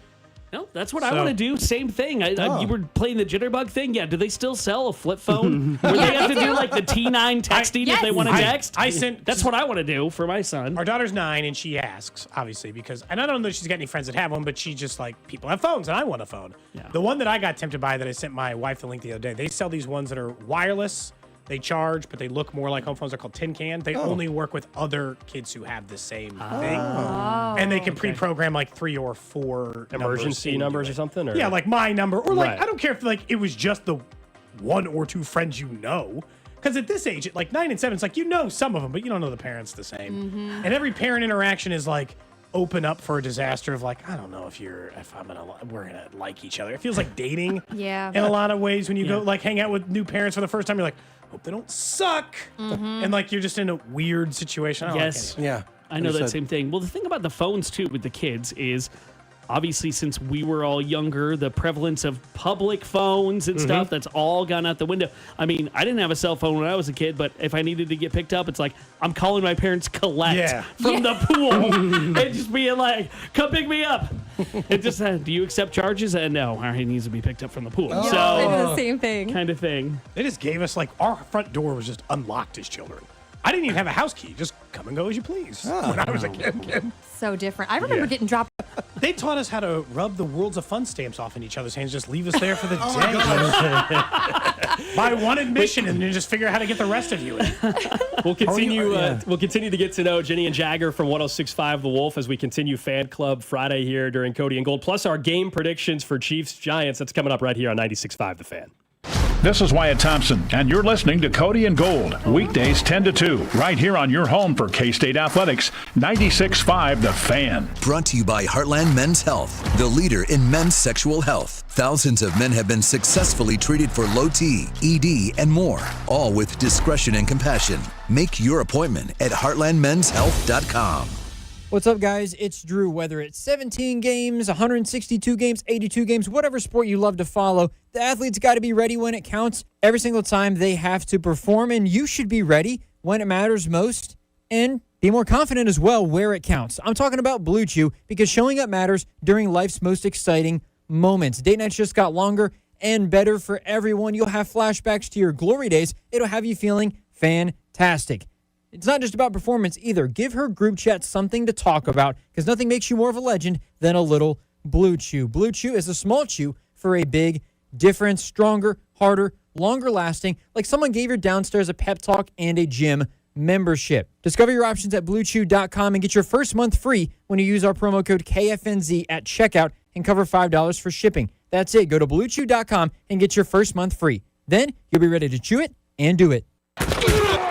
Looking to drive your finances downfield? Main Street Credit Union is the hometown team you can trust. We help you build credit, lower monthly expenses, and finance with confidence. Or if you need a loan to grow your small business, we've got flexible options and no hidden fees. At Main Street, it's not just about the win, it's about keeping Kansas City moving forward. One goal, 1 yard, 1 member at a time. Get in the game at mainstreetcu.org. Monday's a huge day at Hy-Vee. Not only is Hy-Vee always finding new ways to save me money, like new lower prices at every department, on top of that, I save so much money at the pump with Hy-Vee's awesome fuel saver deals. Monday, that's the day, September 22nd, you're going to earn a 40-cent per gallon fuel discount with every $60 grocery purchase. So you can stock up for fall fun and stack up those fuel savings as well. I love seeing the price roll back at the pump, only at Hy-Vee. It's game day, and nothing says Chiefs football like the aroma of a tailgate grill. Kick off your pregame party with a Kingdom Meat Bundle from Hy-Vee. Get 4 boneless chicken breasts, 4 pork chops, 4 bratwurst, and 4 chuck patties for just $30. Plus, get a 10-cent per gallon fuel saver. Toss in some chips and dip, side dishes, and Chiefs-themed baked goods. Score the extra point with your favorite tailgate beverage from Hy-Vee Wine and Spirit. Just one stop for all your game day needs, only at Hy-Vee. I'm McCall with Lee Summit Subaru, and it's time to make a big deal out of nothing. Announcing Lee Summit Subaru's 0% event. Up to 0% financing on select 2025 Subaru models for 72 months. And we have the largest selection of Subaru certified vehicles in Kansas City, starting as low as 1.9% for 72 months. 0% event and a lifetime warranty. Fall in love with driving again at Lee Summit Subaru. Based on January 2025 through June 2025 Kansas City inventory listings. Hi, I'm Sam Silvio with M. Shamus Brazilian Grill in the village of Burlington Creek. Holidays will be here before you know it, and M. Shamus is ready to get a jingle from you. From our all-you-can-eat hot and cold gourmet salad bar to our 12 cuts of beef, lamb, pork, or chicken. Go to mshamus.com to order our famous Brazilian glazed holiday hams in advance, or set a holiday party date for a table of 1 to a party of 100. Go to mshamus.com and discover the joy of dining. Are you ready to fire up your Saturdays? Well, FanDuel has got a boost that you don't want to miss. It's called Boosting with the Boys, and it's giving everyone a college football profit boost every single week. Here's how it works. Each week, we're giving everybody a profit boost to use on college football. No opt-in gymnastics, no invite-only nonsense. Everybody gets the boost. We're talking real games, real teams every Saturday with an extra payout on the line. It's fun. It's easy. It's only on FanDuel. So go to FanDuel.com. Use the promo code KFNZ to get started on the app and check out the Boostin' with the Boys offer and get in on the action. And remember, FanDuel has got a boost that you don't want to miss. It's called Boostin' with the Boys, and it's giving everyone a college football profit boost every single week. FanDuel is an official sports betting partner of 96.5 The Fan.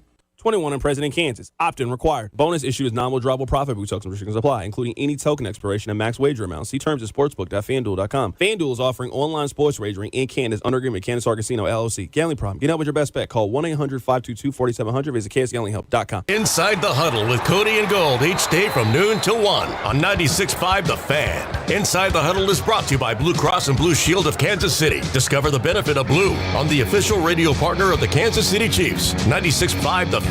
It all comes down to this, folks. Yep, the entire season is on the line. But my throat has officially thrown in the towel. Sounds like you need Vicks VapoCool drops. They're max strength and vaporize sore throat pain. Whoa! These VapoCool drops hit fast. Speaking of fast, did you just see that play? Yeah, he vaporized that ball. That pun should have come with a penalty. Vaporize sore throat pain with Vicks VapoCool drops. Use as directed. When you're hiring, have you ever felt like you're missing out on meeting truly great candidates for your roles? It seems impossible to find them, but they have to be out there somewhere, right? Well, they're not hard to find when you know where to go, and that place is ZipRecruiter. And right now, you can try ZipRecruiter for free at ZipRecruiter.com/free. ZipRecruiter helps 10 million people with their job search every day. And because these people are actively looking for jobs just like yours, it's easy to find the right person right away. In fact, 4 out of 5 employers who post on ZipRecruiter get a quality candidate within the first day. But if you're not using ZipRecruiter, you're missing out. So see what it's like when the impossible is easy. When you go to ZipRecruiter.com/free right now to try ZipRecruiter for free. Once again, that's ZipRecruiter.com/free.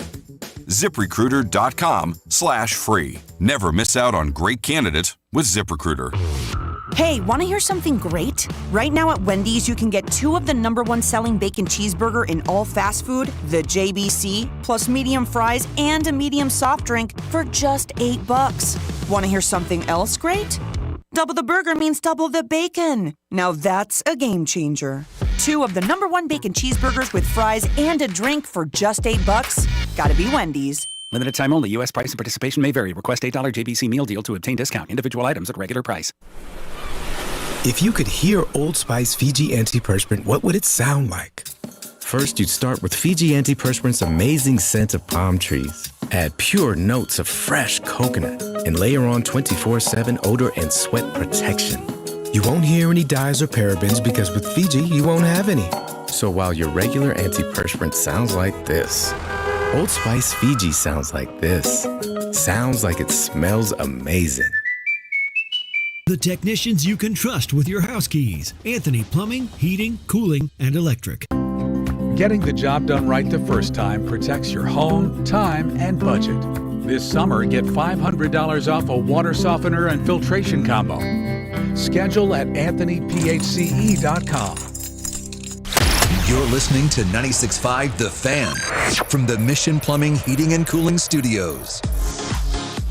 Back here on a Fan Club Friday, it's Cody and Gold, Alex Gold, Cody Tapp, Drew Nixon with you. Fan Club is presented by Jay Rieger & Co. And today we're having some of their new Electric Park cocktails, little border war theme. We got the KU and the MU ones, the Como cocktail and Truman Twist, the Beacom Berry and Kansas Cooler. Beacom Berry is very good. I think we're all enjoying these. They're the same flavors, just a little different name, depending on what side of the state line you want to rep. The Truman Twist, it's a lemon vodka soda. It's delicious. Mm-hmm. Is it refreshing? I mean, it's refreshing. It is refreshing. It's also very powerful. I've had like 5, 6, and I'm like, hey! Let's see, hold on. Fun on a Friday. It's 4.5. Looks like 4.5% alcohol by volume on these. Can confirm. Yeah, if you're listening, we sometimes make like full-blown cocktails with Jay Rieger stuff. Wow. So, like, it can get a little. Oh, yeah. Some high quality cocktails. Things get a little loose up in here sometimes. Just a bit. We like to make different cocktails. They don't make it, actually, we've tried to become an above board show. We were skirting some rules for a while, and we were, we're trying to tighten it up. The police were just outside. I did. Just saying. He's not just walking around. By the way, the voice you hear is Matt Gaspey. We've got the whole crew from 106.5 The Wolf, Jenny and Jagger, hanging out with us. But during the break, he's not even kidding. There was some police officers just walking through the building. I don't know what they're doing. Are you Cody? serious? Yeah. I was in the bathroom. I don't know. Am I the only one in the 5 people in this who have been arrested before? Whoa, hey. Tell us I have everything. not I was been. like a teenager. I was very young. I'm a true crime freak. Tell me everything. Anybody? Nope, never been arrested. No. I've ridden in the back of a police car. Oh, for what? After I was riding with somebody who got pulled over and ended up getting arrested for DUI. She had too much. They put you in the back? So they arrested her. And then they were like, "Can you drive this vehicle?" And I'm like, not if you just pulled someone over and gave him a DUI. No, I'm not. She was Can my you driver. No, that's a wild thing to say to somebody. No, and as a passenger. I told the truth. No, I cannot drive this thing. They said, "Okay, we're gonna." It was just down the road here, actually, just over in Fairway, just off Shawnee Mission And they Parkway. said, "We'll get here. you home." Yeah, well, no, they said, well, we can give you a ride. How about we give you a ride over to this Quick Trip over on Row here? And I'm like, great. I'll call. So I had to call for a ride from there. But yeah. My dad was in law enforcement. He was a Baltimore City police officer, which is like the worst place ever to be a police officer. And he was for just like every 30 episode's years. like The Wire. I mean, seriously crazy. So he just passed. I'm so sad about that. But but he was finally telling me stories. Finally, about some of his police stories. They're just crazy. So I have so much respect for law enforcement. Like, thank you for what you do, because it's not easy, especially there. Absolutely. Yeah. Mine's normal, innocent childhood stuff. I was smashing mailboxes. Oh, you're just being a hooligan.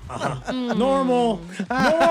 Destroying hooligan property, status. That's kind of stuff. Yeah. It's One hard- of many yeah. hooligan acts in my youth. Well, you got busted. The problem is, and I'm seeing this now, is like kids are going and they're filming themselves doing this stuff. I'd like to think that I wouldn't have filmed it. I don't like. I like to think that, but who knows?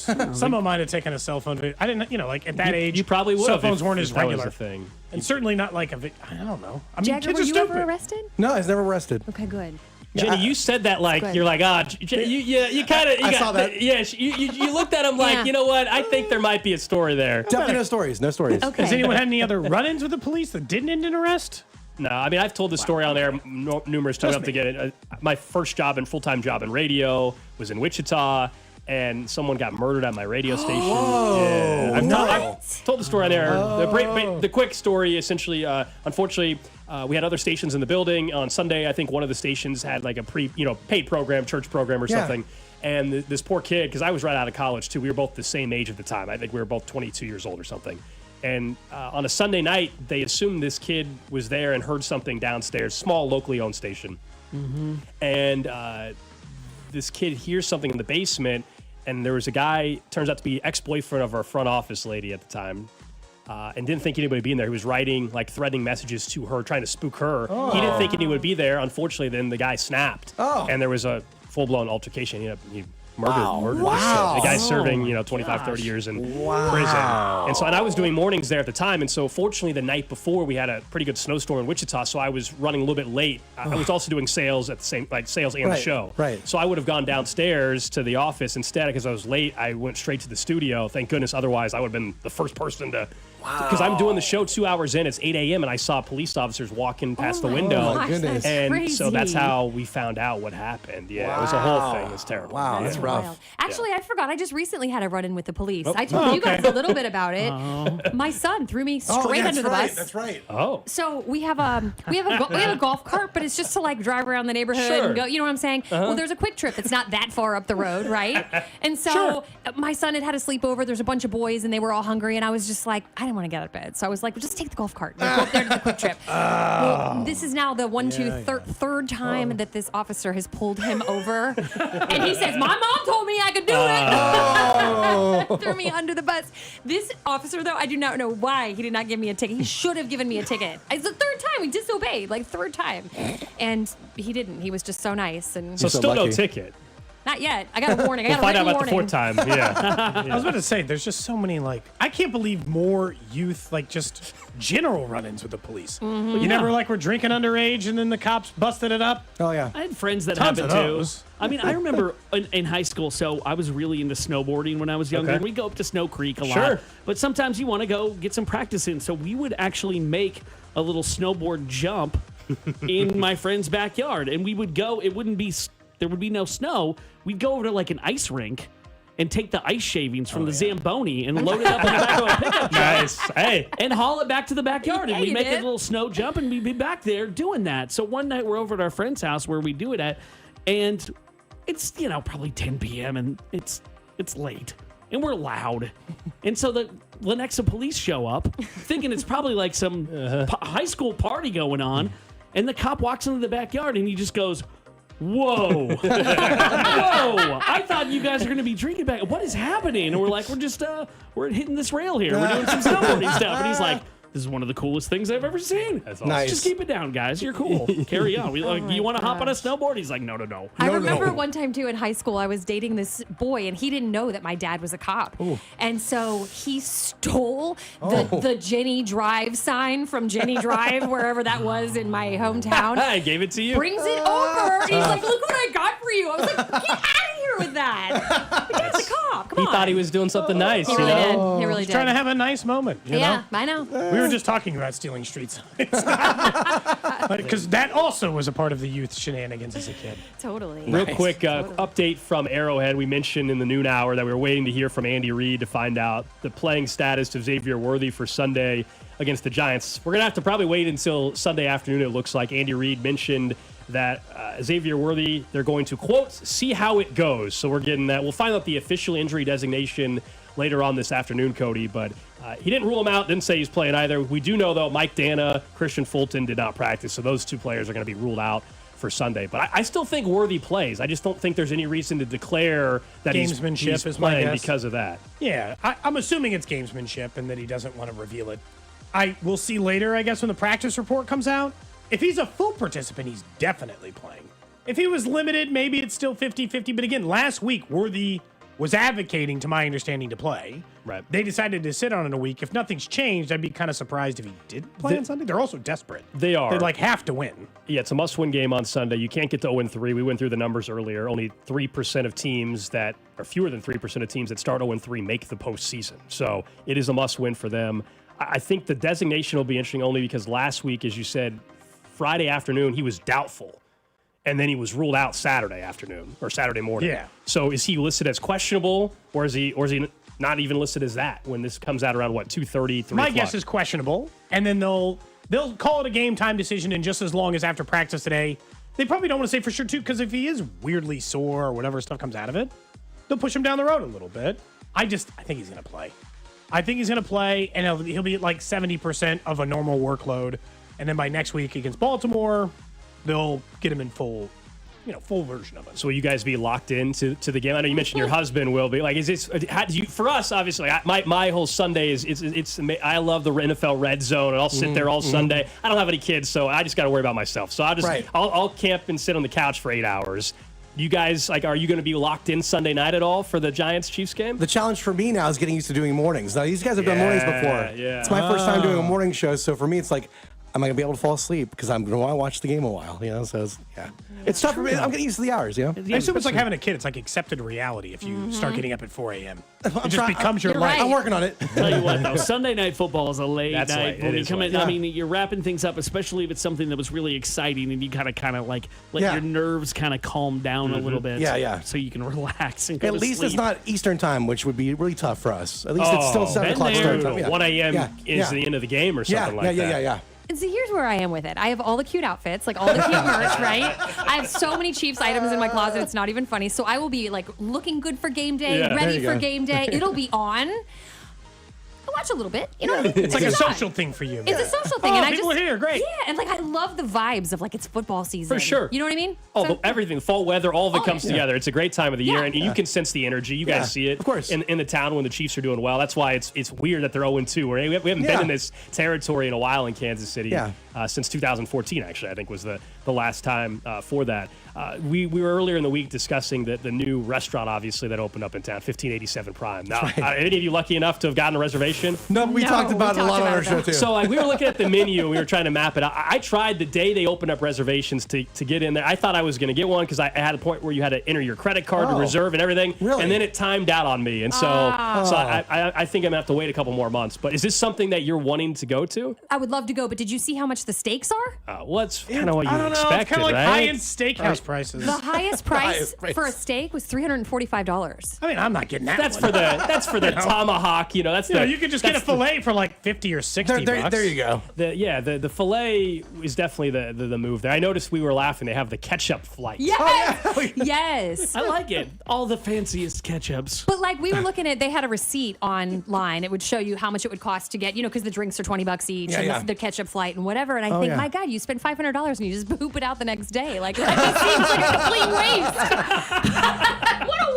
waste. But I do love the fact that Taylor Swift's drink is $22. So you guys have probably seen the video. That drink, it is very cool. The video of the drink where the they alchemy, light it or whatever. the alchemy, Yeah.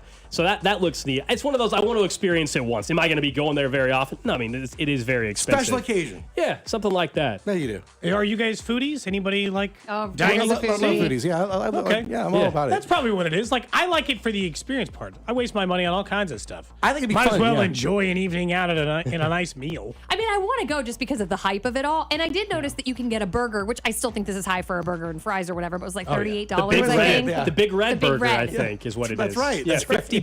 It's weird. I'm sure it's great. To me, if I'm going there, I would feel weird to order a hamburger at a steakhouse. I know. I'm sure the burger's great, but that's kind of where I'm at on it. Yeah, I was kind of hoping with this restaurant because we know Travis is going to hang it up at some point, right? And I've been wondering about how much time is he going to be still in Kansas City? Because I love that when he's here and Taylor's here and the energy that it brings to town when they're both around. How much time is he going to be here when he's not playing for the Chiefs anymore? And I'm kind of hoping maybe he'll just like post up at the bar there and be like Norm from Cheers, and it's like you roll in and he's just like, "Hey, welcome!" Yeah, nice. I wish. They have they have a separate entrance. You guys, I'm sure, like when they were announcing the restaurant, there's a private entrance for celebrities to go. They don't want anybody to mess with them, obviously. Right. I get it. It would be fun to go there just the one time. At least one time. Have a special occasion there, and then you can say you did it. There is the way they brought her into the game, wheeling in the barrier. I saw it that. looks so silly. It's just Agreed. it's just like a partition on wheels. Was and that- just pour Yeah. sand. Just like, this.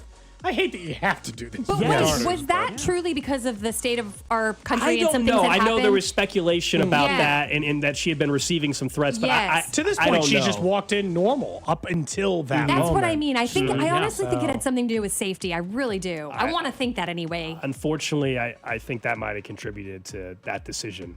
I assume that'll be the norm going forward at Arrowhead for her. I don't know. I see, and that's so upsetting because sad. I do look forward to seeing what she's wearing to the games. There you go. I have a suggestion for how we can get this meal paid. We want to see if Roxanne wants to chip in. A little we're getting the two stations together. They're getting to know each other. Can we get that dinner on Odyssey's dime? Yeah. We can invite a client if that helps. Jay Rieger can come along. That's right. Whatever it takes. I love it. They've got Jay Rieger on the menu for the cocktail list. I'm sure. So I'm sure they do. They've got local whiskey. How do you guys see the game playing out, though, on Sunday? It is a must-win game, we think, for the Chiefs. But we do our game predictions towards the end of the show here every single Friday on a Red Friday in KC. Jagger, I'll start with you. Chiefs, Giants. Chiefs, by the way, are 5.5-point favorites, if you were wondering. I think the Chiefs will win by at least 17 points. Ooh, that's a pretty good margin. 7. Hey, that would calm everybody down a little bit if that happened. That's that the number. would calm everybody down. I think they're ready. Yeah. I'm going to say Chiefs 24-17. Okay. So Tight. lower scoring-ish. Lower scoring-ish, but Gotta sweat it a little at the end. Getting the W, yes. And I think that our outfits are cuter, so I'm going to go Chiefs. And as far as the score, I don't know. My husband's really, he says, he's going to kill me. He just says we don't look good this year. Well, he's not wrong. They don't look good right now. That's not inaccurate. But I don't think that's nice because it's like we need to root on our team. Yes, you know? So he says we don't look good. So I don't know. Like, I don't know if we're going to do it. Look, the Giants, before the season started, this would be a game nobody'd be sweating at all. Be like, all right, whatever. Let's get to Baltimore. Because it's true, they haven't looked good offensively. The defense was much better last week, but the offense has really struggled. Worthy hopefully is back. Yeah.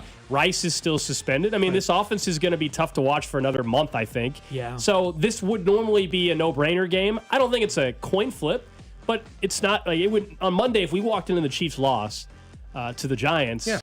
I would not be like shocked based on how they've played. I think the Chiefs win. You know, I think earlier on the social media video we put out, I think I said 27-20 was the score I gave.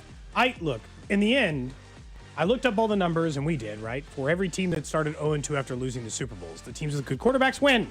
Lots of games between 10 and 12. Historically, I don't think they're losing to the Giants. They're not losing to Russell Wilson and the Giants. You think it's been bad the first 2 weeks? 31-17 is my official guess. I've been wrong in the first two anyway. That's kind of where you're at, Jagger. Exactly. If they're 0-3 Monday morning, just telling you, you think it's been bad this last week? It'll be doomsday. It'll be bleak. But wait, what if it's you start out bad? You've got nowhere to go but up. I think it's less pressure. Everyone's relaxed at that point, and they just start winning all the games. This team should like pressure. They've won multiple Super Bowls. They've played in 5 of the last 6. They can't be now the pressure's off. We'll be okay. They're used to that part. I think, Jenny, if they hadn't gone on there's the bad. stretch of like winning recently over the last couple of years with Super Bowl, then I think I'm with you. But like they're expected. And so with that, people are going to start saying they stink and that the season's over, and they're going to have to block all that out. But think about it. That's pressure. You've got pressure. You've been the best, and now you got pressure to continue to be the best. And I don't know. I'm telling you. I think get these losses under our belt. Look at me. I'm so sportsy. I like it. Right now. Here we Get go. these losses under our belt, and then we start winning, boys. You're using all the great adages, classic ones. By the way, I ordered a meal because this morning I bet her. I said, if you say outfits while we're hanging out with these guys today, not uniforms. Outfits. She said outfits, so I ordered something. You owe me a meal. Lunch or dinner. You owe me a dinner at Prime. At 1587 Prime. Perfect. I'm in trouble now. Perfect. Yeah, I think you got to make that happen. Drew, what's your prediction, by the way, for this game? Same as you. Chiefs 27, Giants 20. Same score. Same score. Last week you did pick correctly. You had the Eagles beating the Chiefs, so Drew did get that one right. Cody and I both have the Chiefs beating the Eagles. That was obviously incorrect. Wasn't way off or anything. Well, I don't want to not get the win. lump it in like we're Big just plans way for off. anybody this weekend. Tomorrow I'm going to Lawrence KU football game. First time checking out the new stadium. And then tonight, Nate Bergetzi at T-Mobile. I'm looking forward to that. Should be really fun. Yeah, he's super